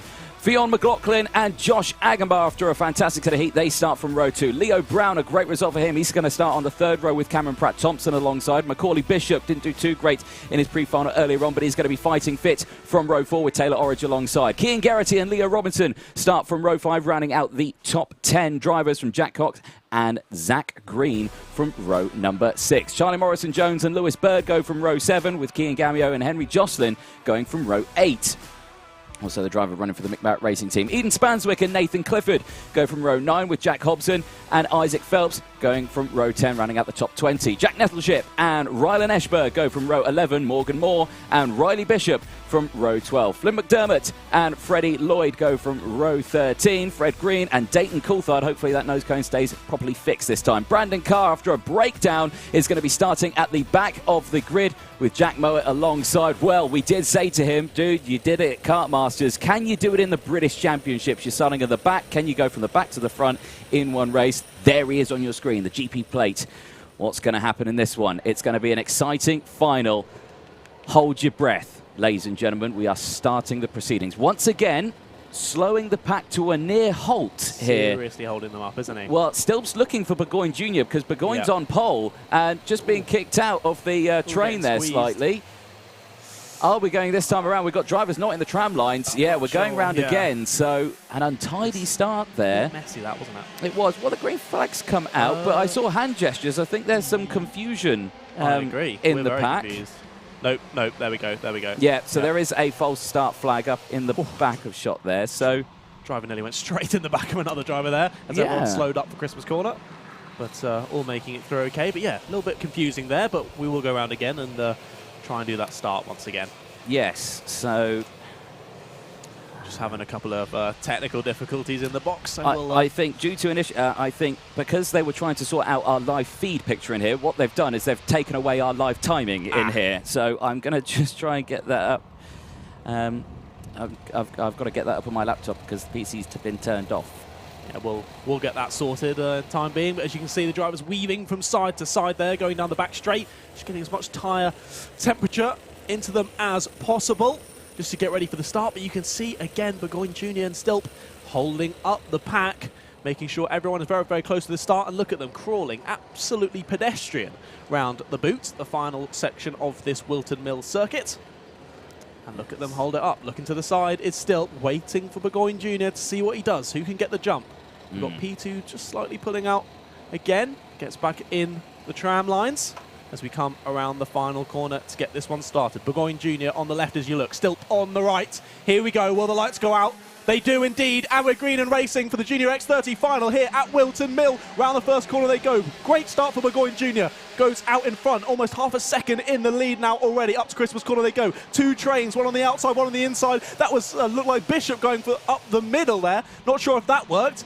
It looks like it has done. He's gained a couple of places there into P5. He's going to look for into P4, but covers off. There's another driver. A little bit of push there from Bishop, I think. Might have gained the position from that, so the stewards might be taking a look at it. But all clean just about at the start. The 3 at the front just beginning to break away too. But look at the battles continuing in the background. This is going to be a great 15 minutes, I think. It is indeed. So into the boot section then for the first time of asking. The great shot there showing the speed and momentum that these karts have got and can deliver around this Whilton Mill circuit. Across the start-finish line they go. Burgoyne Jr. then leads from Stilt, McLaughlin, Bishop, Brown, Agenbar, Pratt, Thompson, Geraghty. Then it's Orridge. Then it's Robson, Cox, Jocelyn, and Stilt, down the inside, gets that move done. And keep an eye on McLaughlin because he will fight back at this one. Remember, these 3 drivers are battling for the top 3 positions in the championship as well. And Fionn showing that he wants to retake that championship lead, but Stilt dives it down the inside into Wilkins for the first time. They go, and again, it was all chopping and changing still.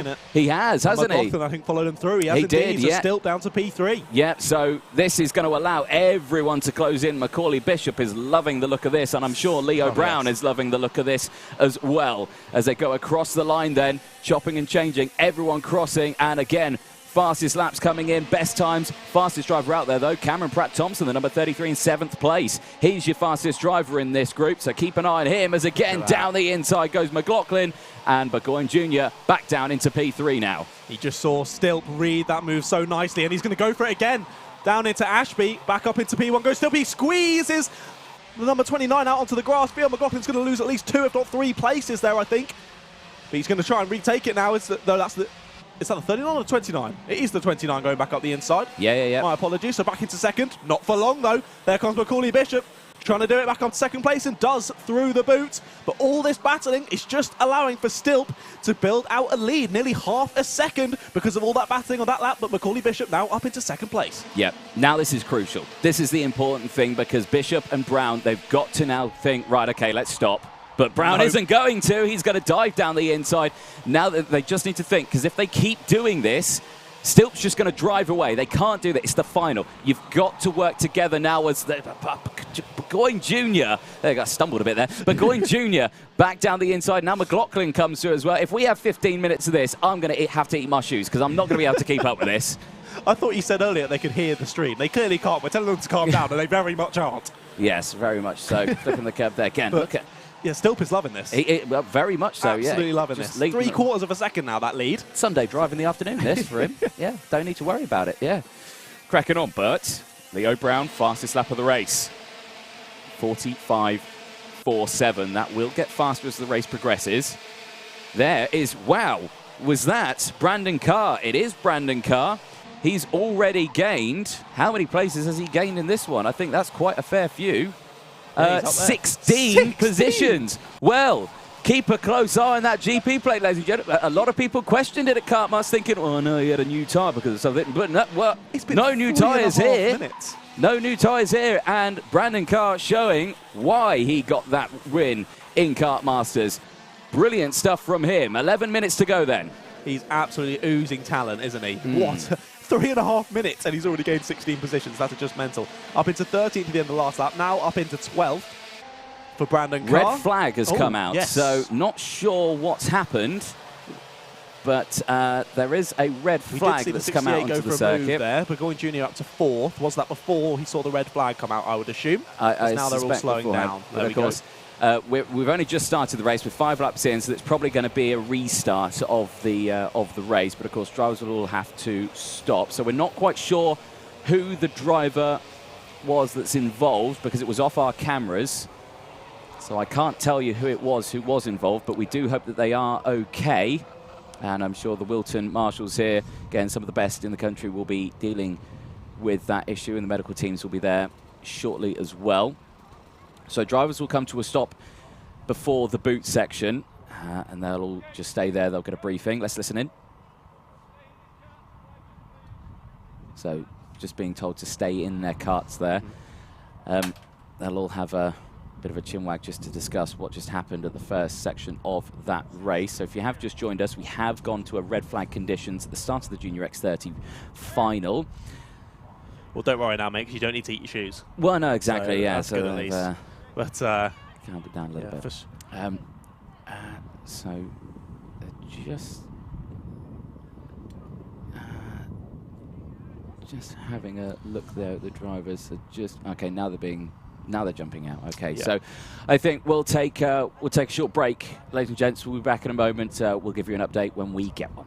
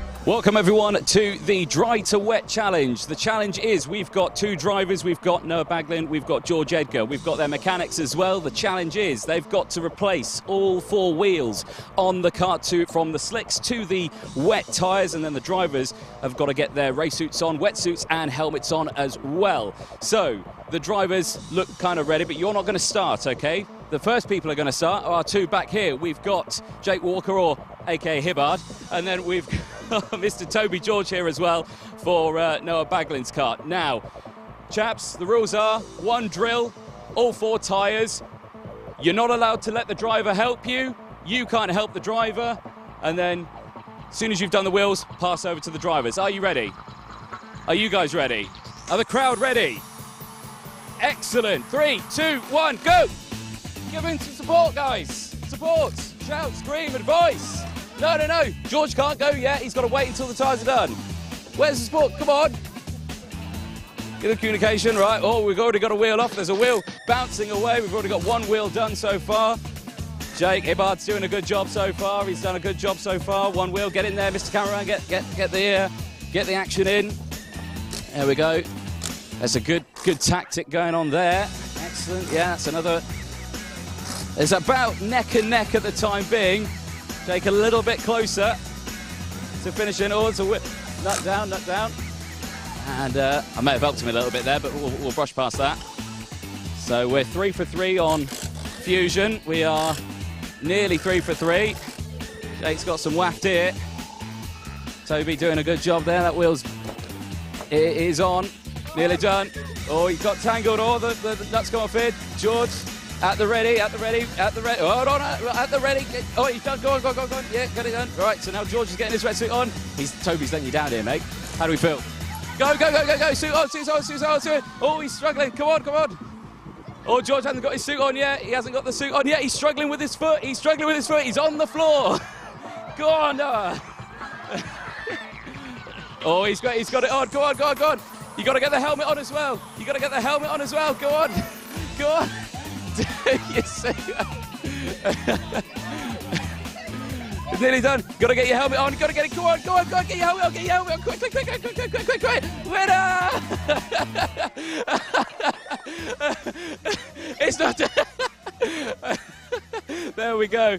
Well, through a technicality, and it's actually raining now, which is incredible. Well, Noah, you came into this one not thinking you were going to do it, but you did it. Yay. Yay, well done. George, it was so close. Technically, you have done your wetsuit up, but it is actually raining now. But that was, Jake did well there, didn't he? Yeah. Mate, it was so close, but you're happy with that still?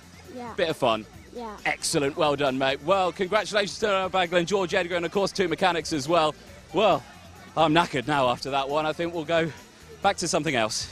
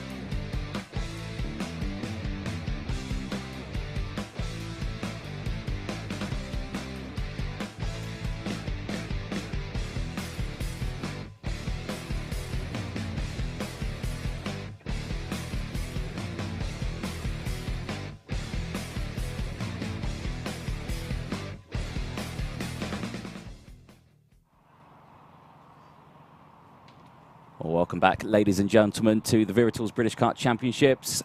If you were joining us through the Junior X30 race, we are under red flag conditions as a driver has had an incident on the start-finish line. The driver in question has been seen by the medical teams. He is not sure of his condition at the moment, so we do wish him all the best and hopefully he makes a speedy recovery.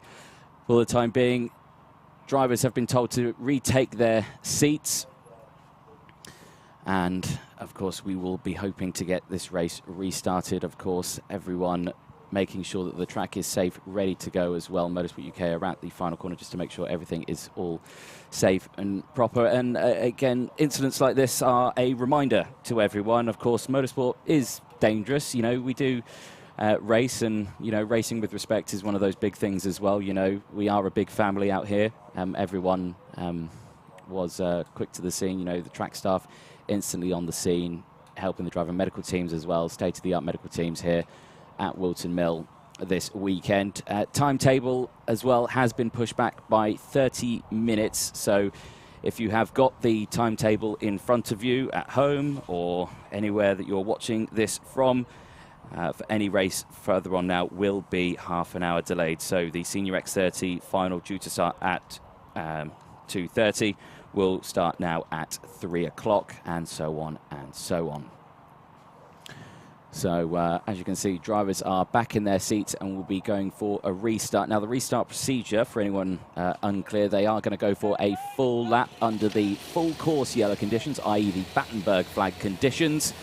When they next come round to the start-finish line, if Motorsport UK give the thumbs up and say all is good, green flag will go out in a single file formation, and we'll be back racing as well for the remainder of the time. On my screen it says 6 minutes, but we'll confirm that when they come across the line as it updates. So, yeah. And just to be clear, they stay in the same positions that they were in when the red flag was shown? No, so they'll go... Well, yeah, I suspect so. I mean, usually they would go back a lap on the positions and they would shuffle them. And I think they have shuffled them off camera while we weren't seeing them there. So it should all go back. Yes, I've been told they have. So, yeah, they'll go back to the positions that they started a lap previous to the red flag. So, so like we say, Battenberg flag conditions out at the moment while everyone gets back up to temperature. And, of course, pending all is well, green flag will come back out when they get back to the start-finish line, and we'll be back underway racing for that one. And again, lots of messages of support on the live stream as well, which is good to see, but we do hope all the best for the driver, and we hope to see him in a paddock again very, very soon. So then, thumbs up there from, I believe that was Ken Potter at the side of the track, Gabriel Stilp at the front. Well, if the first half of this race is something to go by, the second half is going to be absolutely mega. So I'm well excited. Let's hope so. Let's hope so, yes. So that's one to watch. The GP plate. Brandon Carr has moved his way very nicely through this grid. Obviously, like we were saying before the start, where they had to do a restart, that can throw you off slightly. Having a 15-20 minute break in between half of the race can also throw you off as well. But here we go. Looks like we're going to get back underway here for the Junior X30 final. It is indeed. Green flag back out. Yep, good start there from Macaulay Bishop getting, Leo Brown, getting caught sleeping there on the restart, and Macaulay Bishop pouncing at the opportunity. Sideways under braking takes second place. Theo McLaughlin's gone down the inside as well now. So now it's a case of a battle between these two here, Stilp and Bishop. Oh, I've said that once or twice before. That's going to be exciting to see what happens there. You can just see everyone starting in position. Theo McLaughlin just getting nerfed out slightly wide there as Brandon Carr tries to make his way through. Like I say, Brandon Carr now up into P12, 17 position gain. Fred Green as well, the 51, 14 position gains from him. Dayton Coulthard, he's had a brilliant final. 10 positions gained. He's up into P18 as well. So we were hoping that Dayton would have some better luck, so it seems that he has done. Moving up through the field nicely in this one. Exactly, yeah. So much cleaner start there, but crucially, Stilp has broken away from the main pack. Gaps opened up to 0.5 of a second now, so it's Stilp, Bishop, McLaughlin, Burgoyne Jr., then it's Brown, and there's a cut that's come to a stop there. Not quite sure who that is. It ended with a 9, so I'm not sure who that would be. We'll wait and see if someone drops down the order. We'll keep an eye on that one. But yeah, so we'll get the timing graphics up on the screen shortly. I think the guys just behind the scenes just working to get that up on the screen for you as well. But yeah, there's Brendan Carr back down the inside there. The GP plate, yeah, he's just managed to get past. Who was that? Was that Taylor Orridge? I think that could have been. I think it was as it come through. There we go. It was Taylor Orridge. There we go. The 99 in 12th place, so has managed to get that done. So much calmer restart on that one. Single file throughout. Gaps starting to form then all the way down this pack as they restart and file their way through up into Christmas Corner. Bit of a four-cart sandwich that we've got here for second place. Yeah, a little bit. Still being led by Macaulay Bishop. As you said earlier, Stilt versus Bishop is one we've seen a number of times. And Whilton Mill Kart Club, for sure, I've seen it 2 or 3 times. They've had some fantastic battles and 2 drivers with really, really good experience around this track. So interested to see how they do. I would have expected Macaulay Bishop to catch Stilt a bit faster than he has done. And 3rd, 4th and 5th, as you say, have caught right up to the rear end of Bishop. So we'll see if they decide to work together to try and catch back up with Stilt or whether the battling commences. Yeah, exactly. Keep a close eye on that one. Timer then remaining 7.5 minutes plus 1 additional lap. Fastest lap of the race has just gone out to Harry Burgoyne Jr., the Scottish driver for the McVarick Racing team. 45.46, currently in 4th place. 3rd in this pack of 4 karts. But as you can see, that gap well, it's not closing, is it? It's getting bigger. Gap out to the lead, now up to almost 9/10 of a second. So Macaulay Bishop feeling the pressure as he does. Up into 2nd place goes Fionn McLaughlin. Yeah. Through, and no fighting back from Bishop. Little check over the shoulder just to see how close the 4th place man is of Harry Burgoyne Jr., and he is very close. Yeah, I think Bishop was caught out there slightly because it was quite a late move there from Fionn, and you know, he jumped into it there. Saw an opportunity and thought, yep, I'm going to have that. I'm going to just send it down the inside. No dramas whatsoever. That has meant that the gap has opened up to over a second now, and chopping and changing. Burgoyne Jr. wants to get involved, and Bishop back up leading this quadruple set of karts, and again Burgoyne Jr. coming through. Oh, now the concertina coming in. Leo Brown's going to come back into the fray as well. Can't capitalise on the battling, and this is just going to allow Stilt to break away. This is what we were seeing at the start before the red flag, you know, Stilt getting in front, breaking away, and these guys all battling behind. Burgoyne Jr. getting a warning flag for that as well, so he's got to be careful. He can go for the moves as much as he wants, but he's just... try again. Across the start-finish line, 6 minutes to go, plus 1 lap. Lots happening there as Stilt sets the fastest lap of the race, but it gets decimated by fast Freddie Lloyd. P13, 13 positions gained, 45.13 for the Dan Holland Racing driver. He is steaming through the pack. Update on Brandon Carr as well, the GP plate. 20 places gained now as well. Freddie Lloyd, yeah, with his 13 as well. Dayton Coulthard up now 11 positions, so it's all still moving through nicely. 5.5 minutes to go, plenty of time left in this race. Loads and loads of time, yeah, as you're saying. Brandon Carr moving up very nicely up into the top 10 now, but it does... Oh, someone was nearly in the air there going through the entrance to the boot. Just to keep it on the black stuff though, and continues for another lap. But all of this is just helping for Stilt to eke out that lead at the front. Over 1.5 seconds now in the lead is Gabriel Stilt in that crop promotion kart. Having a very nice race and probably feeling, well, I was going to say relaxed. Maybe in a Junior X30, I don't know if anyone can ever be relaxed, but he's doing pretty nicely. Now extended that gap to 1.6 seconds. So it'll be interesting to see whether these guys do work together and push on, or whether they decide, oh, someone's off the 91. Yeah. That is Jack Cox, was from P11, someone else off with him as well. That's Cameron Pratt-Thompson. Oh, and gutted. Not happy bunny. There is Pratt-Thompson. You heard the tyre squeal as they went in, so the incident happened before the corner, but looks like both drivers are up and out of the karts, which is good, but obviously end of their final, which is a nightmare. Indeed. I was just going to say, with those guys, when will they decide, maybe we're not going to catch the P1? I'm just going to go on you because I can only get the 2nd place now. When will they decide that? That is a good point. I mean, at this moment, they are continuing to just scrap and not really work together, which is a shame, you know, because these drivers, you know, they are mature. They do know what they need to do. We have seen them do it in the past where they work together, but sometimes, you know, just pressure builds and you just think, I just want to get that position. I just want to get in front. I want to do it. I want to lead this pack. But sometimes it works, sometimes it doesn't. Especially if you're Harry Burgoyne Jr. in third. Yeah. You've got Bishop ahead of you, but then you've got 4 or 5 people right behind you wanting to steal your position. Yeah. So you're like, well, I need to get ahead of you so I don't get overtaken. Yeah, no, exactly that. So, you know, lots to think about in this race.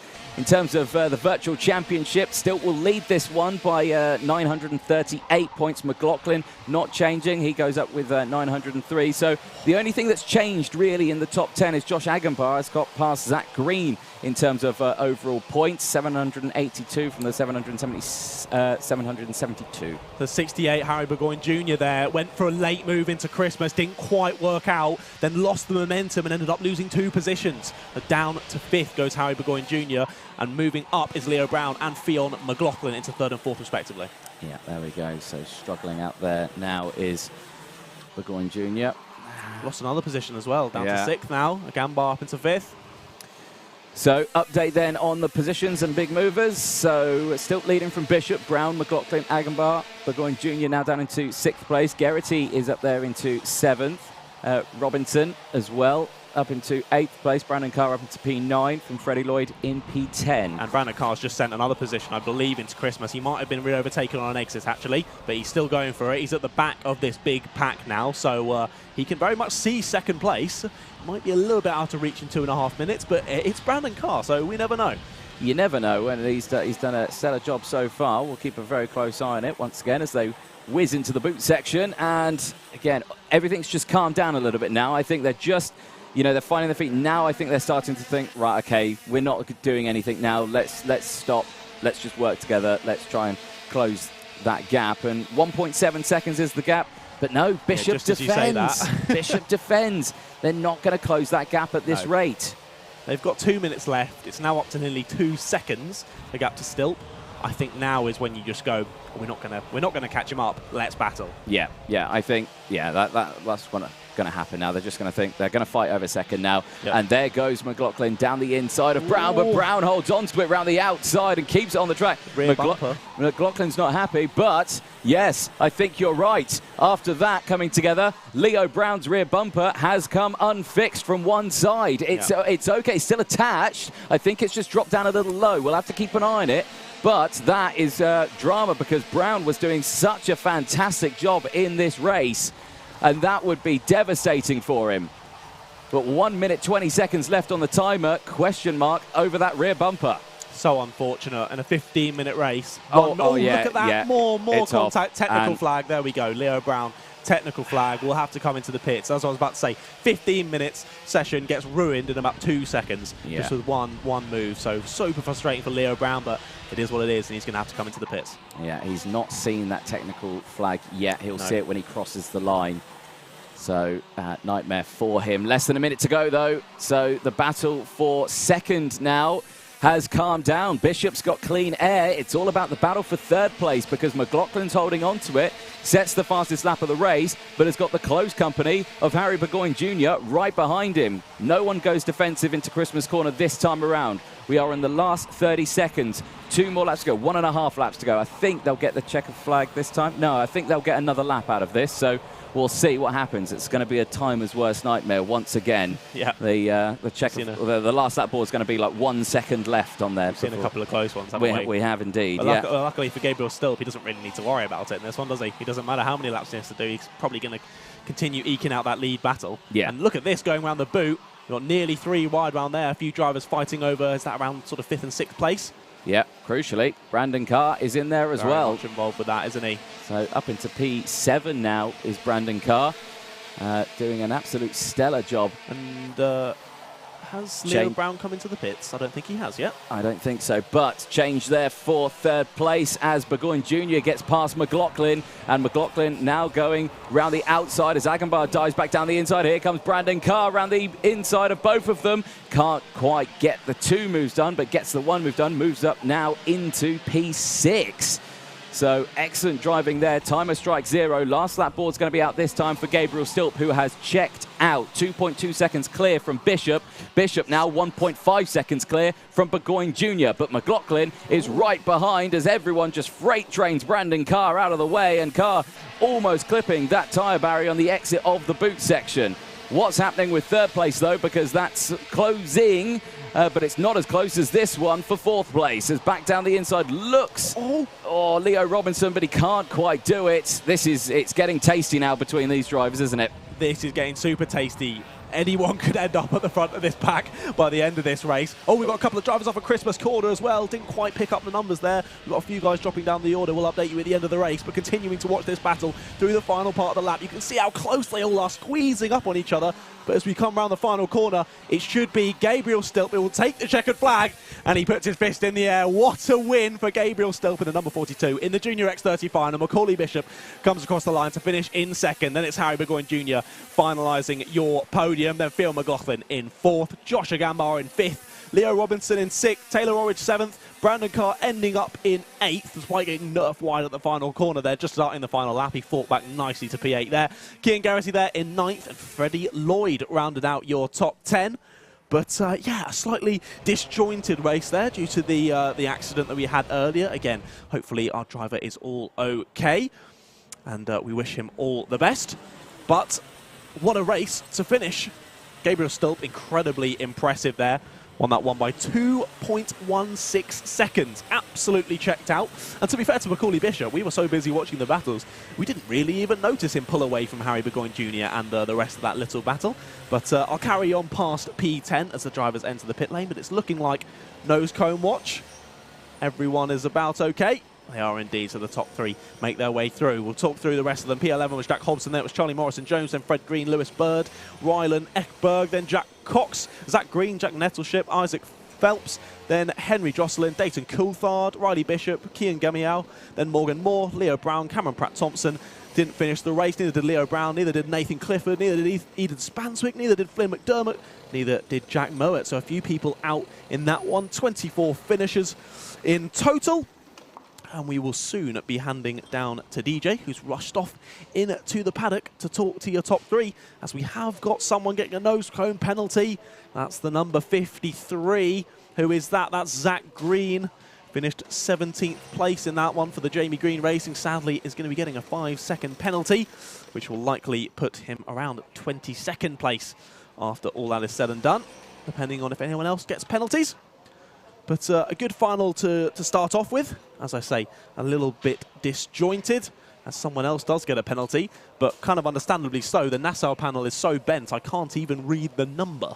So I think it might be the 46 of Cian Gamiao, as it does start with a 4. It is indeed. I've just seen it come through. So Cian Gamiao getting a 5-second penalty there as well, most likely. But again, Junior X30, a great final, and that's their racing done for the day. A great start to the finals. As was said earlier, because of that crash, we're now running about 30 minutes behind schedule. So if you have a schedule at home, you got to just add 30 minutes to any times that are on your sheet, and we'll be finishing a little bit later than expected this evening. But good racing that we've seen out there. Hopefully that will continue into the rest of the finals. Following up after the interviews, we will have the Senior X30 final, then it will be the IAME Cadet final, then the Bambinos, then the Junior TKM, and then finalising the day with the TKM Extreme final. So make sure you don't go anywhere. We've got lots of racing to come. If you're enjoying the Alpha Live stream, make sure you drop a like. We always like seeing you guys like it and saying in the comments how much you're enjoying it, how much you're loving the stream, and obviously particularly the commentary. I mean, that's pretty understandable. And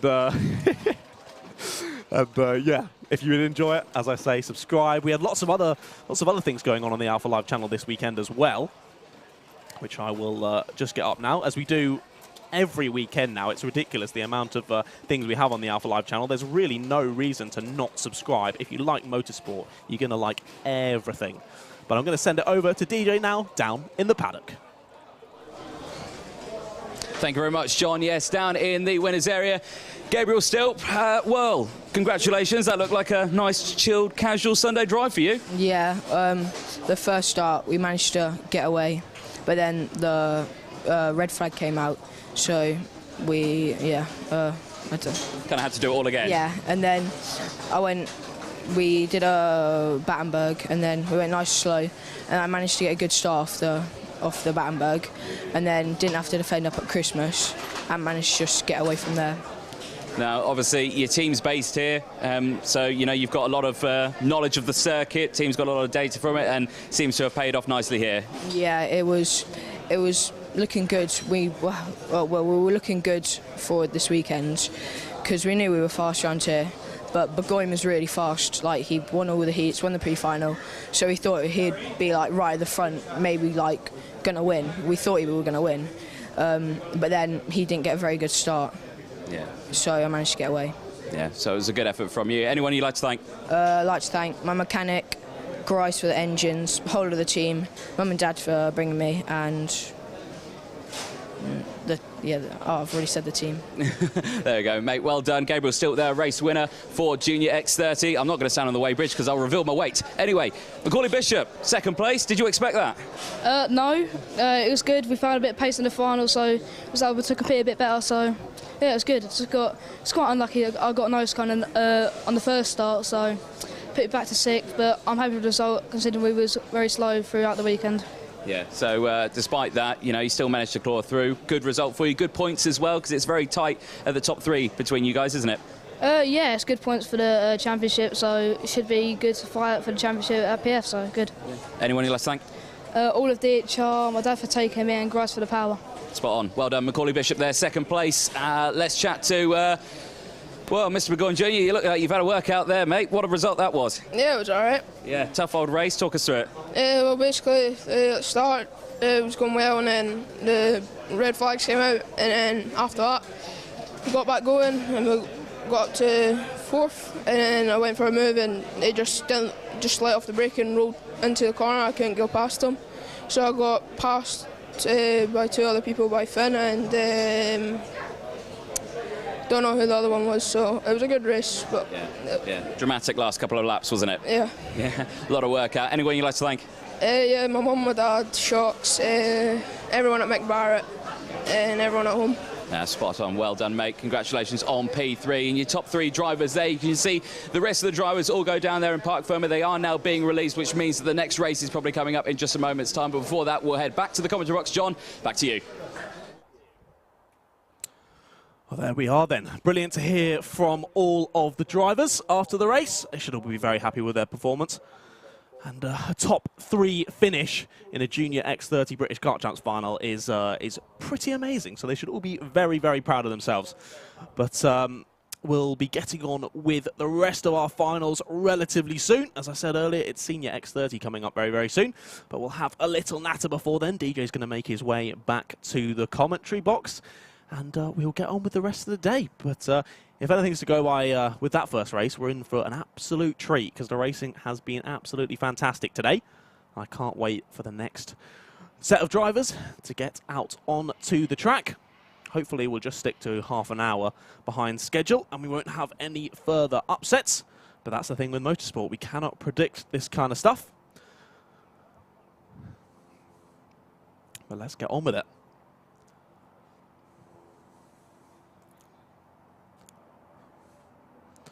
As we look at the beautiful Whilton Mill circuit, we've got a few minutes until the Senior X30 final, so we're going to throw to a few adverts.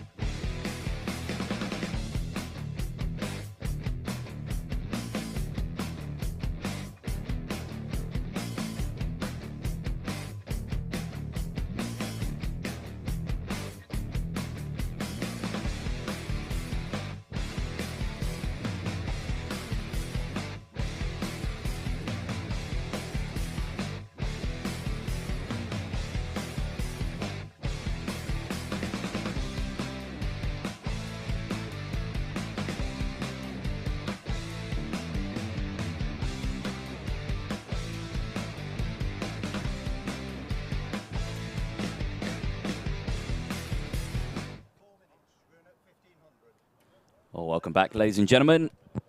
Senior X30 race coming up next, race 17. And as you can see, mechanics having a little mother's meeting there. Air Force One involved in there. JP with his beautiful hair and his sunglasses. A little look around here. Who have we got here? We've got some of the premium karting guys. Who have we got there? Oscar Joyce, potentially one of them. Sam Shaw, he wasn't there. That mechanic sitting down. There's some more. Everyone there. What is it with you and hair? I do love a good hairstyle. I mean, I can't get one myself, but, you can appreciate someone's hairstyle. Speaking of hairstyles, there's a fantastic one from Bart Harrison, which unfortunately covers it up with his balaclava, which is a shame. There's Gus Lawrence, also another driver with fantastic hair. I do remember from the interview in the Paddock show. And he gives us a little look.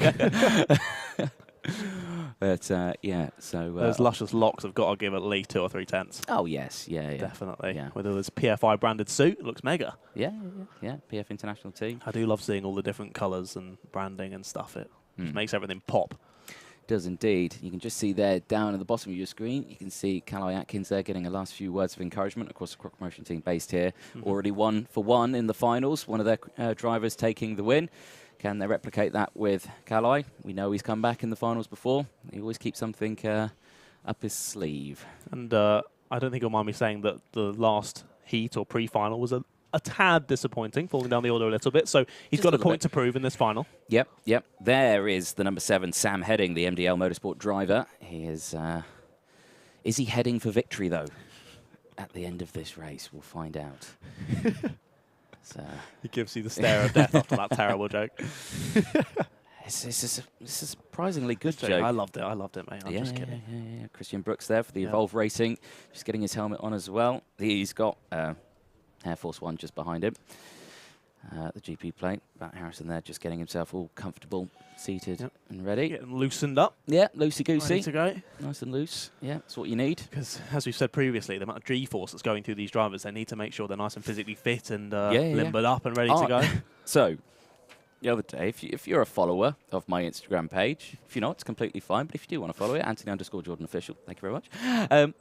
I went karting for a first time in a while. Wow. It was indoor karting at Team Sport, Reading. Oh yeah, is that the electric? No, they're not electric. No, they are Honda powered. Okay. 45-minute session. Did about 15 minutes and collapsed out of the cart. And I realised how unfit I have become commentating alongside Henry with all of his iron brew and snacks and cakes and everything that he force feeds me. It's horrible. Yeah. Do you want to talk about this, mate? Are you okay? Yeah, I'm fine. Yes. So I dealt with that, but I was 4th fastest. So I dealt with that. There was some quick guys out there as well. Even after just 15 minutes to the 45. Yeah. Still so 4th. That's pretty impressive, mate. So I did about 30 laps less than everyone else, and still 4th fastest. So I'll take that. Bragging rights, that is. But, you're telling us that you just pulled in, but actually you got a black flag and they told you to get off the track. No, not at all. Not at all. You're the dark cars that they talk about in the briefings. Yeah. That's you. This is the guy you don't want to be. Hello. There's the rest of the field all lining up there. There's Mr. Pashley in the background. There's a very distinctive purple starry I remember helmet. seeing that when the grids are coming up. Definitely one that stands out. Christopher Bingham just behind there for the S8 Racing team. Who's he got just behind him? Alvise Rodella for the McBarrett outfit. Obviously, he had an issue in the last one, didn't he? He did, yeah. The Italian driver not had the best weekend. Not got the cleanest tyres either on the kart. One from, warm-up lap will sort that out. Very true, very true. Yep. Well, their race is going to be popping up in just a moment's time. We'll have a look at the grids after this sting.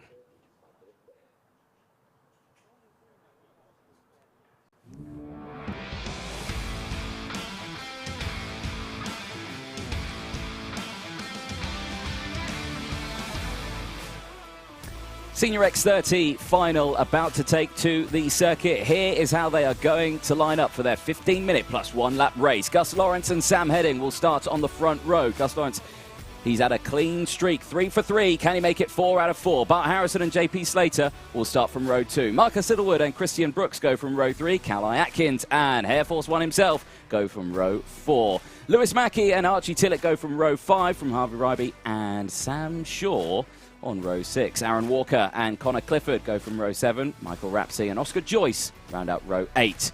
James Pashley and Alistair Cresswell go from row 9, from Christopher Bingham and Louis Johnson-Cool rounding out the top 20 drivers out on track. Alvise Rodella and Thomas Fleming on the final row. What can Fleming do from there? This is not a usual place we see Fleming. He's not had the best of weekends.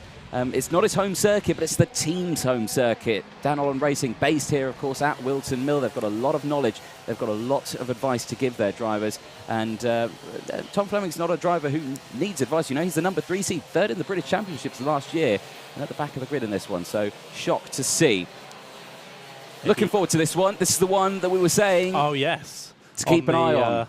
On the Alpha Live Instagram. You see Chris McCarthy, myself and yourself. Sky Sports. Sky Sports is Chris McCarthy, yeah. To be exact. Sorry, Yeah. I should give him his official title. Yeah, we had a little... We joke and laugh about that. Henry Burdett started that, ladies and gentlemen. Yeah. Chris, fabulous bloke. It was great to see him. I think he's now left. Yeah, He has left after the that, circuit because we comment. bullied him so hard. Yeah, I think probably why.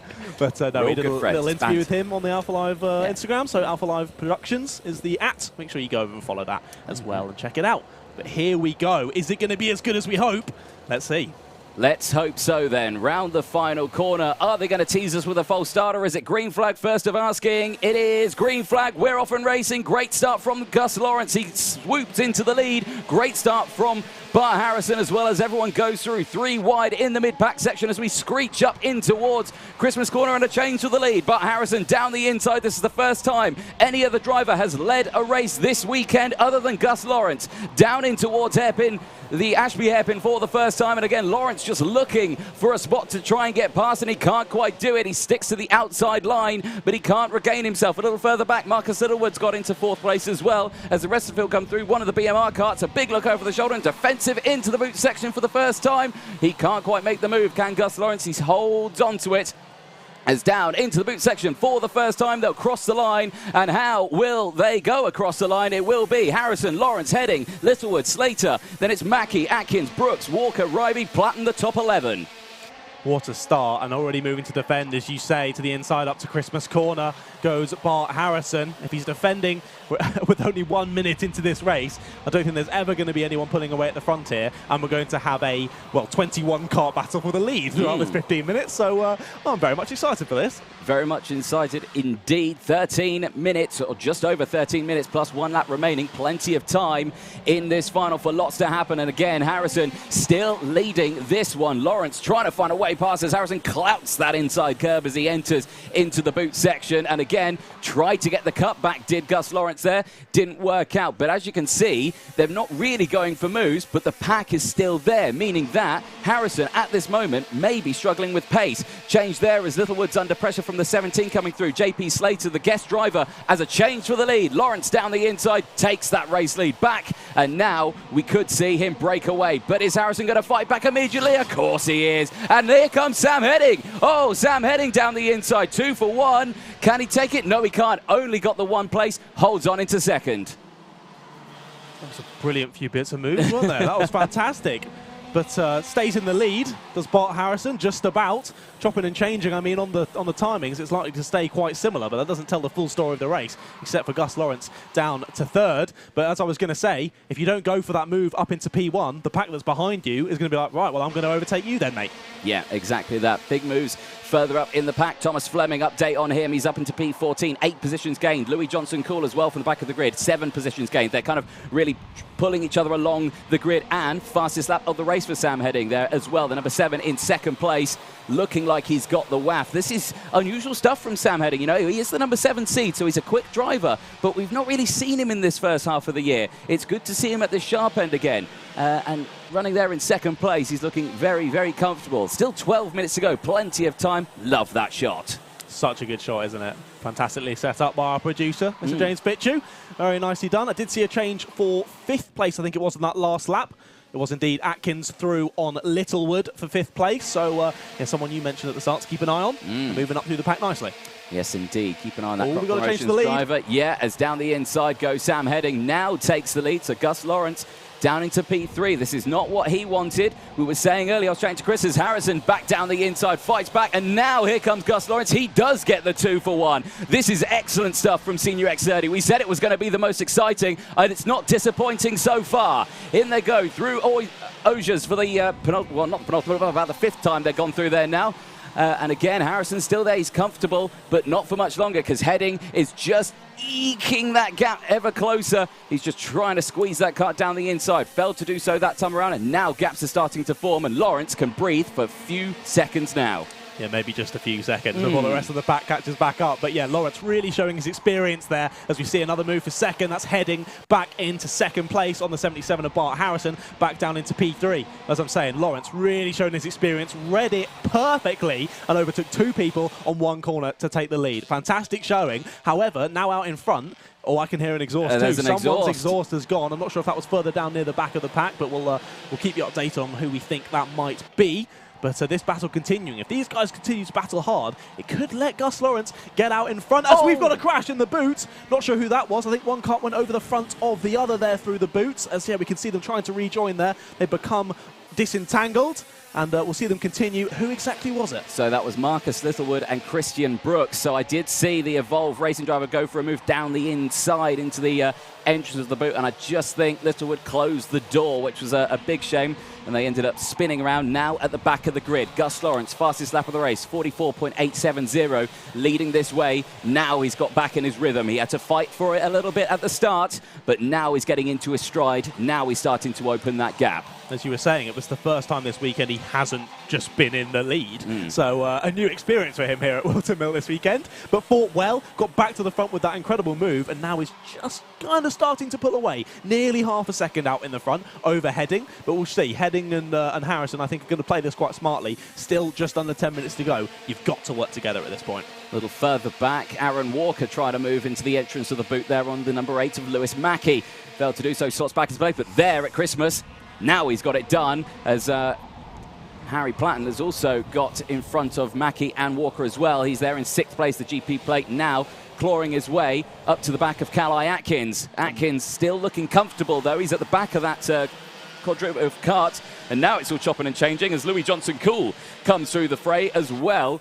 Where's Fleming in that one? Fleming's a little further back, so Johnson-Cool is edging ahead slightly here. It's all really chopping and changing down the low end of the top 10, isn't it? I think I saw Lewis Mackey lose a place to Aaron Walker slightly earlier on in the lap as well, so we'll just see as they come across the line. Indeed, Aaron Walker up to 7th, Louis Johnson-Cool in 8th, and Lewis Mackey down into 9th at the moment. Still lots of time to go, but you can see, look at this, Gus Lawrence being out there on his own has already been reeled in by Sam Heading. Sam Heading now with the fastest lap. Is he going to look for it? Down into Ashby, not this time around. What was his fastest lap? A 44.72, nearly 2/10 faster last lap than Gus Lawrence was. He's clawed it back in, and now he's on the attack. He is indeed. Plenty of time left in this race as well. Over 8 minutes to go. So, very wide there was one of the Mick Barrett racing. I think that was Archie Tillett there in the number 9. Very wide out of Wilkins' corner. Again, through that shot there into the entrance of the boot. Big movers again in this one. Alvise Rodella, the Italian driver for Mick Barrett Racing. He's up 8 positions. He's up to P13 at the moment, so he's having a good run in this final. He just gained another as well up into 12. He did, yeah, so up to P12. And just ahead of him, Thomas Fleming up 11 spots as well into 11th now. So both having great races from the back of the grid. As we've got to change for the lead. Sam Heading is through on Gus Lawrence. Retakes the lead out front now with just over 7.5 minutes to go. Let's see if they work together to try and push on. There is a slight gap back to Bart Harrison, but really in Senior X30, that gap is practically nothing. Yeah, it is pretty much nothing, because if Gus Lawrence goes for a move, that gap's gone. Exactly. Quite instantly. So, yeah, they've got to be careful here. Now it becomes a game of chess. At this time, about 70, 80 miles an hour at a game of chess. So, a little bit faster. So, what does Heading do? Well, he's leading. He doesn't need to do anything. He just needs to stay where he is. He's absolutely fine. Gus Lawrence, though, what does he do? Because he's not really stuck with him. I think he's falling back towards Bart Harrison here. Again, we were talking earlier whether or not the tyres came into play. Did he manage them? And, Christian Brooks there with that 5-second time penalty. So we'll talk about that earlier. Here comes Calai Atkins as well. So Calai Atkins has actually managed to get past Bart Harrison. So now Calai's up into P3. hey, I said, you got to keep an eye out on crop promotion. They make that, I reckon, crop promotion, a little bit like Mercedes back in the day, like sandbagging a little bit. I reckon they've been sandbagging all weekend. They just give it all for the final. There we go. But and he's bringing it back in here. So Calais doing an absolutely fabulous job. There, the GP plate of Harry Platten, Air Force One. There in P6, looking comfortable. It's starting to spread out a little bit here. Just a little bit, isn't it? This, we'll have to see how this continues to play out. As you say, Atkins up into P3 now. Has activated 100% waft. Moving up into the podium places. Let's see how this continues. Yeah, as you say, all kind of spacing out. 4 tenths between first and second. Another 4 tenths between second and third. Then 3 tenths between third and fourth. Another 3 or 4 between fourth and fifth. So it's all just edging out a little bit. But again, being a 15-minute race, these are all quite long. So 6 minutes still left to go as they cross the line to start another lap. Through Oblivion they go, and Fine Lady up towards Christmas Corner. And here they come now. No one close enough to make any sort of moves. But just waiting for that driver in front to make that ever so small mistake to make you become back on their rear bumper again and open up the opportunity for a move. Let's find out, though. But at this time being, everything's calmed down quite a bit. There's a bit of breathing space. I think everyone's just now thinking, right, what now? What do we do? Yeah. Planning the moves. Planning, plotting. Yeah, lots of thinking. Thinking at 80 miles an hour is not a fun thing to do.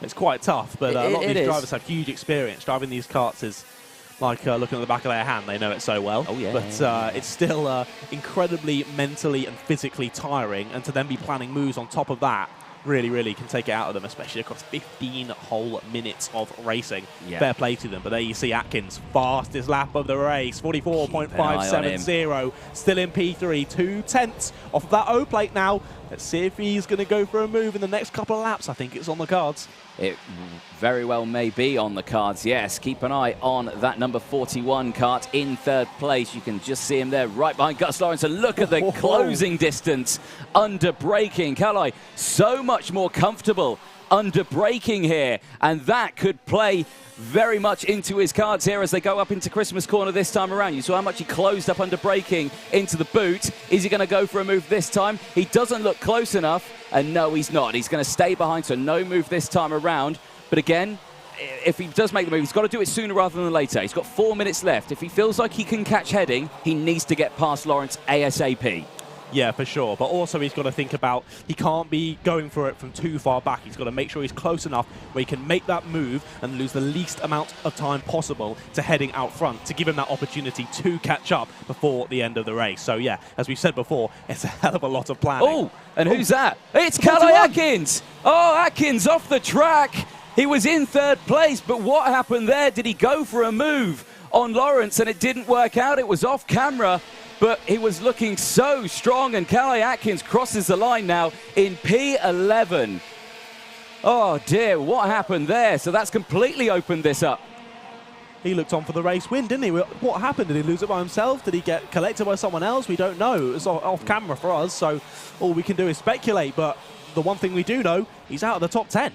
That is a disaster for Calais Atkins. He was looking very, very strong, but now it opens it up again to Bart Harrison. On your screen now, this is the battle for third place. Harrison and JP Slater. Slater is a guest this weekend. He's not scoring any championship points, but he's certainly shaking the championship up with his position there in P4 now. Keep a very close eye on them. Aaron Walker has managed to get up into 5th place now as well. Keep an eye on Louis Johnson Cool, 13 positions gained. He's there in P7. Thomas Fleming there in 8th place, 14 positions gained. They're all starting to close in, but right now Sam Heading is looking like he's comfortable. The gap's about 7 tenths of a second. Lap times each time around we go over consistently faster than Gus Lawrence. Lawrence is going to have to pull something out the bag here. He is, isn't he? Only driver in the 44.7s, Sam Heading, just kind of eking out a tenth or two per lap. That's all he needs to do, and he's only got just over 2 more minutes left on this circuit, of course, plus 1 lap. So as we say, just watching them go around now, put in the lap times, and look at that group of 3 going through our shot. I think that's 5th to 7th, isn't it? That's Aaron Walker, Harry Platten, and Louis Johnston Cool. We'll keep an eye on them as well. There's the 77 and the 17, just ahead of Bart Harrison and JP Slater. We look back to this battle for 5th. They're definitely close enough to go for a move. Oh, yes. This is a nice little tasty battle that we've got here. So you've got Johnson Cool from the back of the grid now, right behind Harry Platten. I say right behind, beside him, in front of him. Done. There we go. Now that's opened up the gap between themselves and Aaron Walker. So Walker now with a little bit of breathing space. But Johnson Cool looking cool. He is looking cool, calm and collected, isn't he? That was exactly amazing visually. You could see that gap grow just from that one move. Yeah, it grew like yeah. three, maybe even 4 kart lengths there. So you can see how much time they lose just from doing those overtakes. Exactly. But a good move nonetheless. Yeah, exactly. That's why you've got to plan them very, very carefully and where you do it as well. Very crucial. Just over a minute to go, plus 1 lap. Sam Heading leads the way by 0.7 of a second. It's fluctuating, it's ping-ponging between himself and the O-plate of Gus Lawrence. Bart Harrison still there in 3rd place by 1.7 seconds, just behind Gus Lawrence. JP Slater there in 4th. From Aaron Walker, Louis Johnson Cool, Platten Fleming, the battle that we've got on your screen currently. Archie Tillett's just behind this. Lewis Mackey's just behind this. Calais Atkins, after a spin from 3rd a few laps ago, now recovering, still there in P11. Harvey Ryby's there, Sam Shaw, Cresswell. Cresswell's first year in X30. He was in TKM last year, came 2nd. Just lost out. Mechanical failures caused him to lose the championship. He hates it when I remind him, but I just did it again. Never mind, sorry. He hates you even more now. He does indeed. Cresswell, he's up 4 places though. Alves Rodella as well, 6 places there in P16. 3 retirements so far. Christian Brooks, James Pashley and Connor Clifford, the retirements from this race. But right now, Louis Johnson Cool slowly catching in on Aaron Walker. He is indeed. It looked the gap at the front of the field was 0.7. It dropped down to just under half a second by the line. It's now just grown again slightly to 0.6, dropping again to half a second. So this is really going to be close as we go on to the final lap of this race of the Senior X30 final. It's all in the balance here, isn't it, DJ? It very much is indeed, but I think the closest battle that we've got out there is for P3. Can JP Slater get past Bart Harrison? But I don't think he's close enough. Not close enough to go for any cheeky moves, is he really? And yeah, I think Gus Lawrence's only opportunity here is if Sam Heading has a big mistake. Still about 0.6 between them at the front of the field. We're going to see them come around Osiers into the final section of the lap. We're still looking at Bart Harrison and JP Slater. Will they be able to be close enough? Will JP be able to go for a move? I don't think so, but here's your number 7 coming around the final corner, and Sam Heading is going to take the checker flag, and he's going to win the Senior X30 final. What a win from Sam Heading, coming up through the field very nicely to take that one. Over half a second clear of Gus Lawrence and the O-plate in 2nd, then Bart Harrison in P3 there. Good race from him as well. JP Slater not in the championship. It's still incredibly quick at Red Waft Racing, having some serious waft there in P4. Then it was Aaron Walker, P5, up 8 spots in that one. Then Louis Johnston Cool in 6th, up 14 spots. A great race from him. And Harry Platten on the GP plate, that was in P7. Then it was Thomas Fleming in 8th place, also up 14 places. So some brilliant racing from the back of the grid there from Johnston Cool and Thomas Fleming. Then P9 was Archie Tillett. Then it was Calais Atkins in P10. Managed to gain 1 extra spot after battling for the lead there. We really thought he might be on for the win there, myself and DJ, but not quite happened. A little bit of a kerfuffle there at the boot meant that he was not able to get up to maybe where he should have been. But there we see the drivers go through. Looks like the top 3 nose cones are just about okay. But we'll see if DJ is ready for me to hand down to him in the pit lane. Well, it doesn't look like he's quite ready just yet. So I'll keep chatting about our finishers for that race. We'll look down past P10. Onto P11 is Lewis Mackey in the number 8. Then it was Harvey Ryby, Sam Shaw, Alistair Cresswell, Alvis Rodea having a decent race, up 6 spots there. Then it was Michael Rapsey, Marcus Littlewood, Oscar Joyce, and Christopher Bingham ended everyone that actually finished the race. Christian Brooks, James Pashley, and Connor Clifford sadly did not end up finishing that race for one reason or another. It looks like most of the drivers coming through not getting any sort of penalties, but a brilliant race nonetheless. If you did end up checking out that reel on the Alpha Live Productions Instagram, you will have seen that DJ and I tipped that as what we thought would be the most interesting final of the afternoon. It certainly was a brilliant one with some brilliant battling, not only out front, but also throughout the pack as well. But that doesn't mean you should go anywhere, because although we thought this was going to be the best final, that does not mean that other finals are going to be bad. Not by any stretch of the imagination. If the heats are anything to go by, they're going to be very, very, very interesting. So I cannot wait to get on with the rest of the racing. But a brilliant showing there at the front of the field from Sam Heading, Gus Lawrence, and Bart Harrison as well. Someone we hadn't seen quite up the top of the timesheets throughout the day, but made a brilliant effort through that last race to steal P3 and keep it out of the way from JP Sleater. He tried pretty hard to JP, but not quite on the podium. Still should be very, very happy with a P4 there for JP. And well done to all. Senior X30, always a fantastic class to watch, and I'm always just amazed by how quick and how close these drivers are. It's just fantastic. And we're going to hand down to DJ in the pit lane now. Thank you very much, John. Yes, down in the winners area, and well, we said he could be heading for victory. Sam Heading, it was second last month. Your first win. Congratulations. Thank you very much. Team looks happy with that one. I saw everyone standing there giving you the support, but I don't even think they could believe it. No, we've put so much effort into doing this track recently, and it's so good to finally make it pay off. It has done very well indeed. Well, I mean, talk us through that race. I mean, that looked like a challenge. You had the tough competition of Gus Lawrence there for company for the majority of that one, but that start, talk us through it. Yeah, you know, I knew I had to keep on Gus, because obviously he's been so quick all weekend. He's won 2 out of the 3, so I knew that if I get in front of him, I just have to keep my head down. No looking back, really. Yeah, you did it very, very well, and congratulations, mate, your first race win of the British Championships. Who would you like to thank? I'd like to thank MDL, Mum, Dad, Scott Goldsby, and all the boys back at the factory. Well done, mate. Sam Heading there, his first British Championship race win. We've got Gus Lawrence here with Mr. Paul Fletcher alongside. Gus, it was looking like such a good weekend. I mean, you were winning all your heats, your pre-final. It just didn't come together in the final, mate. Talk us through what happened. No, yeah, well, from the start of the weekend, we scored great points, put it back in the championship, to be honest. Just more happy about that. Like from 5th up to 2nd, and it's quite close. Yeah, just in that race, he's fast, yeah. Definitely had a slight edge on us. Yeah, I think in the first sector mainly, a lot more top-end power compared to us. Yeah. It obviously paid off for him, so yeah, he's drove well, so I can't fault it. It was a clean, no dirtiness in the race. That's all you want, really. Yeah. It did look. Yeah, I don't mind losing to that rather than getting driven over. Yeah. So yeah, it was good. Good points. That's all that matters. And on to PFI. Like I say, it's a long old championship, and like you say, PF the next one for you, home circuit for you and the team. So yeah, you should be got it sorted. Yeah, thank you very much. Who'd you like to thank? My mechanic Stephen, Paul himself, and yeah, my parents and everyone in the whole team. Really, it's been a great weekend. Can't fault it. Yeah. Brilliant, well done, Gus Lawrence there, P2 in the Senior X30 final. Let's chat to Mr. Bart Harrison. Bart, well done, mate. P3, did you expect it, because you had Calai Atkins come through the pack on that one, but a spin sees you finish in 3rd? Yeah, it's been a tough weekend. We after the heats we were 8th, so it's quite good really, considering the pace we had, and the team did a great job to get us on the podium today, so yeah. Points looking okay. How are we feeling going into PFI? Yeah, really confident. The pace is really good there, like we showed at Kart Masters, so yeah, nothing to really lose, and yeah.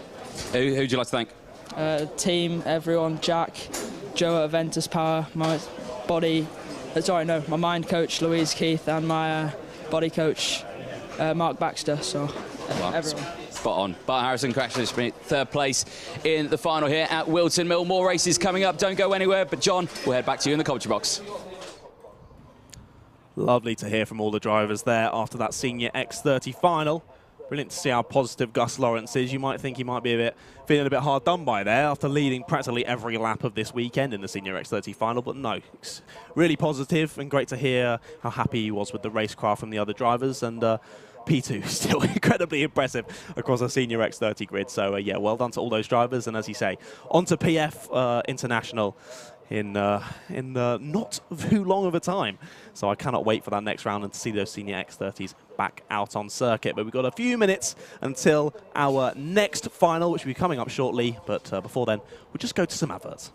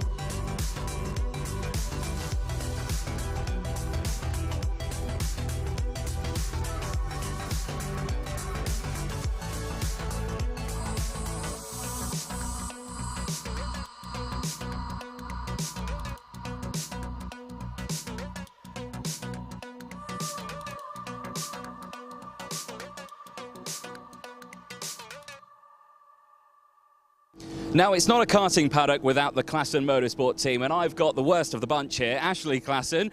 Firstly, welcome to Whilton Mill. How are we? Yeah, good, thank you. Good, all good. You had the TKM Festival last weekend at Kimbolton. We saw you on the live stream that was there, but how was that weekend for you? Bit of a mixture, really, up and down, but when you have a lot of drivers, you can never really have a proper good weekend, can you? Even if one wins, you've got 8 or 9 others that might not have a better weekend. But yeah, it's a festival, it's a one-off meeting. It's always going to be a hard one because you don't get points for the next rounds, but yeah, it was a good laugh. It was a good laugh. Now, the Motorsport UK British Championships is a completely different kettle of fish, isn't it? Yeah. Championship, not a one-off event. Obviously, team boss, well, yeah, you're in charge of everyone here, aren't you, Ashley? But yeah, I mean, how does this compare really to anything else that the TKM race in? This is just more serious, really, although it's not serious in our own end. We like to have a laugh. If you're not smiling at karting, you're not enjoying it properly. But yeah, this is more about, doesn't matter where you finish, if you're in 10th, 8th, 20th, you take the points because it's a long race. So you try and gather the points. Qualifying, we have some drivers that they like qualifying, they like the one lap. You have others that absolutely hate it and would just prefer to be 18th and fight the way through. Yeah. I mean, because obviously you're the team boss. How does it feel to be the team boss, you know, in the paddocks? Because there's a lot of bosses here, you know, who take charge of everything. But how does your kind of style of team ownership kind of play into this one? What's your methods? Just be normal. Like, to me, there's no point putting on a front when you're not. Yeah. At the end of the day, we're all human, and we're here to enjoy it just as much as all the drivers are. So there's no point in being anything that you're not, is there? So you just got to enjoy it. I think that's a good way of putting it. If you had a message to other team bosses in this paddock, what would you say to them? Careful now. I don't know. They're just kids at the end of the day. Some are adults, but they're still kids. And I think some people just need to remember that it is meant to be a fun, enjoyable sport, and they are just kids. How many drivers have you got here this weekend? I'll put you on the spot now. 4 juniors. 5 seniors. We're minus Megan this weekend, though, so she's disappeared for the weekend. But, yeah, would normally be 6 juniors, seniors. So there we go. So one of the drivers has got a weekend off. But are they all feeling confident already? Because this is your first real test day today, isn't it? Yeah, so we don't normally race here, so it's a case of rock up and get out there and do what you can do. So I think a lot of them are all right. You just have to get on with it. There's no overthinking it. What will be, will be. Get your foot down, get your head down and race. Exactly. Are we going to see you at the side of the track over the weekend, giving you your hand gestures galore and your shouting? Well, I don't do hand gestures because, you know, race with respect and everything. I just give gentle encouragement, but more than likely, yeah. Excellent. Well, Ashley Classen, thank you very much for chatting to us. Best of luck this weekend for you and all your drivers. Thank you very much. Legend in the paddock is Ashley Classen. Next race coming up very, very shortly, IAME Cadet Race 18. And I believe we are ready to get going. So, John, this is going to be a good one as well. Stay tuned. IAME Cadet coming up next.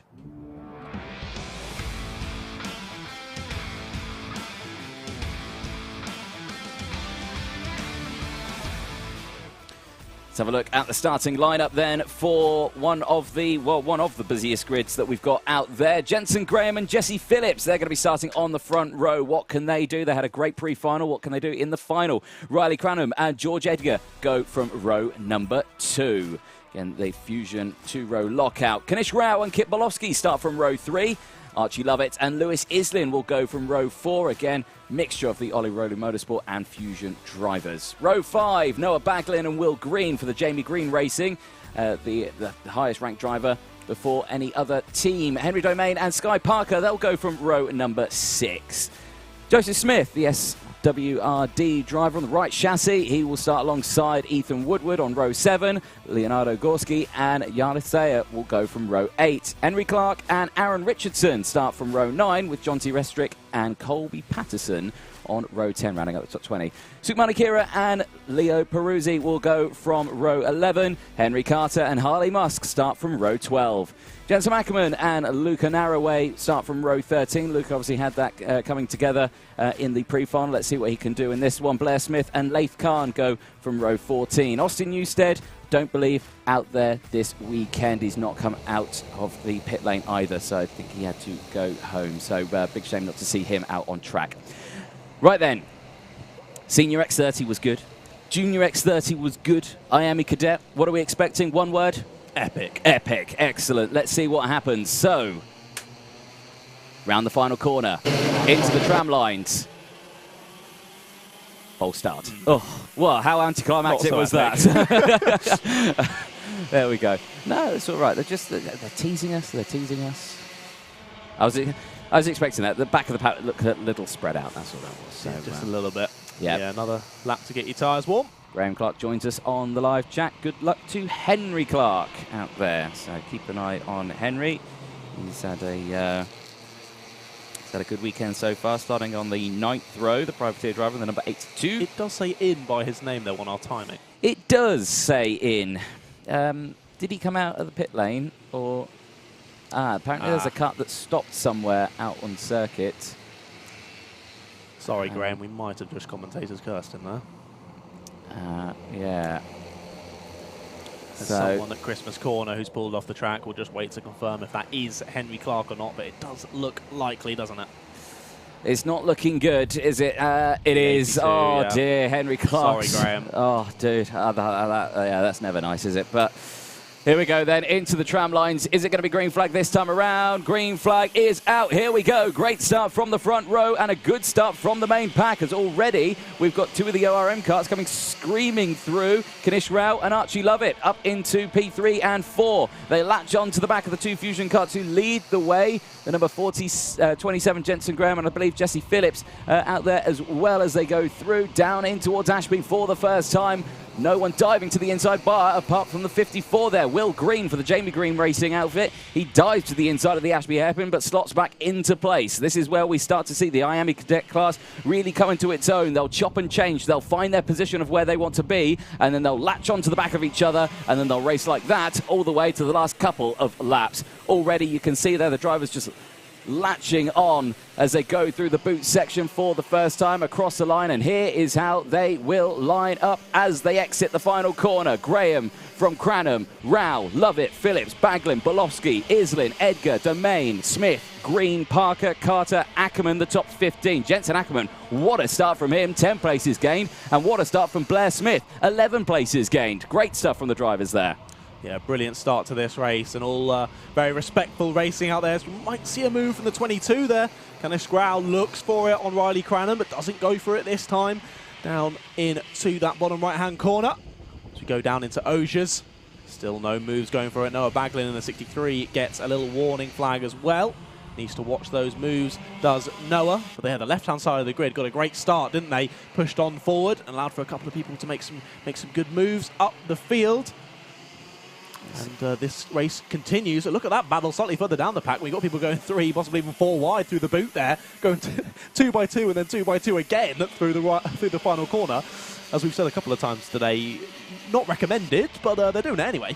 Yeah, definitely not recommended. So there we go. Now everything's calmed down. We've had a couple of laps. Now we're starting to see who is positioned themselves where after that fray at the start. So we've got a 4-cut breakaway. We've got Jensen Graham. We've got Riley Cranham. We've got Kanish Graham. We've got Archie Lovett. 2 Fusions, 2 ORMs. Who's going to come out on top of that one? Jesse Phillips, the 26. He's in 5th place, all on his own. He's dropped off the back of these 4 here, and if they don't battle, they will just drive off. Because, again, all those wheels will work better than 4 on their own. I tried to do quick maths. What's 4 times 4? I don't want to do the maths on that one. It's probably a very easy one. 16? Yeah, probably. 16 wheels works better than 4. I'm better at talking than maths. This is what Henry's for. He does the maths in here. 12 minutes to go. And, yeah, again, and a lot of real estate between 5th place and 6th place. So the battle for 6th place is all the way from 6th to 26th place. It's just ridiculous. There's 20 carts, basically, battling for 6th place. Just crazy. Welcome to IAME Cadet. Welcome to IAME Cadet, indeed. These four just about managed to pull away. However, Jesse Phillips in the 26 is just coming onto the back of this pack. And look at this. We've got to change the second. Kanish Rao at the inside. And I think Archie Lovett was able to follow him through there. He has indeed. I was just going to say, their plan needs to be both of them following through so that they can then work together to then pass Jensen Graham in the lead as well. The two Ollie Rowland Motorsports have now split the two fusions, and that could really help them in moving through. We saw another move into the boot there. Not sure exactly who that was. That was Will Green for the Jamie Green Racing Team, now up into P11, actually into P9. He's gained way more positions than that one. So, chopping and changing there. That's going to allow everyone to cause that. That's allowed Jesse Phillips to catch up and actually get past now and gain another position. And you can just see there, and to go and just say, okay, you've got there. Now let's go. And no, he's going to go down the inside. So Kanish Rao just wants to there. This is good driving we're seeing from Kanish Rao here. He's got to the front now. This is a place that we wouldn't usually see Kanish Rao. So you know, he's got some good waft here. He's got a good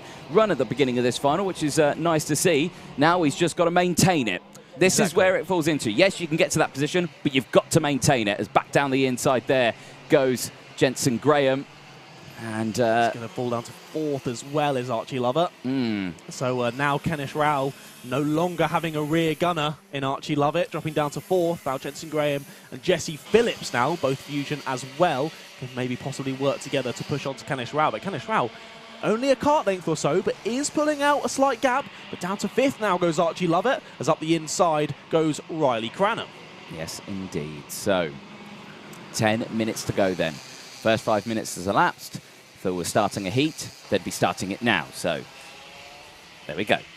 10 minutes to go. That was useful information. That was really useful. Thank you, mate. Yeah, thank you. Yeah, Brightened my day. You're welcome. You're welcome. So that's top five there scrapping away. I'm sure because there's a mixture, they will continue to scrap all the way through this. Oh, just as you say that. Wow, look at that. Airborne there from Jensen Graham.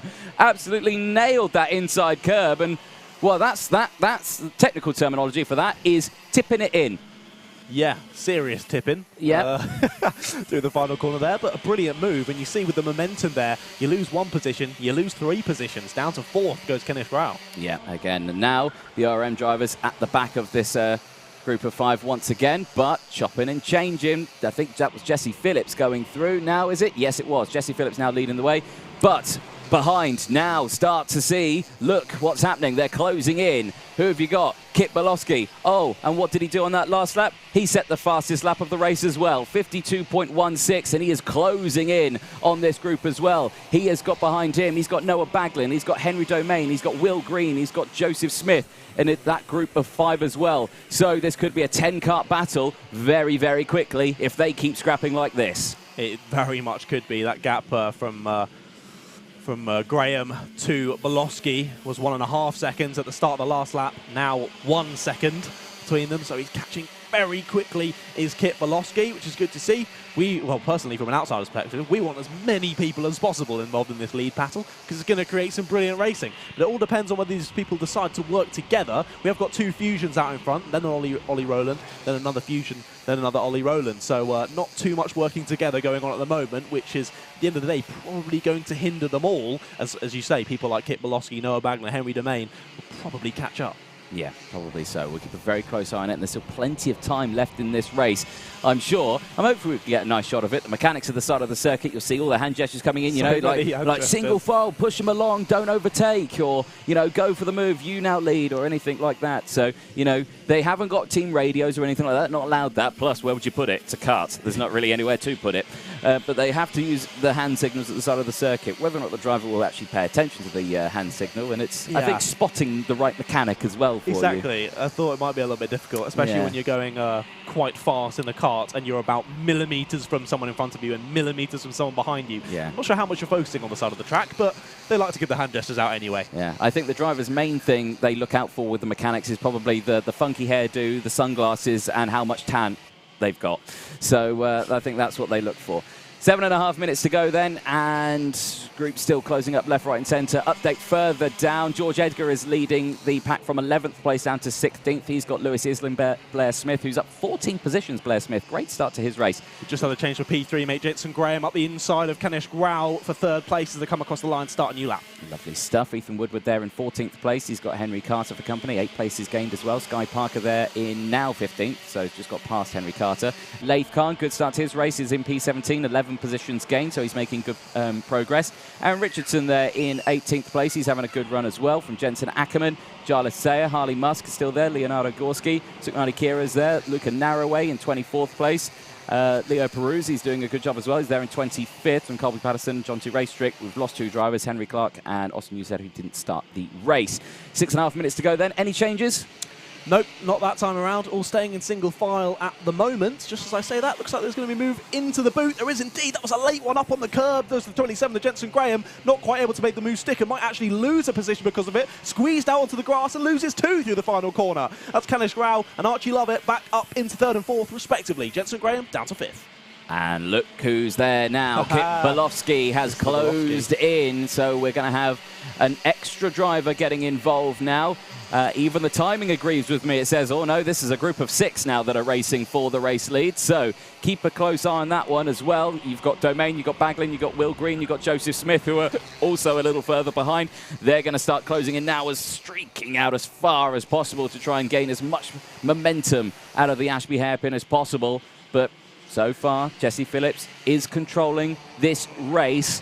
But again, it could go any way. It could. This is cadet racing, ladies and gentlemen, and there's still 5 minutes left of it. Yeah, I was going to say, we cannot call this with 5 minutes to go, especially with someone like Kit Bolofsky now breathing down the neck of Jensen Graham there in 5th. You got a bit of the hiccups, mate. I do, yeah. It's probably all the Red Bulls I've had. Yeah, probably on your 2nd Red Bull. It might be the case. We need something scary tapping out on track to get them out of you. Other carbonated energy drinks are available.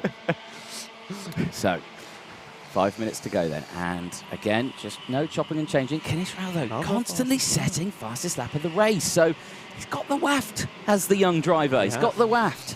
He just needs to get past. He does, and that can only really rhyme if you've got a northern accent, can't it? It does, yeah. I fail. I don't. That's one thing I lack in life. There we go. So as I go through, but again, Lovett's just closing in as well. Luca Narroway with a warning flag. I'm pretty sure I saw him with one earlier, so I don't know if that's a repeat. As you said his name when you were running through the order, he did get one earlier. So again, not sure if it's a repeat of the same one or whether that's a new one. It is. No, because the 72 got a warning earlier. Gotcha. That was the 27. So just another repeat of what we saw earlier there for the driver. Yeah. Here they come through to finish another lap. Oh, look at this now. Definitely a big pack now, isn't it? And there's Kit Bolofsky. Thought he might have closed in a little bit faster, but here's 2 moves into Christmas corner. Change for 2nd and a change for 4th. Kanish Grau through on Riley Cranham and Jensen Graham through on Archie Lovett. Yeah, Graham will have seen that happening and thought, yep, I'm going to go on that. And now, look at that. Oh, dear, got to be careful. Kanish Grau there. A little bit of a tyre touch there. Now, it wasn't much, nothing malicious there. It was just he was trying to get back on the circuit, and it was just that little touch. And, yeah, when a rim hits a rim, it's exciting. It makes sparks. But when a tyre hits a tyre, it's ping, and up in the air it goes. So he was very lucky there just to keep all 4 wheels on the ground. He did lose a couple of positions for that one, but it has allowed everyone to close in now. This battle, still 6 karts. Keep an eye on Baglin, keep an eye on Green, keep an eye on Smith. They are going to close in. We're coming into the final stages of this race. Lots can still happen. There they are, the next group just behind. Indeed, yeah. Luckily, Kanish Grau had more lateral movement than vertical movement from that bit of contact between the tyres, so just lost positions rather than going out of the race completely.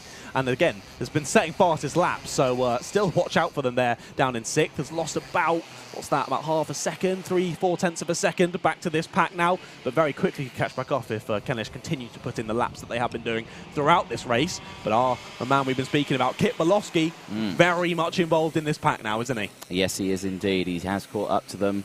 And the 4 behind there also, just that they're not battling at all, that group behind. They are staying in that positions. They're just locked in with each other, knowing that these guys in front, they are going to start battling. They're going to start swapping position. I mean, they have been all the way through this race, and that's why they've closed up as much as they have. And again, another change there. Back down the inside, Jensen Graham on Riley Cranham gets that done. Kit Bolofsky now with the fastest lap of the race, 51.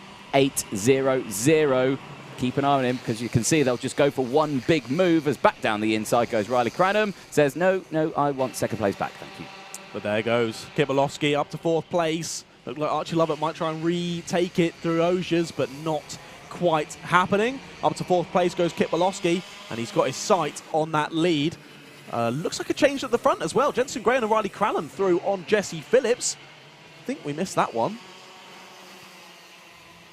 So here we go. Across the start-finish line they go. The disembodied voice in my head, I think, has gone slightly mad. I mean, he's starting to talk about geese in our ears. Well, I know what he's talking about. So basically, what he's trying to say, ladies and gentlemen, because you can't hear what he's saying, it's kind of like a Tour de France sort of thing. Gotcha. It's they're punching in the slipstream. Well, he's not very happy though about the situation. Yeah, he's saying, "What are you doing? Yeah, go! What are you doing?" That is quite literally what he just said underneath that helmet. Yeah, may have said something else, but we won't repeat it. There we go. They're only young.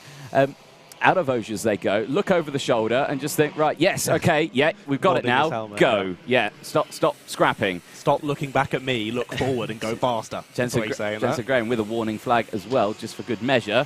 Not sure what it was for, but there we go. Across the line he goes then. So now it is still that group of 6. There's the next group, and then another group just further back with Lewis Island, Blair Smith, Ethan Woodward, Henry Carter, Sky Parker. George Edgar, he's not had the best race in this one. He's dropped 12th position. He's down in P16 for the time being, and through goes 1, 2, 3 of them, and Jensen Graham goes from 1st to 4th. Now Kanish Rao, because of this battling, is very much back involved in this pack now. Pack of 6 going on. And just to point out, the 27 of Jensen Graham does have 2 warnings on our timing screen as well. Does need to be careful of that. Still out in that leading pack, though. Down to 4th now, though, for Jensen Graham and that number 27. But this pack getting very tasty with only 15 seconds to go.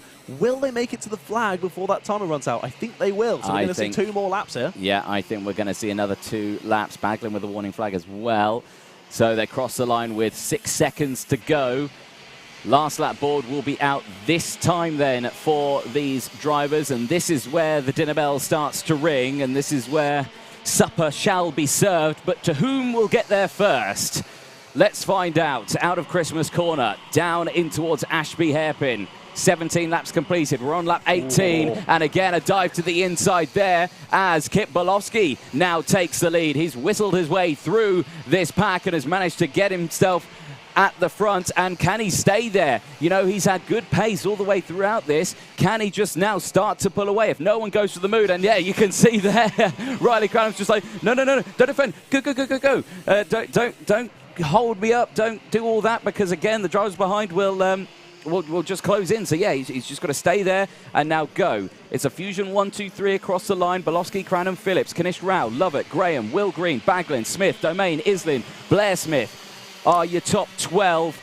Who is going to take it? John, take us to the flag. Oh, this is going to be a crazy final lap. I'm not sure if I trust Riley Cranham saying, look forward, mate. I'm not going to overtake you. It's the final lap now, so I wouldn't be trusting anyone if I was Kip Bolowski. He moves to the inside to defend, as he should do. No one manages to get out the inside. The GP plate still pressuring for Riley Cranham. Forced out wide is the 88. That's Archie Lovett getting passed by Jensen Graham there. Still staying as it is, though, as we go down into Ogiers. 3 people moving to the inside. Getting squeezed out wide there. There's 22 moving up a place. Kanish Rao back into 3rd place onto the podium. Can there be a move down into the boot, though? Going to go wide is Kanish Rao. GP plate gets up on the curb. It's going to lose a bit of momentum. Can Kanish Rao get underneath? He's going to ride him up top. He's still on his engine. The 22 and the GP plate going towards the wall. It's all going to get chaotic at the flag. But who's going to take the win? It's Kip Bolowski. What an end to that one. A fantastic race. Kip Bolowski driving through the traffic and ended up 8-10.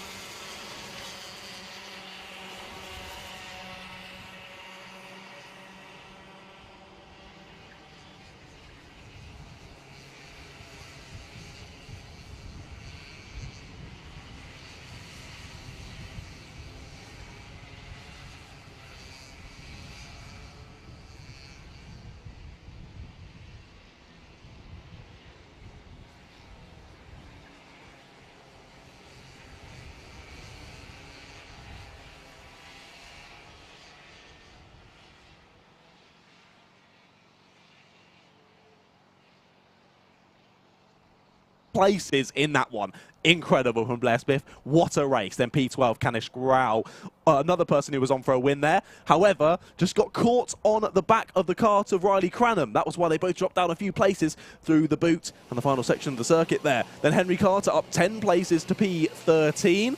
Then it was Ethan Woodward in P14, then Sky Parker, George Edgar, Aaron Richardson, Laith Khan, Jensen Ackerman, Yala Sire, then Harley Musk, Luca Narroway, Leonardo Gorski, Leonidas Peruzzi, then Colby Patterson, Sukmani Kira and Jonty Restrick, and then we had 2 non-finishers in that one, which were Henry Clark and Austin Newstead.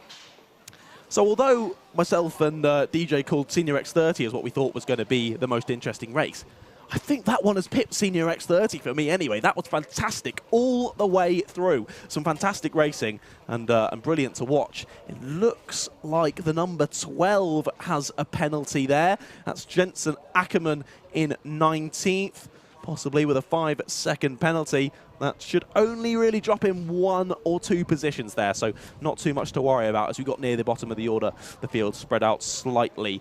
Unlike the front of the order where we had the top 12 within 3.5 seconds. But we're going to hand down to the pit lane now and see DJ with the top 3. Thank you very much, John. Yes, down in the winner's area, and what a dramatic end to that one. Drama at the final corner, but we have got our top 3. The man here who had to fight his way through that entire pack, Kit Bolowski. I'm going to need to come up with a nickname because your hair's getting in the way of everything, but get your suit off first. Go on, you look like you're struggling. Go on, sort it out. There we go. Top quality TV, this, ladies and gents. Kit, what a race, well done. That was the hardest race ever, especially when I got stuck behind Noah. Yeah. But you got through it, mate, and you came through. Had to get through the lead pack as well. Here comes your mechanic. Alex T there. Your boys there, Fusion team, giving you a nice support there. But what a race. Talk us through the start of that, because, I mean, looked like a challenge. The start, wasn't great. Went far back, big gap. Then got stuck behind Noah with him defending. Got past them, and then it was a challenge to catch up by seconds. Yeah. But it paid off. You got through it. Who do you want to thank? I'd like to thank him, Alex T. He's got off somewhere. And also my dad, my mum, my sister, all of Fusion, and also Tommy Moffat, and also everyone. Yeah. Yeah. Well done, Kit Bolowski. Congratulations, race win on that one. Jesse Phillips, you got a cheesy grin on your face. Talk us through that one. Second place. Did you think that was going to go that way? Well, the start, me and Riley got away, and then we were just going away fine. And then up into Christmas, Jensen must have overtaken Riley, and then Jensen overtook me in the next corner. So that was unexpected. But then it turned into a bit of a hack after that. It was Fusion and ORM everywhere, and then at the end. We came out with a bit of luck coming out of the boot. So then, I mean, I'll take second. Yeah, second's good result, good points as well. Who would you like to thank?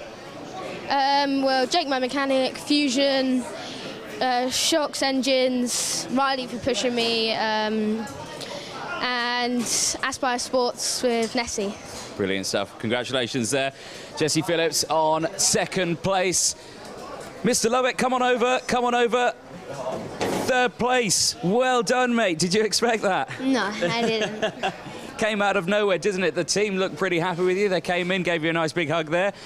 What a race that was. Talk us through it.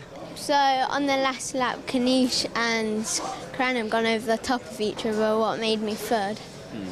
So, bit of stroke of luck for you on that one, but yeah, it was quite dramatic. I was at the start of the track and all I could hear was all the mechanics going, no! So, but you came through and your mechanic shouted, yes! So yeah, I'm sure you can be really happy with that. Yeah. Who'd you like to thank? Aura Motorsport, my mum and my dad, and Armours. Brilliant stuff. Well, congratulations, Archie Lovett, third place. Yeah, good. Brilliant stuff there. Well, great stuff from IAME Cadet, again showing us that they have got the talent. And again, future F1 drivers are in this paddock somewhere. Where are they? It's one of these drivers. More racing coming up. We're nearing the end of the day. John, we'll head back to you. Great to hear from the drivers there. Fantastic seal of support from the Fusion Motorsport team for Kit Bolosky, and he deserves it. What a win. What is it with Anthony Jordan and hair? It's the first thing you mentioned. This driver's just gone through the pack brilliantly through the final laps, and yet the first thing he mentions is his hair. To be fair, Kit's hair was very impressive. I was surprised he could see through it in the helmet, but he definitely could, because he made his way through the pack so beautifully and went on to win that race. So well done to Kit Bolosky on that win. Fully deserved. Girls that we could be seeing in Formula One in the not-so-distant future. So fantastic to see them out there racing right to the end, and with some drama at the end of that one. What a brilliant race it was. Now, we will have the Bambinos coming up very shortly out on track, but before then, we're going to go to a few advertisements.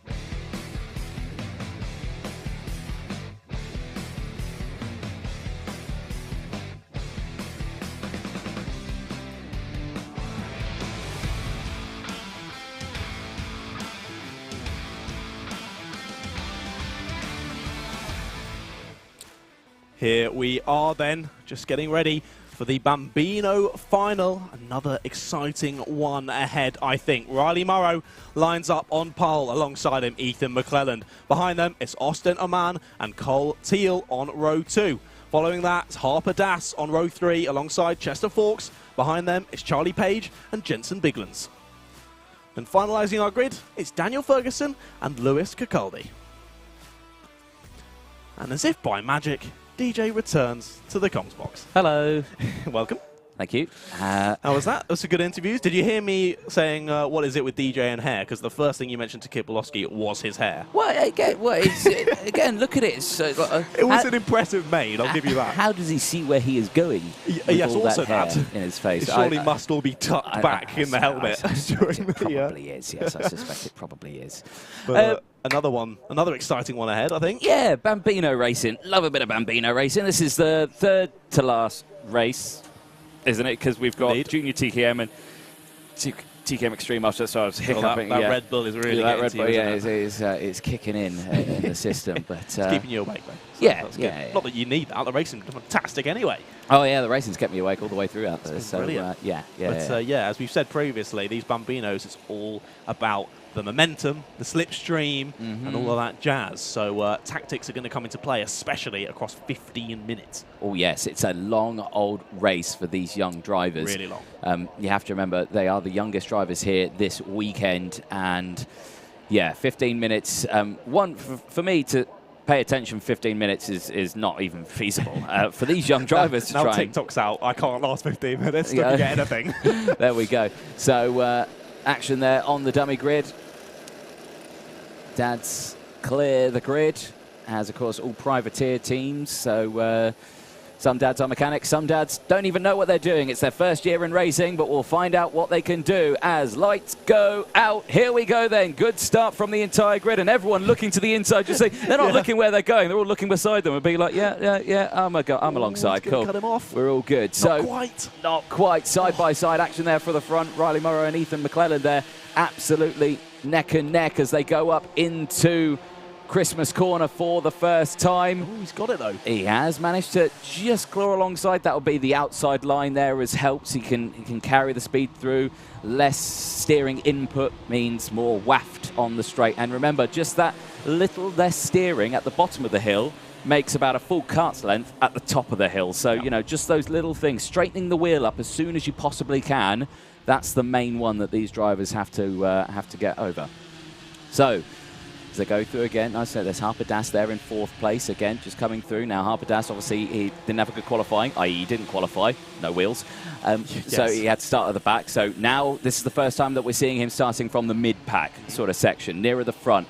He managed to get from the back up to the front. Now he can start here. You can see he's latched onto the back. Group of four, all racing for the lead. So it is Morrow from Das, McClelland, Oman. Then it's Teal. Then it's Fawkes, Bigland, Page, Kakuldi, and Ferguson. So it's saying Harper Das has got up into second place. No, the 95 is quite clearly there in fourth. Yeah. Not sure what's happened there. We'll update the timing. We'll update that in just a moment. But yes, you can. There we go. Now it's sorted itself out. There you go. Gremlins in the system somewhere. Indeed. Motorsport dash timing. Ian Rogers on the case. Yaz is in there as well with her lovely pink hair. It's good. There we go. So 13 minutes to go. Nice breakaway of the group of four. Still there. Cole Teal rounding out the next group of drivers from Chesterfield, Biglands, Page, Kakuldi, Ferguson. All on the first lap. Pace at the moment, all roughly about the same. Fastest lap on that last one was Harper Das, I believe. However, we think that's probably wrong. It could have been Ethan McClelland's lap time that was that fastest. I'm sure it will update this time around. Crossing the line, it does. Fastest lap of the race, Riley Morrow, 102.92 across the line. Ethan McClelland doing exactly the same time. Exactly the same time. As he's bumpered him up the straight towards Christmas, as Ethan. Yeah. He's not going for a move. He definitely could have done, but playing it smart as Ethan McClelland. But it looks like Harper Das has fallen off the back of the pack slightly. I'm not sure he's just had a bad corner. Yeah, potentially so. Just again, may have taken a corner a little bit tighter than usual, and again, it's just really struggled. Then up the hill. Then the turn one is probably the most important corner on this circuit, purely for that run up to Christmas. Definitely. Purely for that run up to Christmas. And like we were saying earlier in the heat, to take a very different line to a lot of the other karts through that first corner, don't they? They can take a lot tighter on the entry because they are going at such a less amount of speed. That slight turn-in doesn't affect them quite as much. But these two, I was going to say, beginning to break away a little bit. Harper Das already right on the back of the number 7 of Austin Oman. Whether they can now work together to catch back up to the leading two, or whether they'll end up breaking into two pairs of two, we'll have to wait and see. But still, just under 12 minutes to go. let's see what they can do. Be curious to know, obviously, if they can work together and push that over. It's just a case of who, like you say, who's the faster out the two pairs. That's all it's really going to be. There's another pair just in the background of shot as well. That'll be Cole Teal and Chester Fawkes. Riley Murray, again, fastest lap of the race, 102.85. And Ethan McClelland, exactly the same lap time, 102.85. The drivers behind, they were in the 103.3s. So, yeah, quite a sizable bit slower on that last lap. Also practically the identical time but yeah, as well. again, identical between the two of them also. Championship standings going into this final. Riley Morrow leads it. I mean, he's had maximum points in his round one about heat. We can get the virtual standings up as change for third place. Harper Das goes through. There is the virtual championship just ahead of you. This is how it would stand if they'd finish as they cross the line kind of now. It might change now that Harper Das has gone in front, but I don't think it will. Not quite close enough on points, I don't think. No, but his number did change, but it didn't gain or go up. But yeah, Riley Morrow would lead in the championship. He's had a pretty solid season. The only person who has taken a final from him was Chester Fawkes. That was at the first round. Other than that, it has been Riley Morrow for the rest of the season. He leads with 322 points, obviously updated on there, of course, with the results from this, from Austin O'Man, Chester Fawkes, Harper Das, Cole Teal. You know, it's been a good year for all of them. They're all fairly close in the points, and that's why, again, we like Bambino Racing.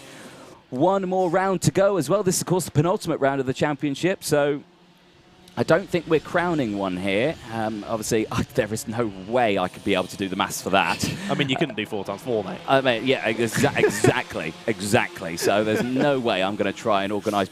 Like, these numbers go up to like 65. I mean, that's a big number, ladies and gents. So there's no way I could be able to do maths for that. But now, look at this. Harper Das is seriously closed in. That was about one lap, I think, it took him to catch that up. So, you know, we were talking about tyre pressures earlier. Yeah. And whether or not they come into play. Has that happened here again? Has you know, started on, I don't know, like I don't know how it works, but we're talking from absolutely no experience. Well, I'm not a mechanic. No. I'm not a mechanic. I'd love to mechanic at one point, like, you know, spend a day with it, doing the spanners. I reckon I'd do a good job. But yeah, so again, something's happened there, and I think, pressures have had to come into effect, and he's caught back up. But we did see this in the pre-final as well. He caught up, and then he dropped back again, did Harper Das, and then he caught up again. So we'll just have to see what happens here. It's a learning lesson. All these drivers are learning. It's some of their first years in karting, some in their second years as well. A bit of a bump. Just it was a love tap, just to say, let him know he's still there. Yeah, just still there. But you've got to be careful. He's got a warning flag. I'm not sure if it was for that, but the McLaren with a warning flag and hand in the air from Riley Morrow certainly thinks that's what it was for. Yeah. But yes, across the line, I think it was just a reminder saying I'm there. Just a hello, mate. Yeah. But no, it's impressive from Riley Morrow to be that dominant throughout this championship, through the season. Like, that's impressive. Like, even though these drivers are this young, they're all still at an incredibly high level. And impressive to be that dominant throughout the season and continuing to lead this one. Because I remember you interviewed most, if not all, of these drivers during your Paddock show, didn't you? Was it Riley Morrow where you said, who's going to win? Was he the first one that went, it's me? Yeah. I think they all went, it's me. Oh, dear me. Oh, they're the number 15. off the track. That is Daniel Ferguson, and that kart has come to a stop on circuit. Also, as well, Lewis Cacoldi. He's also retired. He retired 2 laps ago. Not sure he's coming to the pit lane, so I'm not sure what's happened to Lewis. Scottish driver. He's had a long drive to get here, and unfortunately his final has ended up in the pit lane. So it's going to be an even longer drive back. Yeah, it will be. So that's a nightmare. Right now, though, still 7 minutes to go. We're about half race distance then in this Bambino final, and so far these 3 drivers have, well, they've quite literally super glued each other to themselves. That is what they've done. Particularly Ethan McClelland on Riley Morrow. We've seen him bumping him on practically every straight. Just letting them know that he's there. Yeah. But when's one going to go for this move? Because they've been close enough for the past, well, since the start of the race, really, to go for the move. So just waiting, biding their time. It's a waiting game. What you do at this sort of stage in the race is you're just learning. You're testing the waters. You think, where's the best place to go for? Where is someone a little bit slower? Where do I catch up really easily? And where do I drop back a bit? it's the places where you catch up really quickly. That's the corner that you want to go for the move, because that's probably where they're going to be most vulnerable. So, you know, so we'll think about that. Another head jet backwards there. Yep. Here's the group just behind, though. Let's have a chat about this. So Austin Oman leads that second group of 3. Chester Fawkes and Cole Teal. They're having exactly the same sort of battle, but are they catching the group in front? The gap's currently 4.7 seconds. They'll cross the line. It will update. It has updated already. It's over 6 seconds. So, yeah, they dropped a couple of seconds on that last lap alone.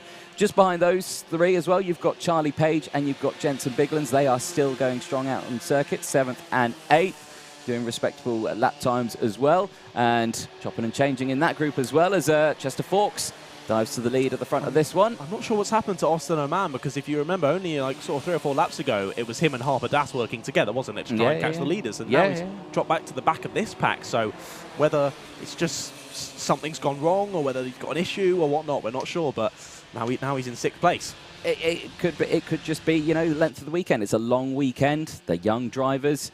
You know, they work on their fitness even at this young age. So, you know, there's lots to do. Back here at the front, though, and back to back to that one now as they go through. They all look quite similar. It's hard to tell. They're all very small, very dinky little karts, and it's all like, oh, who are we following? It's difficult to pick out who's who slightly, but looking back to this battle for 4th, and there's a new person at the front of it, I think, Chester Fawkes now. Indeed, that was when himself and Teal overtook Oman even, but Oman not falling off the back of the pack. To be fair to him, as someone who is falling off the back of the pack, Harper Das.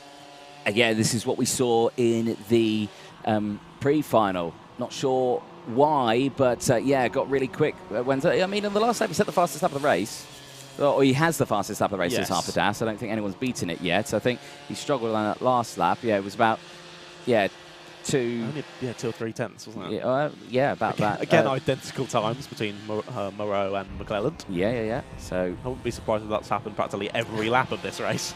You can just see there, McClelland just all over the back of Moreau there, and just easing him along as much as possible. Bump drafting, that's all it is. But you can't call it that, drafting, as he's going through.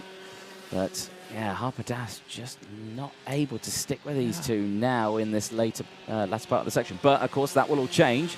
These two will start scrapping when that timer runs out. You know, McClelland will go for the move, or Moreau will start defending, or anything like that. So this race is far from over, ladies and gentlemen. McClelland's going to hope that he could continue to push out that gap over Das, so that there's no threat of anyone going through on him from behind, and he can focus on that move and Moreau as we get into the closing stages of this race. Oh, now it's starting to get a bit interesting. It looked like there McClelland looked for a move down the inside of Ashby. He's again testing the waters.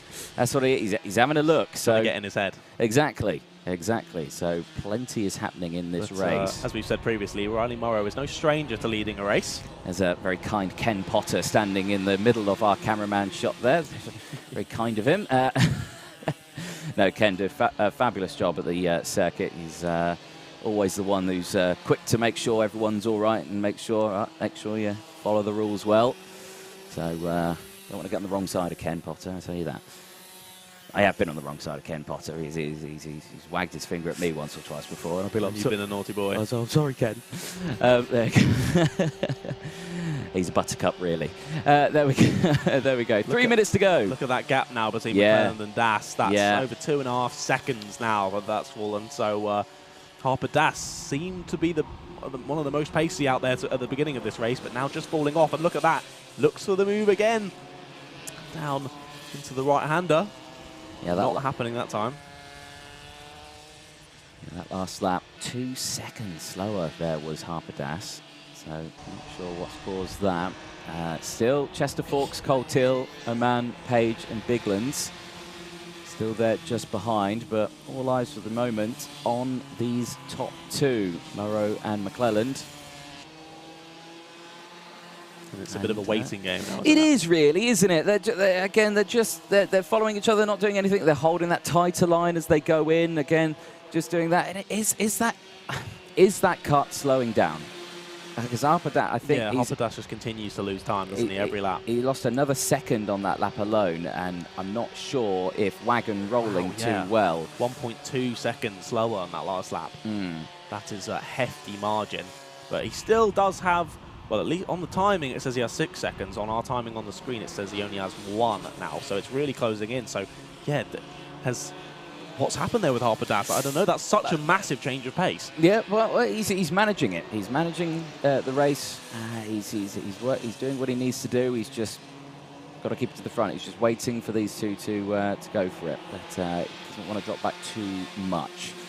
But he's nearly in the clutches of Chester Forks now. The Chester Forks could be looking for a podium. Chester obviously has Cole Teal right behind with a small gap now back to Austin Oman.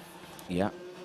So you've got to watch out for it. So, Here it comes. Again, some of these drivers first year in karting, lots to learn. And again, for everyone who's watching as well, when was your first time karting? You know, when was your first kart experience? Some of these drivers, their first karting experience was when their dad bought the Bambino and then they test drove it in a car park late at night. That was it. That was someone's first experience. I think someone told me their first experience was, I can't remember who it was, but they said, oh yeah, my dad bought me one.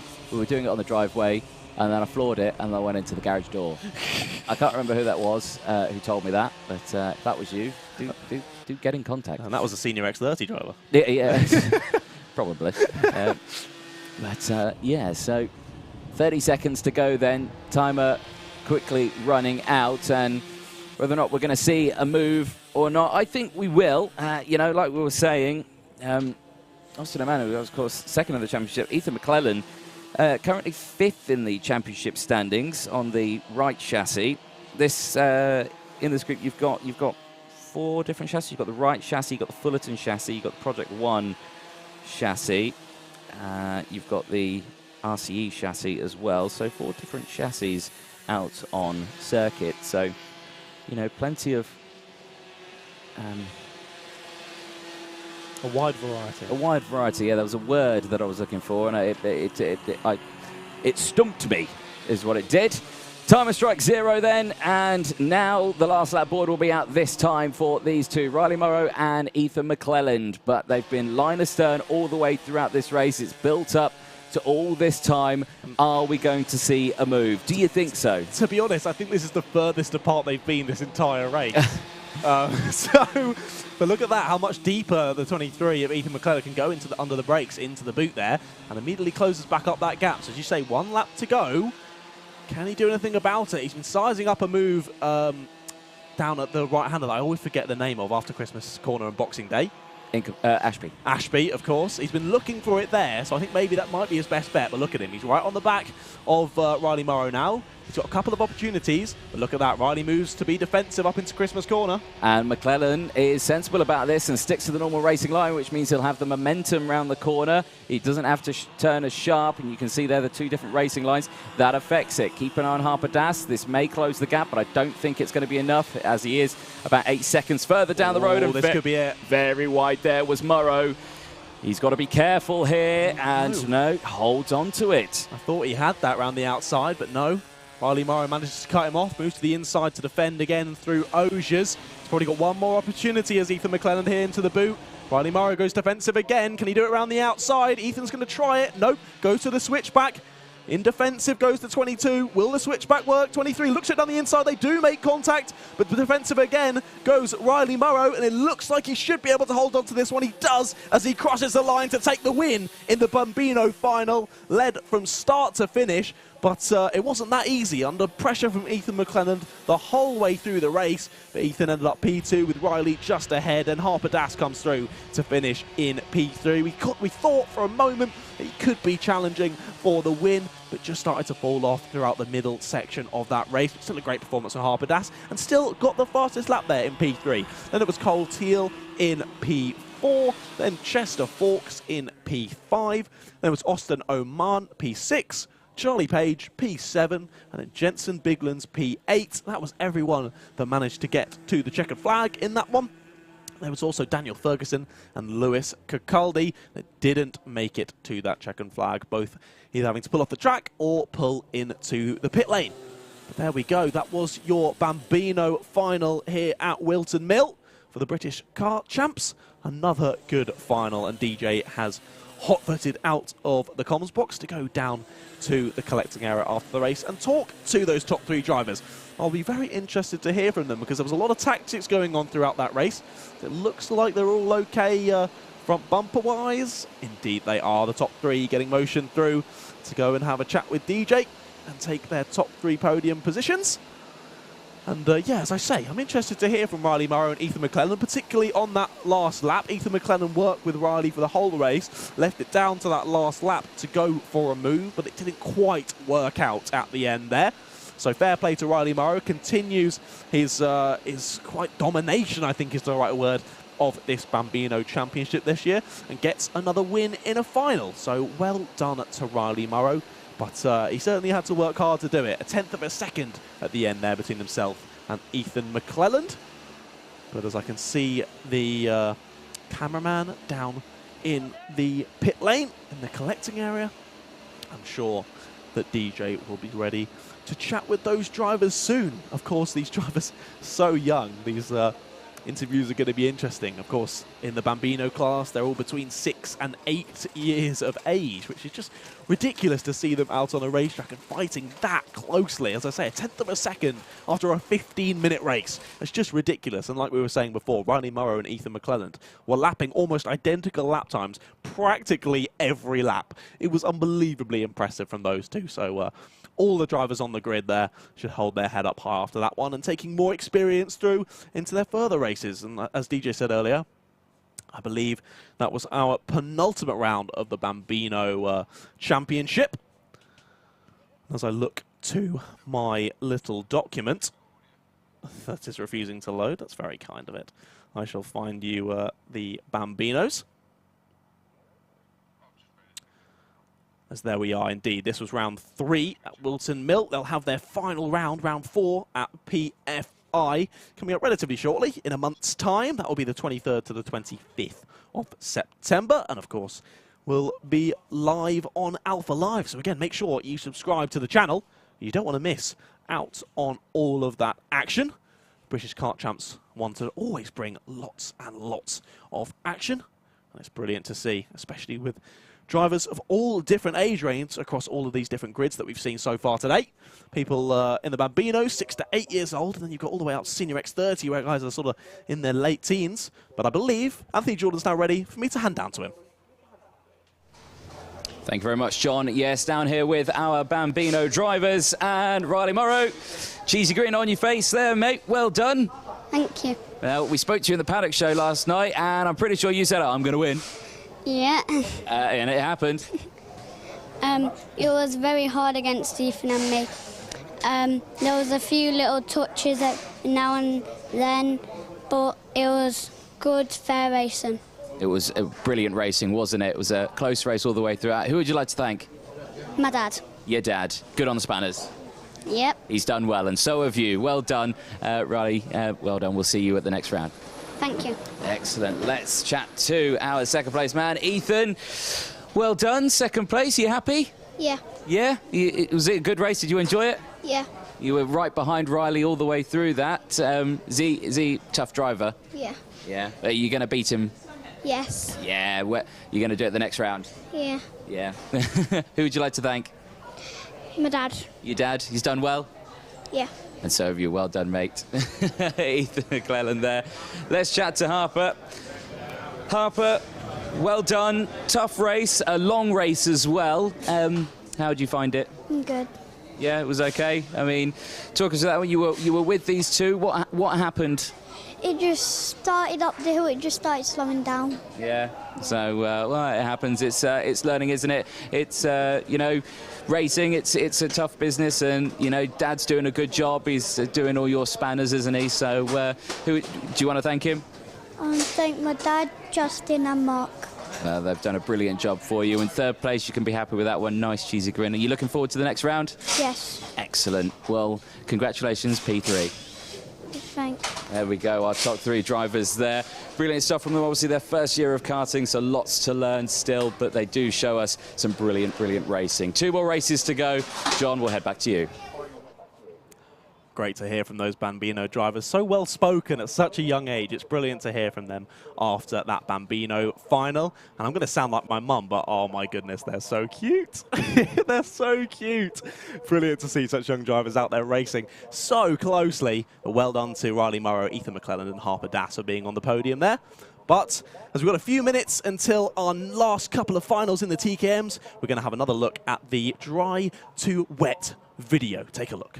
Welcome everyone to the Dry to Wet Challenge. The challenge is we've got two drivers, we've got Noah Baglin, we've got George Edgar, we've got their mechanics as well. The challenge is they've got to replace all four wheels on the kart from the slicks to the wet tyres, and then the drivers have got to get their race suits on, wetsuits and helmets on as well. So the drivers look kind of ready, but you're not going to start, okay? The first people are going to start are two back here. We've got Jake Walker, or aka Hibbard, and then we've got Mr. Toby George here as well for Noah Baglin's kart. Now, chaps, the rules are one drill, all four tyres. You're not allowed to let the driver help you. You can't help the driver. And then, as soon as you've done the wheels, pass over to the drivers. Are you ready? Are you guys ready? Are the crowd ready? Excellent. 3, 2, 1, go! Give him some support, guys. Support. Shout, scream, advice. No, no, no. George can't go yet. He's got to wait until the tyres are done. Where's the support? Come on. Get the communication, right? Oh, we've already got a wheel off. There's a wheel bouncing away. We've already got one wheel done so far.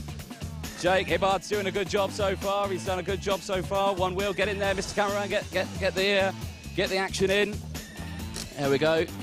That's a good tactic going on there. Excellent. Yeah, that's another. It's about neck and neck at the time being. Jake a little bit closer to finishing. Oh, it's a nut down. And I may have helped him a little bit there, but we'll brush past that. So we're 3 for 3 on Fusion. We are nearly 3 for 3. Jake's got some waft here. Toby doing a good job there. That wheel's is on. Nearly done. Oh, he got tangled. Oh, the nuts come off here. George. At the ready. Hold on, at the ready. Oh, he's done. Go on. Yeah, get it done. Right, so now George is getting his wetsuit on. Toby's letting you down here, mate. How do we feel? Go. Suit on. Oh, he's struggling. Come on. Oh, George hasn't got his suit on yet. He hasn't got the suit on yet. He's struggling with his foot. He's on the floor. Go on, Noah. Oh, he's got it on. Go on. You got to get the helmet on as well. Go on. Yes. It's nearly done. Got to get your helmet on. Got to get it. Go on. Get your helmet on. Quick. Winner! It's not done. There we go. Well, through a technicality, and it's actually raining now, which is incredible. Well, Noah, you came into this one not thinking you were going to do it, but you did it. Yay. Yeah, well done, George, it was so close. Technically, you have done your wetsuit up, but it is actually raining now. But that was, Jake did well there, didn't he? Yeah. Mate, it was so close, but you're happy with that still? Yeah. Bit of fun. Yeah. Excellent, well done, mate. Well, congratulations to Noah Baglin, George Edgar, and of course, two mechanics as well. Well, I'm knackered now after that one. I think we'll go back to something else.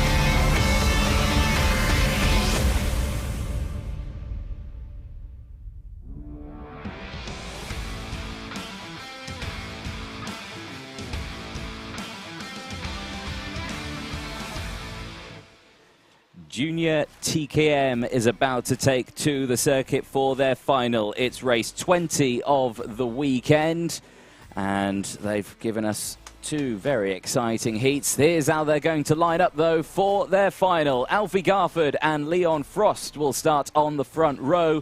Joe Cheek and Tyler Harris go from row number 2. Dara McInerney and Olivia Jakins go from row 3. Jake Humphrey and Yihan Kalichern start from row 4. Ollie Rands and Leo Robinson go from row 5, rounding out the top 10. Luke Bate and Sasha Bagley go from row 6. Aidan Mitchell and Jack Stewart go from row 7, from Seth Hathaway and Oliver Bourne on row 8. Oliver Bowen and Joel Hull, I should say, go from row 9. And Patrick Leaf will round out the grid on row 10. 19 drivers. Comments coming in. Big thanks to Dad and Tim Wilson Motorsport for getting me out on my Heat 2 on another Birla chassis. Let's go Jake Humphrey, number 51. So, I believe that's referring to TKM Extreme, but nonetheless, it's a lovely message, so we'll read it out anyway. Indeed. And with this kind of stoppages that we've had, it's been quite a while since you guys have been on track, hasn't it? Jake Humphrey is out in this one. Ah, Jake Humphrey is in this one. Sorry. Shout I've just read his Humphrey. name, and I forgot already. There we go. It's been a long day, ladies and gentlemen. This is quite warm in this I was going to say, I can't believe it's already the second to last one. I know, yeah. We're nearing the end of the day. quickly. Yeah. P1 saying doing it now equals no. You should be subscribed anyway to P1, yeah.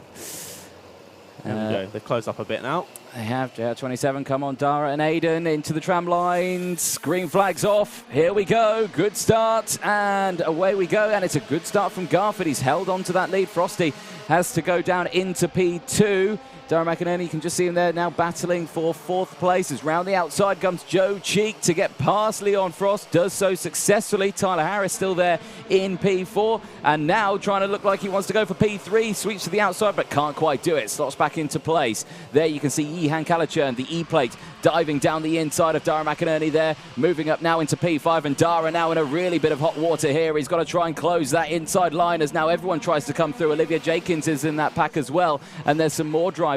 Also, Jake Humphrey looking like he's one of them. Out of the final section of the track, again looking to the inside, there goes Tyler Harris, can't quite do it, crossing the line as they end lap 1. Garford leads from Cheek, Frost, Harris, Kalichern, McInerney, then it's Humphrey, Rands, Robinson, Jakins, Bate and Mitchell. The top 12 carts out there, clear breakaway for the top 4. Indeed, as we're going to see a change to P3, it looks like down the inside goes the 88, that's Tyler Harris, past Leon Frost. And we did see at the end of the last lap when you were saying that Dara McInerney nearly got overtaken by the whole rest of the pack, managed to cover them off and then gave the point forward to let's work together. Don't know if anyone's going to listen to him, but moving back up through the field nicely and now right on the back of that pack of 6 for the lead. As we say, change of 3rd as the only change this lap. Continuing to lead is Alfie Garford in that number 1 kart. But all the chopping and changing on that first lap has spiced up the order just a little bit. But how's it going to continue through the rest of this 15-minute race? Another long one, as always, for these finals. But let's see how it plays out. All the drivers still very, very close on track, though. Yes, indeed. More comments coming in. George Bagley saying, come on, Sasha. Sporting a sombrero as they came to the paddock. I think that the entire team have got sombrero, as the entire class and gang were at Chiquitos last night in Northampton. Other Mexican-branded eateries are available as well. That's very fitting, because it was World Fajita Day on Friday, did you know? There we go. I did not know that. There you go. There we go. And I had fajitas. Clearly uncultured. I am. Here we go then. So still heating up here as the sun bakes down on the drivers. Temperature, I think, has gone up slightly this evening at the circuit. The sun's come back out, It's been up and down, hasn't it? It cooled down in the middle of the day and now it's heated up once again into the evening. The sun is low. It's in the driver's eyes. Iridium visors coming in very handy. Definitely need those iridium visors. Yihan Kalichern up a position. That one up 4 positions already in this race. P8 to P4. So a great race for them so far. Still there in P4, and all that chopping and changing has made it so that now the pack is just the pack. The entire field now, I think, involved in this battle for the lead. So let's see how this continues through this one. No one throwing any crazy moves or realizing they need to work together because this race is so long. But yeah, it all staying relatively calm at this point, but possibly the calm before the storm, I feel. Yes, yeah, I think that's a good way of putting it. More support on the stream. Come on, Luke, you can make up those places again. Yes, indeed, because you've got to remember Luke Bate, he made lots of places up in the second heat, but then received that nose cone penalty at the end, so got dropped down again, I think, to about 19th place. So he's doing a good job. He's up one position. He's in P10 currently, so doing a good job. Defending there, just in the back of shot. Who's that in fourth place? That's Yihan Kalachern, I believe, the E-plate. Yep, defending from Leon Frost. Frost, he's not had a good start to this race. He's dropped back quite a bit. You can see him there in fifth. Dara McInerney was looking down the inside there, as Ollie Rans, the number 27, trying to come through as well.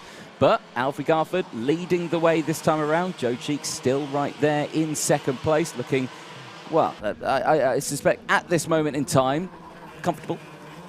Questionably comfortable. Questionably comfortable. Yeah, I think that's about the right phrase. That little move has sort of split these two packs now, with McInerney leading that secondary pack. Or I think has dropped back now slightly. Yeah, has indeed, to 8th place. And now Ollie Rans leads this secondary pack, followed by Leo Robinson. And then Dara, as we speak of. No changes up into Christmas Corner just yet. And I mean any sort of chopping and changing, and it's going to bring the rest of the field back involved. As I say that, move for P2. Is he going to squeeze him out onto the grass? Just about does so. And indeed, change for second place. So that's Tyler Harris up in second. Joe Cheek down to third. Yeah, indeed. So tight move there through the Ashby hairpin. And I think Garford's seen that that's happened and has now thought, right, OK, let me close that gap. But I have to say, despite the fact that he's done that overtake, Tyler Harris has latched onto the back. And another change there as Yihan Kalachern comes through and is side-by-side with Joe Cheek. Some hand gestures there. Yeah, it was a bit like, hey, you're my teammate. What are you doing? Let's work together, not battle. Number 70 was nearly squeezed off onto the grass there on exit. He's going to lose 1, 2, maybe even 3 positions. Yeah, he was squeezed out of the train there. Only lost the 1, and that was to Yihan Kalachern. And now look at that. That's really opened up those two in front now, leading the way, Garford and Harris. So if they don't battle or anything like that, expect them to check out, ladies and gents. Cheek got quite lucky there, only actually losing 1 position, as he got not the best exit off the corner, but managed just to keep hold of it around the outside and only lose 1. So damage limitation there. As do we have a change for the lead? We do, yeah. Tyler Harris down the inside into the entrance of the boot. Just thought, you know what, I've got the waft, I've got the momentum down the inside. No drama. Thank you very much. And he has done so successfully. So now Garford's got the work to do here now. He's stayed behind. Now, does he instantly fight back? I mean, if Tyler Harris is on it, has got quick pace, you know, he's got to be careful. If he just lets him drive off, it's not going to work. Yes, he might be able to stick with him, but if he can't stick with him, he's got to get past him sooner rather than later. So. And if he does, it's good news for the spectators and for us, because it will make it nice and exciting, because then it will allow the whole pack to close back up again for the mechanics and the team and everything like that. They'll hate it, and the drivers, of course, because they'll just be like, oh, no, now we've got real work to do. So. Indeed. I just want to flag as well, I think the timing on the left-hand side of your screen has stopped on lap 2. We're now on lap 7. Yes. So don't ignore that on the left. That is not correct. I think what they're going to do is they're going to do some jiggery-pokery behind the scenes and give it a quick rebooting. I think it might be necessary. I think it might be necessary. So there we go. So Tyler Harris still leading from Garford. Still a nice little gap between Garford and Kalachern, isn't it? Yep. And just in the background, a shot still there. Defending pretty hard. Yeah, defending from Olivia Jakins. Now, Jakins made some good moves in the previous heat 2. Yeah, I did say I was excited to see what she could do in this final, but currently down 3 positions. Yes, currently in P9. Rest of the field as well. You've got Seth Hathaway who's up 2 positions. Oliver Bowen up 3 positions as well. Sasha Bagley not had the best start in this one. Also down 3 positions down into 15th place. Yes, that was a hiccup. I think you need to cut out those red balls, mate. Oliver Bourne, Patrick Leaf is up 2 places as well. Jack Stewart's not had the best start. He has dropped 4 places. And Joel Hull also down into 19th place as well. Nevertheless, the entire pack is separated by 9 seconds. Yeah, they're pretty close, aren't they? Pretty good, that, isn't it? Yeah, that's pretty amazing. But we're continuing to see good racing throughout this race, and still only just about halfway through. Yes, indeed. So, as they go through, gap at the moment then for between Garford and Kalachern, 9/10 of a second on that last lap. We'll update you in terms of lap times, or that Yihan Kalachern is actually going faster than Tyler Harris on that last lap. So I reckon that group behind is actually closing in. So, I mean, I hope you're right. There you go, ladies and gents. Hey, lap 10. That is indeed Welcome. correct. Ian Rogers working magic in his timing magician box there. behind the scenes. He is a magician. He is. He's very good. Motorsport dash timing for all your timing needs, ladies and gentlemen. Every plug that I give him is 1 minute of dancing and singing time in the timing tower before the weekend starts. So, Calichurn controlling the second group. He's got Joe Cheek behind. He's got Leon Frost, Ollie Rands, Leo Robinson in that group. And then there's another group just behind that's being led now by Olivia Jakins from Dara McInerney, Luke Bate, Jake Humphrey, Seth Hathaway, Oliver Bowen, Aidan Mitchell, Sasha Bagley, and Oliver Bourne. So it's 8th all the way down to 16th as the next group, and then it's Patrick Lee from Joel Hull. But eyes... pretty close, isn't it? It is sizably close. I mean, we're still, the whole pack, 9 seconds. Yeah. It keeps ebbing and flowing between certain drivers. The momentum keeps kind of changing. It looked like Frost was looking for a move on Cheek, and then he didn't quite make it work, and then Cheek was looking for it on Calichurn, so I'm just not sure who's going to go for the move here and when.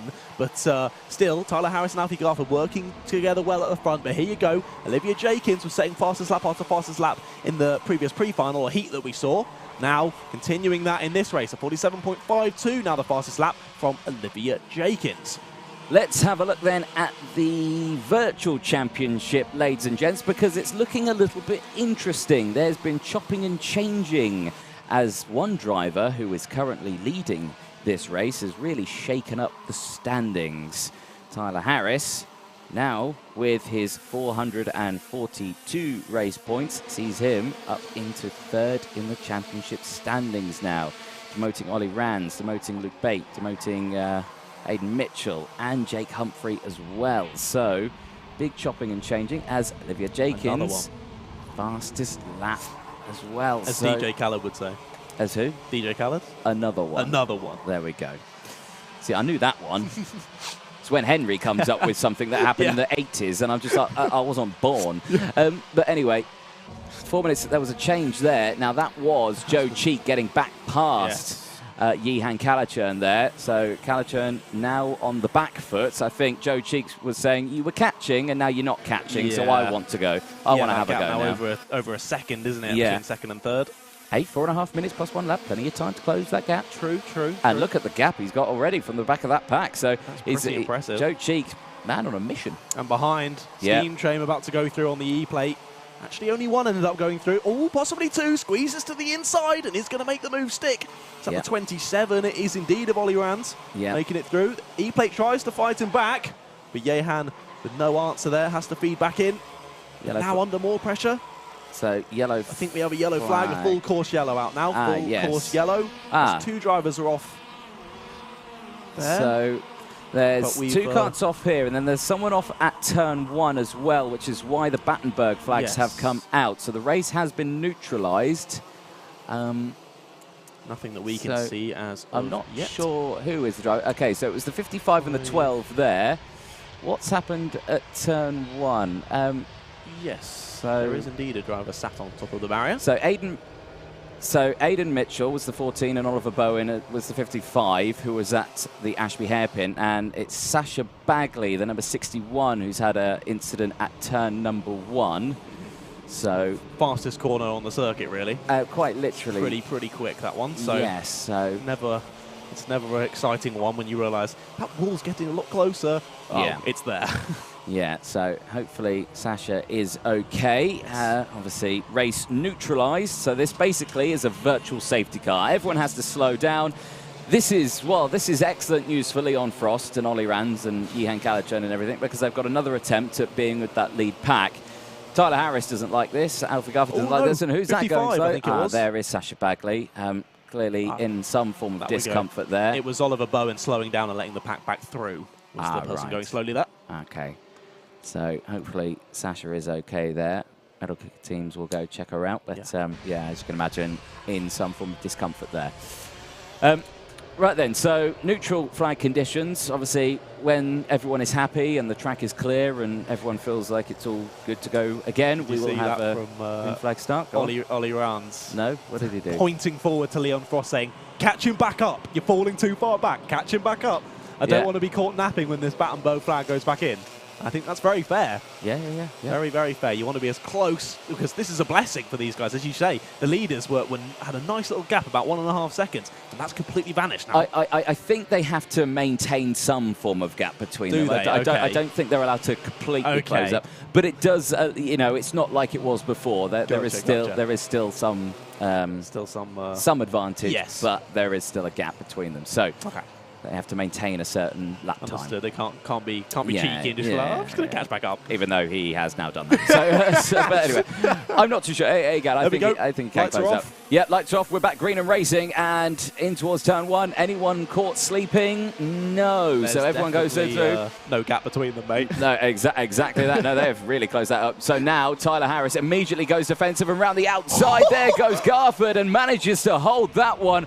Brilliant move from Garford, and Tyler Harris immediately fighting back. Here comes Joe Cheek round the outside, though. He's going to try and copy the move. Oh, they're so close. You couldn't even fit a kitten's whisker between the both of them. Out of the Wilkins corner they go, and Joe Cheek now leads the way. And what a move that was. And you've got to be careful now, because Leon Frost is closing into this battle. Tyler Harris to the outside now. Watch for the cutback as he goes into the second half, and he does go for the cutback. He's got his nose down the inside of Garford, and Garford gets swamped by the pack. Rans is going to come through as well. No, he can't. He stays behind. Here comes Yihan Kalachan down the inside, but he can't make the move either. We're in the last 30 seconds of this race. Last lap board will be out this time around, and this has shaken the whole race up. But Joe Cheek now leads the way somewhat quite comfortably. There's a sizable gap now between him and Tyler Harris there in second place. But Frosty now back up into P3 as Ollie Rans looks to the inside of the Ashby hairpin. What a move around the outside there. That was unbelievably impressive. I was so amazed. I got up so fast. I got lightheaded. It was an amazing move. But continues to defend as the number 70 in first. Continues to hold it as of now anyway. And again, I think that the timing on the left-hand side of your screen has stopped again. So ignore that too. We will keep you updated on who is leading as we come around the final corner to start the last lap of this race with basically the entire grid in one train.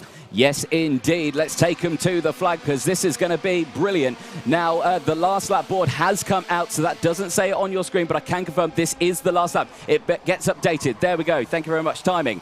They sorted out. So Joe Cheek leads, but not comfortably, because Tyler Harris, he went for a move into the boot section. Garford defends. That's crucial. That's going to give them the gap now that they're going to need to battle their way. Tyler Harris, he will look behind as squeezing there does Ollie Rans on Yihan Kalachan further back. Again there, Joe Cheek went defensive. Watch for the switchback. Here comes Tyler Harris on the outside line. Watch for the switchback as they go into the boot section for the final time. Down the inside there goes Tyler Harris, squeezing, and squeezes all the way to a potential race win here across the line. It is Tyler Harris by 1/100th of a second across the line from Joe Cheek and Alfie Garford. What an end to that one. We couldn't have predicted it to be any closer. Before that Battenberg flag came out, those two were leading by quite a sizable margin. And then after, of course, the Battenberg flag, they all closed up. And what a final 2 minutes that was. Continuous chopping and changing between everyone in the top 10. That was fantastic. But just nicking it at the line there, Tyler Harris. Just denying Joe Cheek of that win. And there's your confirmation on screen. Now, provisionally, of course, we've got to wait for them to come through and see if there are any nose cone penalties. But what a final lap there. Some incredible moves from the drivers. They should all be super proud of themselves. And confirmation there on your screen. 1/100th of a second separated Tyler Harris and Joe Cheek across the line there. Alfie Garford rounded out your top 3. Then it was Leon Frost in 4th. Ollie Rans in 5th. Leo Robinson in 6th. Yihan Kalachan in 7th. Oh, sorry, Yihan Kalachan, I should say. Then it was Luke Bates in 8th. Then Olivia Jenkins in 9th. Then Seth Hathaway in 10th. Dara McInerney. I completely forgot how to pronounce that for a second there. I'm so sorry, Dara. Was in P11. Then it was Jake Humphrey in 12th. Oliver Bourne in 13th. And Joel Hull. Patrick Leith and Jack Stewart and Aidan Mitchell rounded out all of your finishes in that one. Oliver Bowen and Sasha Bagley sadly did not finish that race. But there, I do believe the top 3 are all going through okay. You see the number 7 pull over to the side. That's Leon Frost. Number 30 coming through as well as, oh no, who is that? Is that the 95? It is indeed of Luke Bate. So happens again to Luke Bate, moves himself up through the field well, only to get himself a nose cone penalty. And 5 seconds in that one, with them all being so closed up, that's going to drop you right to the back of the pack. 16th position that will be after a 5-second penalty, so super frustrating there for Luke Bate. Clearly has the pace to move himself through the field, but just keeps getting those nose cone penalties. So just something to work on, but they're all learning every time they go out on track. So something to work on for Luke Bate. Certainly has the pace to move up through the field, and that's what really matters at the end of the day. But the drivers are going to be putting off to the side, and DJ is going to be down there very, very shortly to give an interview with Tyler Harris, Joe Cheek, and Alfie Garford, your top 3 from that race out there. And then we will be soon moving on to our final of the day. I can't quite believe it. It's gone so quickly. TKM Extreme will be coming up very, very shortly. I'm excited for that one. Of course, they were the ones that started the day. But of course, DJ's ready now, down in the pit lane.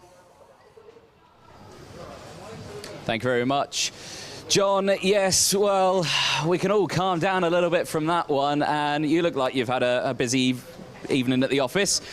Tyler Harris, well done. Thank you. that was close across the line. Yeah, very close. A really good battle, though, the entire way through. Yeah, I mean, talk us through, obviously, that race, you were looking comfortable. You had Joe Cheek for company all the way through, you know, the majority of the race. Battenberg flag comes out. What's your initial thought when you see that? I think it'll make it more challenging. That's what I thought at the time, because it closes everyone up together. To be a close battle, because also there was only a few minutes left to the end.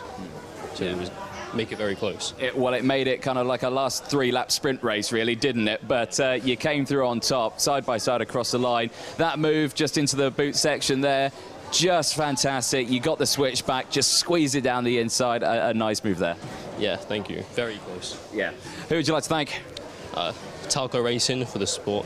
Also, my dad on the spanners, and everyone watching at home, including my mum. Brilliant stuff. Well, Tyler Harris, congratulations, well done. Thank you. Excellent stuff. Let's chat to our second place driver, which was Joe Cheek, but Joe is sitting down over here. No, Joe, you sit there, mate. You've had a tough old race. I'll come sit next to you, mate. Take my helmet off. Go on, take your helmet off. Go on. What a race, mate. Well, I'll let you finish taking your helmet off. Well, talk us through that one. That was a tough old race. Yeah, very hectic, obviously, with the Battenberg. Alfie and Tyler started battling. I managed to just get the loop on them round the outside, got into the lead, started defending into the boot. Unfortunately, went a bit too much into the fend. He got me on the inside. Fair play to Tyler. It was a good race, really good fun. I think this is what we like about the TKM racing. It is always clean and you always have great battles, and it is great to see, isn't it? It's brilliant, yeah. I mean, again, all through that race, you were coming through the pack, you had the pace, and yeah, it just worked out quite well for you. But just at the end, I mean, you got to love it though still, haven't you? End of the day, you got to live and learn from your mistakes. Yeah. Just keep pushing forward. Who would you like to thank? I'd like to thank all my sponsors, my dad, and Ashley and David Klassen for the teamwork and everything. Brilliant stuff there, Joe Cheek. Congratulations, P2. Perfect. And then, well, sitting next to me now, third place, Alfie Garford. Your initial reaction to me as you went past was you rolled your eyes a bit in the back of your head. You were like, what was that?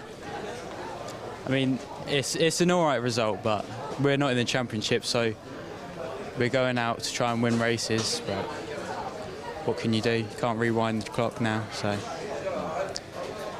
But it's all right. It's all right. It was good fun. It was good fun. That's the main thing, isn't it? Karting's always a good one. Your dad's over there looking at us with a stern look on his face. Have a look over there. He's not smiling. He's smiling now. There he is. Give us a wave. There we go. But yeah, you know, he's done a good job, and you know, you can be happy with P3. But the main thing is we are here to race to have fun, and yeah, and I think as you've said there, you've had fun. Yeah. That's it. Yeah. Who would you like to thank? I would like to thank my mum, my dad for making it possible, and Wera Tools, British Kart Championships, putting on a great event. My sponsors, Next Base, Dashcams, and Motorbase, they're helping us out this year. We couldn't do it without them. So, and you. And me. Oh, cheers. Thank you very much. There you go. Well, cracking result, mate. Third place, Alfie Garfield. Thank you. Or Garfield. Is it Garfield? Garfield. Garfield. All right, cool. Good stuff. One more race to go, guys. It's TKM Extreme coming up next. We'll head back to the commentary box with John. Oh, even DJ got a thank you there. Look at that. commentators getting some love. It's brilliant to see the competitiveness between the drivers, but also the respect. And just like, yeah, I came second at Joe Cheek, but it was a brilliant race, and I really enjoyed myself. And yeah, just that respect between the drivers is always fantastic to see. What a race it was in that junior TKM class, being spiced up by the Battenberg flag about 2 minutes from the end. Brilliant end to that race, and I hope that this final of the day is going to be just as good. TKM Extreme will be coming up very shortly, but before then, we're going to go to a couple of adverts.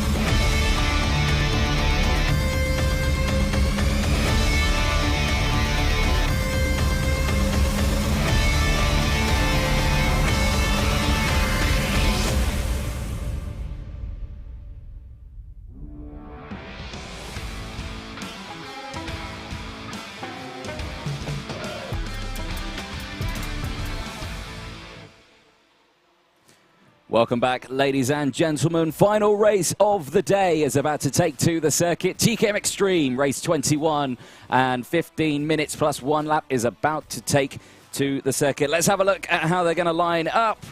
It's going to be a close one, but Harvey Roth is going to start on pole position. Joe Fowler alongside. What can they do? They've had a brilliant weekend so far. Chris Whilton, the privateers, also had a good weekend. He starts from the second row with Jack Saunders alongside.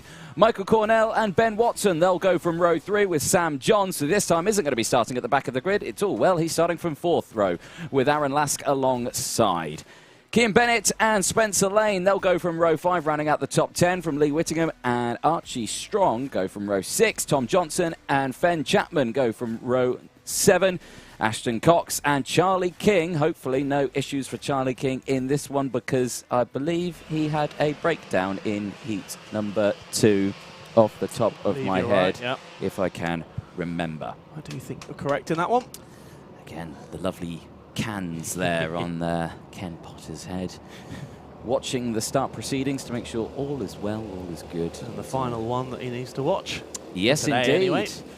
Yes, indeed. Can't believe we're already into the day, mate. It's been fantastic. What weekend it's been. Obviously, this is my local track. I live in Silverstone. I'm only down the road. Same with you me. know, it's lovely to be here. Nice and easy. No long drive for me. That's lovely, isn't it? It's my normal Only commute to having a work. 30-minute drive. It's Exactly. Normal commute to work. But here we go. Into the final corner. And are we going to go this time? Green flag's out. Here we go. Great start from the front row. Little spread out at the back of the grid there. But crucially, straight away, Harvey Roth holds on to the race lead. Joe Fowler is now under pressure from Whitton behind. But now, look at that lunge there from Fowler down the inside. Managed to retake the lead early doors into Christmas. He's not going to defend, and that's going to allow Harvey Roth to immediately attack straight back, and does so, gets that move done. Now Chris Whitton on the outside line going into Wilkins. It's going to compromise him, because down the inside comes the 32 of Jack Saunders. Now moves up into P3, the number 32 driver that you can see there, now tucking in as much as possible, trying to hold that position. They sweep into the boot section for the first time. The whole pack comes through nice and clean, nothing separating any of these drivers. There's Michael Cornell in the mid-pack, currently running in 6th place. Cross the line they go. Roth, Fowler, Saunders, Whitton, Johns, Cornell, Bennett, Watson, Whittingham, Lask, Lane, Strong, Johnson, King, Cox and Chapman. The entire grid separated by 3 seconds at the end of lap 1. What a move by Fowler into Christmas corner on the first lap, and he does it again on the second lap. Moves up into the lead, and he brings the number 32 of Jack Saunders with him up into 2nd place. He goes, and they drop the 63 of Harvey Roth now down into P3. Yeah, in hindsight, the 2020 vision that we have from outside doing that first lap, maybe Fowler should have defended that 2nd place, but it doesn't matter anymore. He's back into 1st.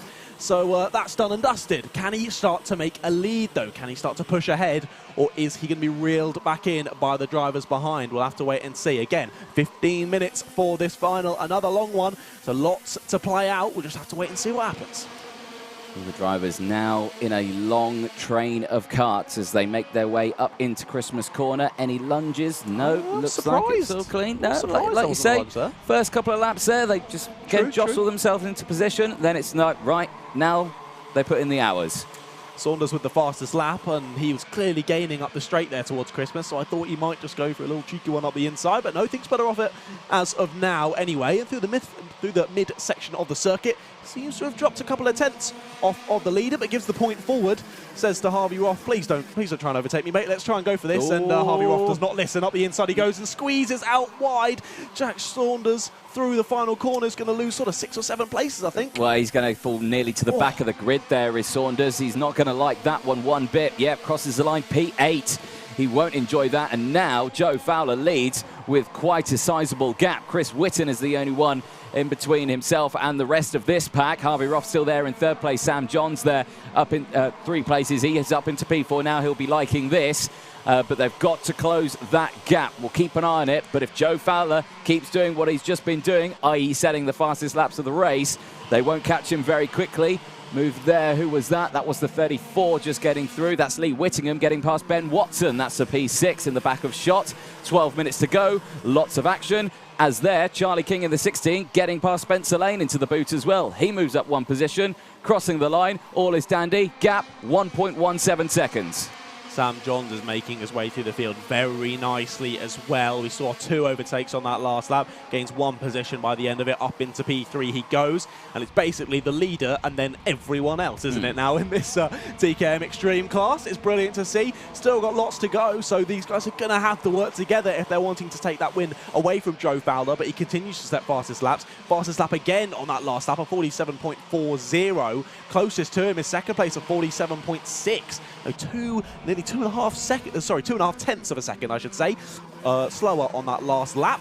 But these guys will need to work together because, as you say, number of wheels is better than just 4. But that's too many drivers. I cannot even work that out, how many wheels, how many tyres that is. Yeah. Quick maths not on my side. Not our forte. Right, development. The gap has opened up just a fraction. But Sam Johns, fastest driver out on circuit, 47.33. A little bit faster than Joe Fowler up ahead. Sizably faster than Harvey Roth just in front. Sam Johns, you see him there with the white helmet and the Tim Wilson Motorsport outfit. If he can get past Harvey Roth, maybe he's got the potential to close that gap. But if he can't get past, that gap may open more and more. But it looks like Harvey Roth has actually opened up from that pack behind now. There was a bit of a shake of the head from Sam Johnson. He came off of that middle section of the track. Clearly didn't quite take it as well as he thinks he should have. So although setting the fastest lap last time, that now goes back to Joe Fowler after that last lap. And actually, tell a lie, it's actually Harvey Roth in second who now steals it. It is a full 10th faster than Joe Fowler on that last lap and has closed the gap again to 1.1 seconds. So keep an eye on that one. It's still plenty of time. Chopping and changing there. Momentum changing. Sam Johns was once quickest on circuit, now is losing a position, but retakes it back at the next corner. Back up into third he goes. Yeah, it was Whilton who was going for that move there, the number 5 seed from last year. Looking like he wants to make moves in this one, and again, he just, testing the waters there. Committed to the move, but then didn't defend to the next one, and that opened it straight back up for Sam Johns to fight back. Now, Sam Johns has won a race before, you know, the Welsh driver supporting. If Henry was here, he would be happy. But Sam Johns, you know, he won the round at Warden Law. He was very happy with that one, and if he could win this one, I'm sure he'd be very happy with this one. But he's got lots of work to do, but plenty of time to do it, as quite clearly a gap there, and back down the inside. There goes Chris Whitton. Sam Johns on the outside, squeezing. No, he holds on to it. Keep an eye on just behind, though, because you've got Ben Watson, you've got Lee Whittingham, you've got Michael Cornell getting involved as well, and down the inside there goes the 95 of Ben Watson, gets past Chris Whitton, and Whitton now in this sort of mid-pack area. He's going to struggle now because he's going to have everyone wanting to overtake or get onto that train. So they all slot into position. 8.5 minutes to go. Now it's all slightly calmed down as they finish this lap, but now Sam Johns has got some clean air. Now can start to try and catch up to the back of Harvey Roth, who is, ladies and gentlemen, closing in on Joe Fowler. That gap now less than a second. Indeed, he's closing in about a couple of tenths a lap.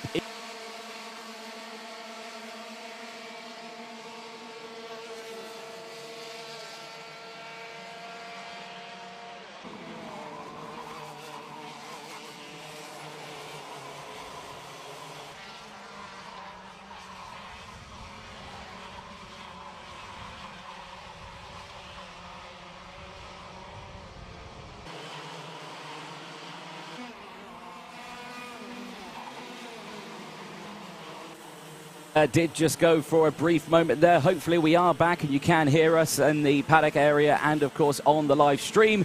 7.5 minutes to go, and like we say, yeah, Fowler leading the way still, but that gap, yeah, increasingly closing. 0.7 of a second. Last lap time 47.4 by Fowler. It was a 47.2 by Harvey Roth. Roth has won a lot of the races here this weekend, so you know he's got the I say this weekend, today. They've had all their racing today, haven't they, in the TKM class? So yeah, both heats and this final, no pre-final for them, so nothing to really shake up the grid for this race. It's all done on their classification points that they got from Heat 1 and Heat 2. As down the inside there goes the recovering Jack Saunders in that number 32. Remember, we saw him get slightly helped wide.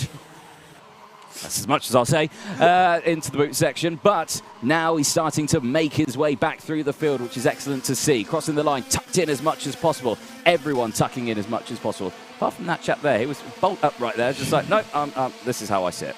I don't know who that was. He doesn't care about the human DRS, clearly. See him move down to Christmas corner as well. That's nearer the back of the pack, near sort of the end of the top 10, I believe that was. As we look back forward now, this is the 5 pressuring the 27. That's, of course, Chris Whitton on Sam Johns. Now form their own sort of little pair.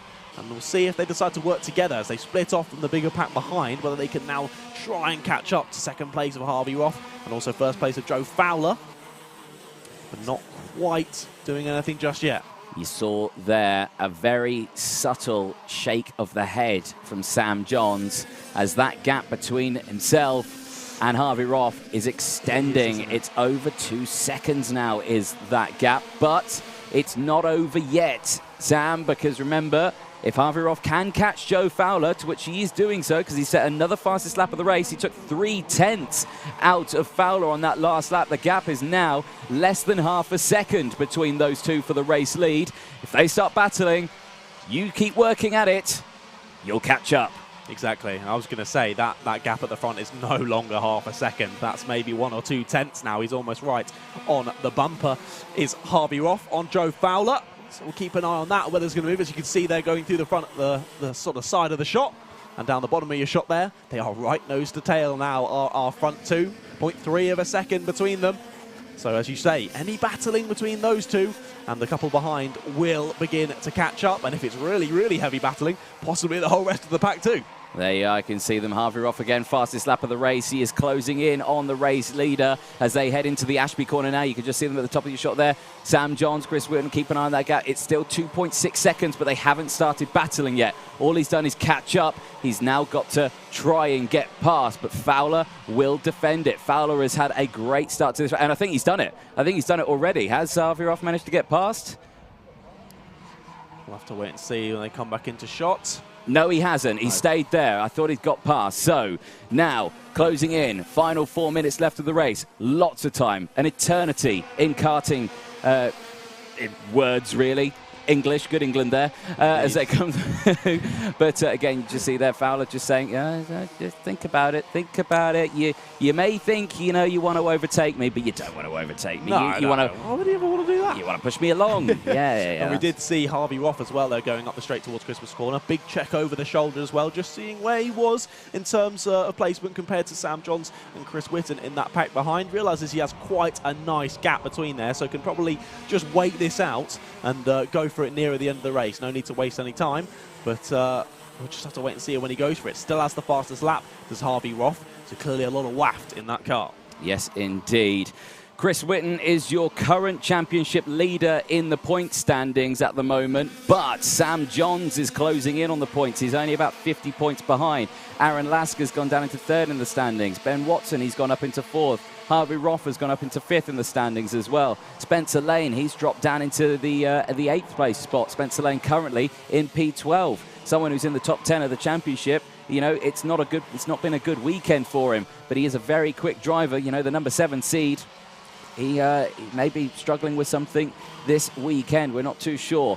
Last 3 minutes of this race, and where are the two behind? 2.5 seconds for Sam Johns, Chris Whitton. This battle on your screen is Ben Watson down. So it's basically the battle from 6th downwards, 6th to 13th. Yeah. It's just ridiculous, isn't it? So many karts involved in this battle, and it really could go any way. They're all so close on pace around that level of the field. And I mean, to be honest, throughout the entire field, they're all within the sort of 3 or 4 tenths of each other every single lap. Now, nothing. Development, ladies and gentlemen, at the front of the pack. Harvey Roth has taken the lead. There you can see it just in the top of your screen.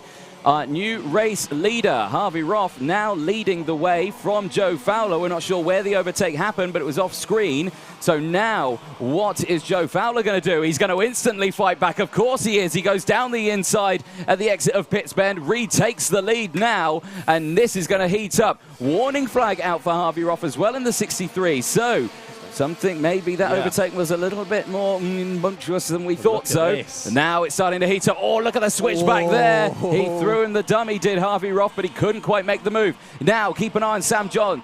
This is what Sam Johns wanted. He wanted them to start battling, and look, out of 1 lap, they've taken a whole second out of them. Now the switchback. Wow, look at the direction change there from Roth. What a move. But look at Fowler. He's going to fight back as much as he can. Takes the wide line. Tries to get the cut back. Now he'll have the momentum. He'll go to the outside here into the boot section. Now he'll get the switchback. Watch it as they come into this section here. No, they can't do it. He goes to the outside. Here comes Sam Johns. Look at that. They've now closed up. It's a 4-way battle. Johns around the outside. 1 position gained. And he's got the momentum. He was slightly off the track, but he was on track limits because of the curbs. Now as they go through again, Sam Johns fighting for that race lead. He's got the momentum, but closes the door. Does Harvey Roth. Now Chris Whitton comes into play. Whitton on the outside of Johns. He now takes P2 away. And keep an eye on Fowler, because Fowler now has got to fight back furiously.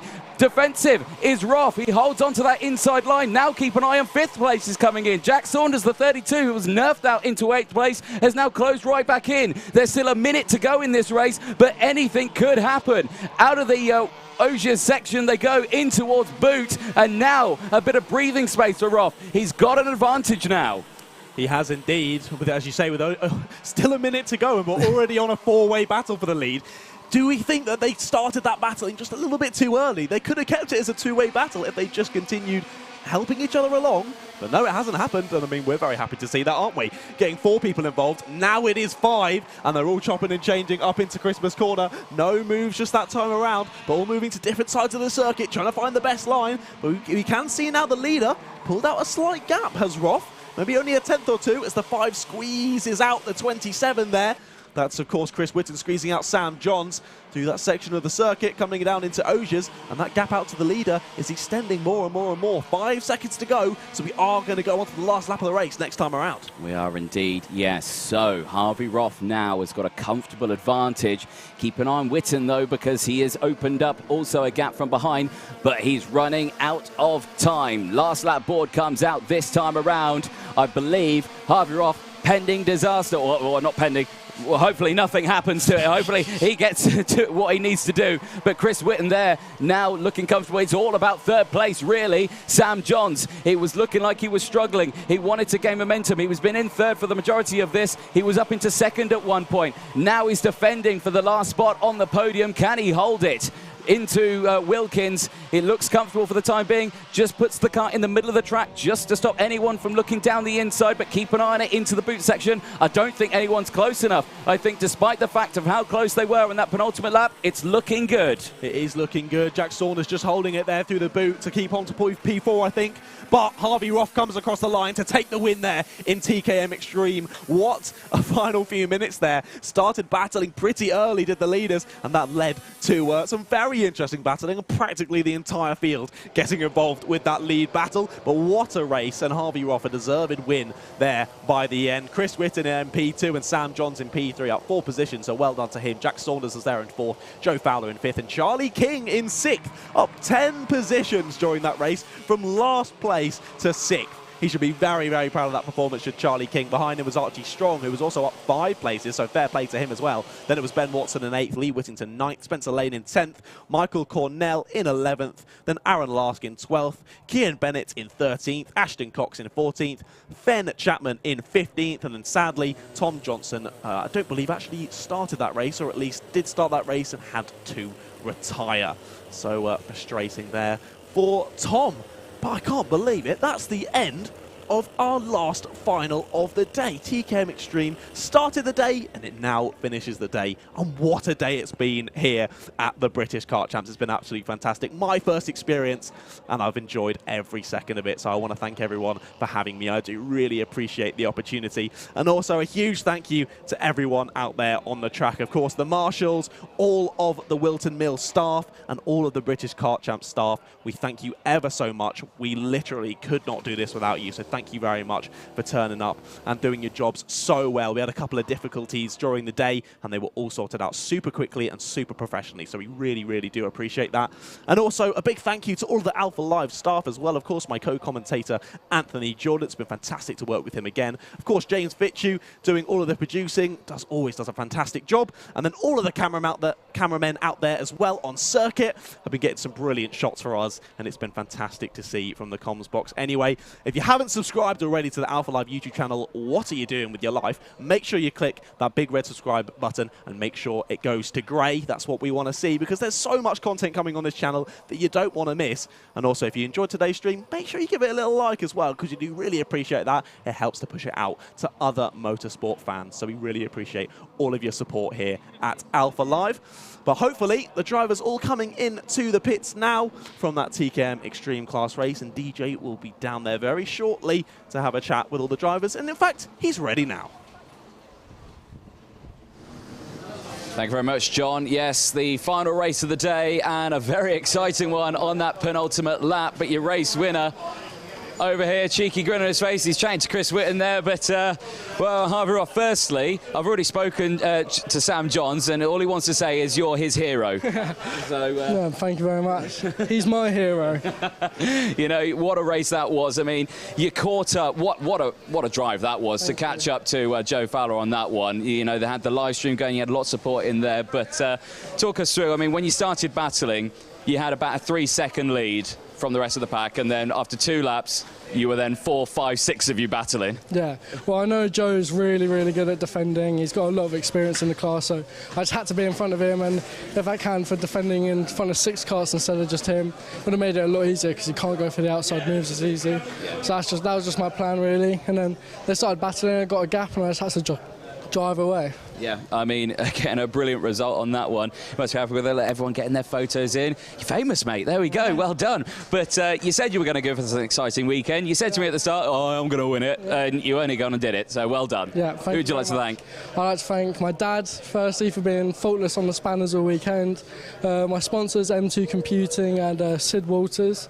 And just all the people watching the stream, my family supporting me. And Tim Wilson Motorsport, everyone included. Tim Wilson, Theo Hesketh, Will Thomas, Joe Taylor, all of them give me great support all year round, so couldn't thank them enough. Brilliant stuff. Harvey Roth, congratulations. Well done there on your race win. Second place, Chris Whilton, who is now, as I come to it, he's now chatting to someone else, Mr. Popular over here. Chris, what a drive. Talk us through that one. That looked like hard work. Yeah, it was okay. I mean, the 2 leaders got away at the start, quite a bit of a gap, so it was just a case of me and Sam sort of pushing the whole way through the race and waiting for them to start fighting at the end, really. And then, obviously, we caught them up and gained a few places. Yeah. What was going through your mind just as you could start, as soon as you saw those two at the front, Fowler and Roth, start battling? What was going through your mind? Were you making the game plan as you were approaching? Yeah, so I just worked with Sam just to get up there, really, and obviously they sort of hampered themselves by fighting so much, so we closed it really quickly, and once we was there, it was all for the win. Yeah, no, it was a brilliant race, exciting all the way to the end, but who would you like to thank? I'd just like to thank my mum and dad for everything we do, Talco Racing, Calgate Performance.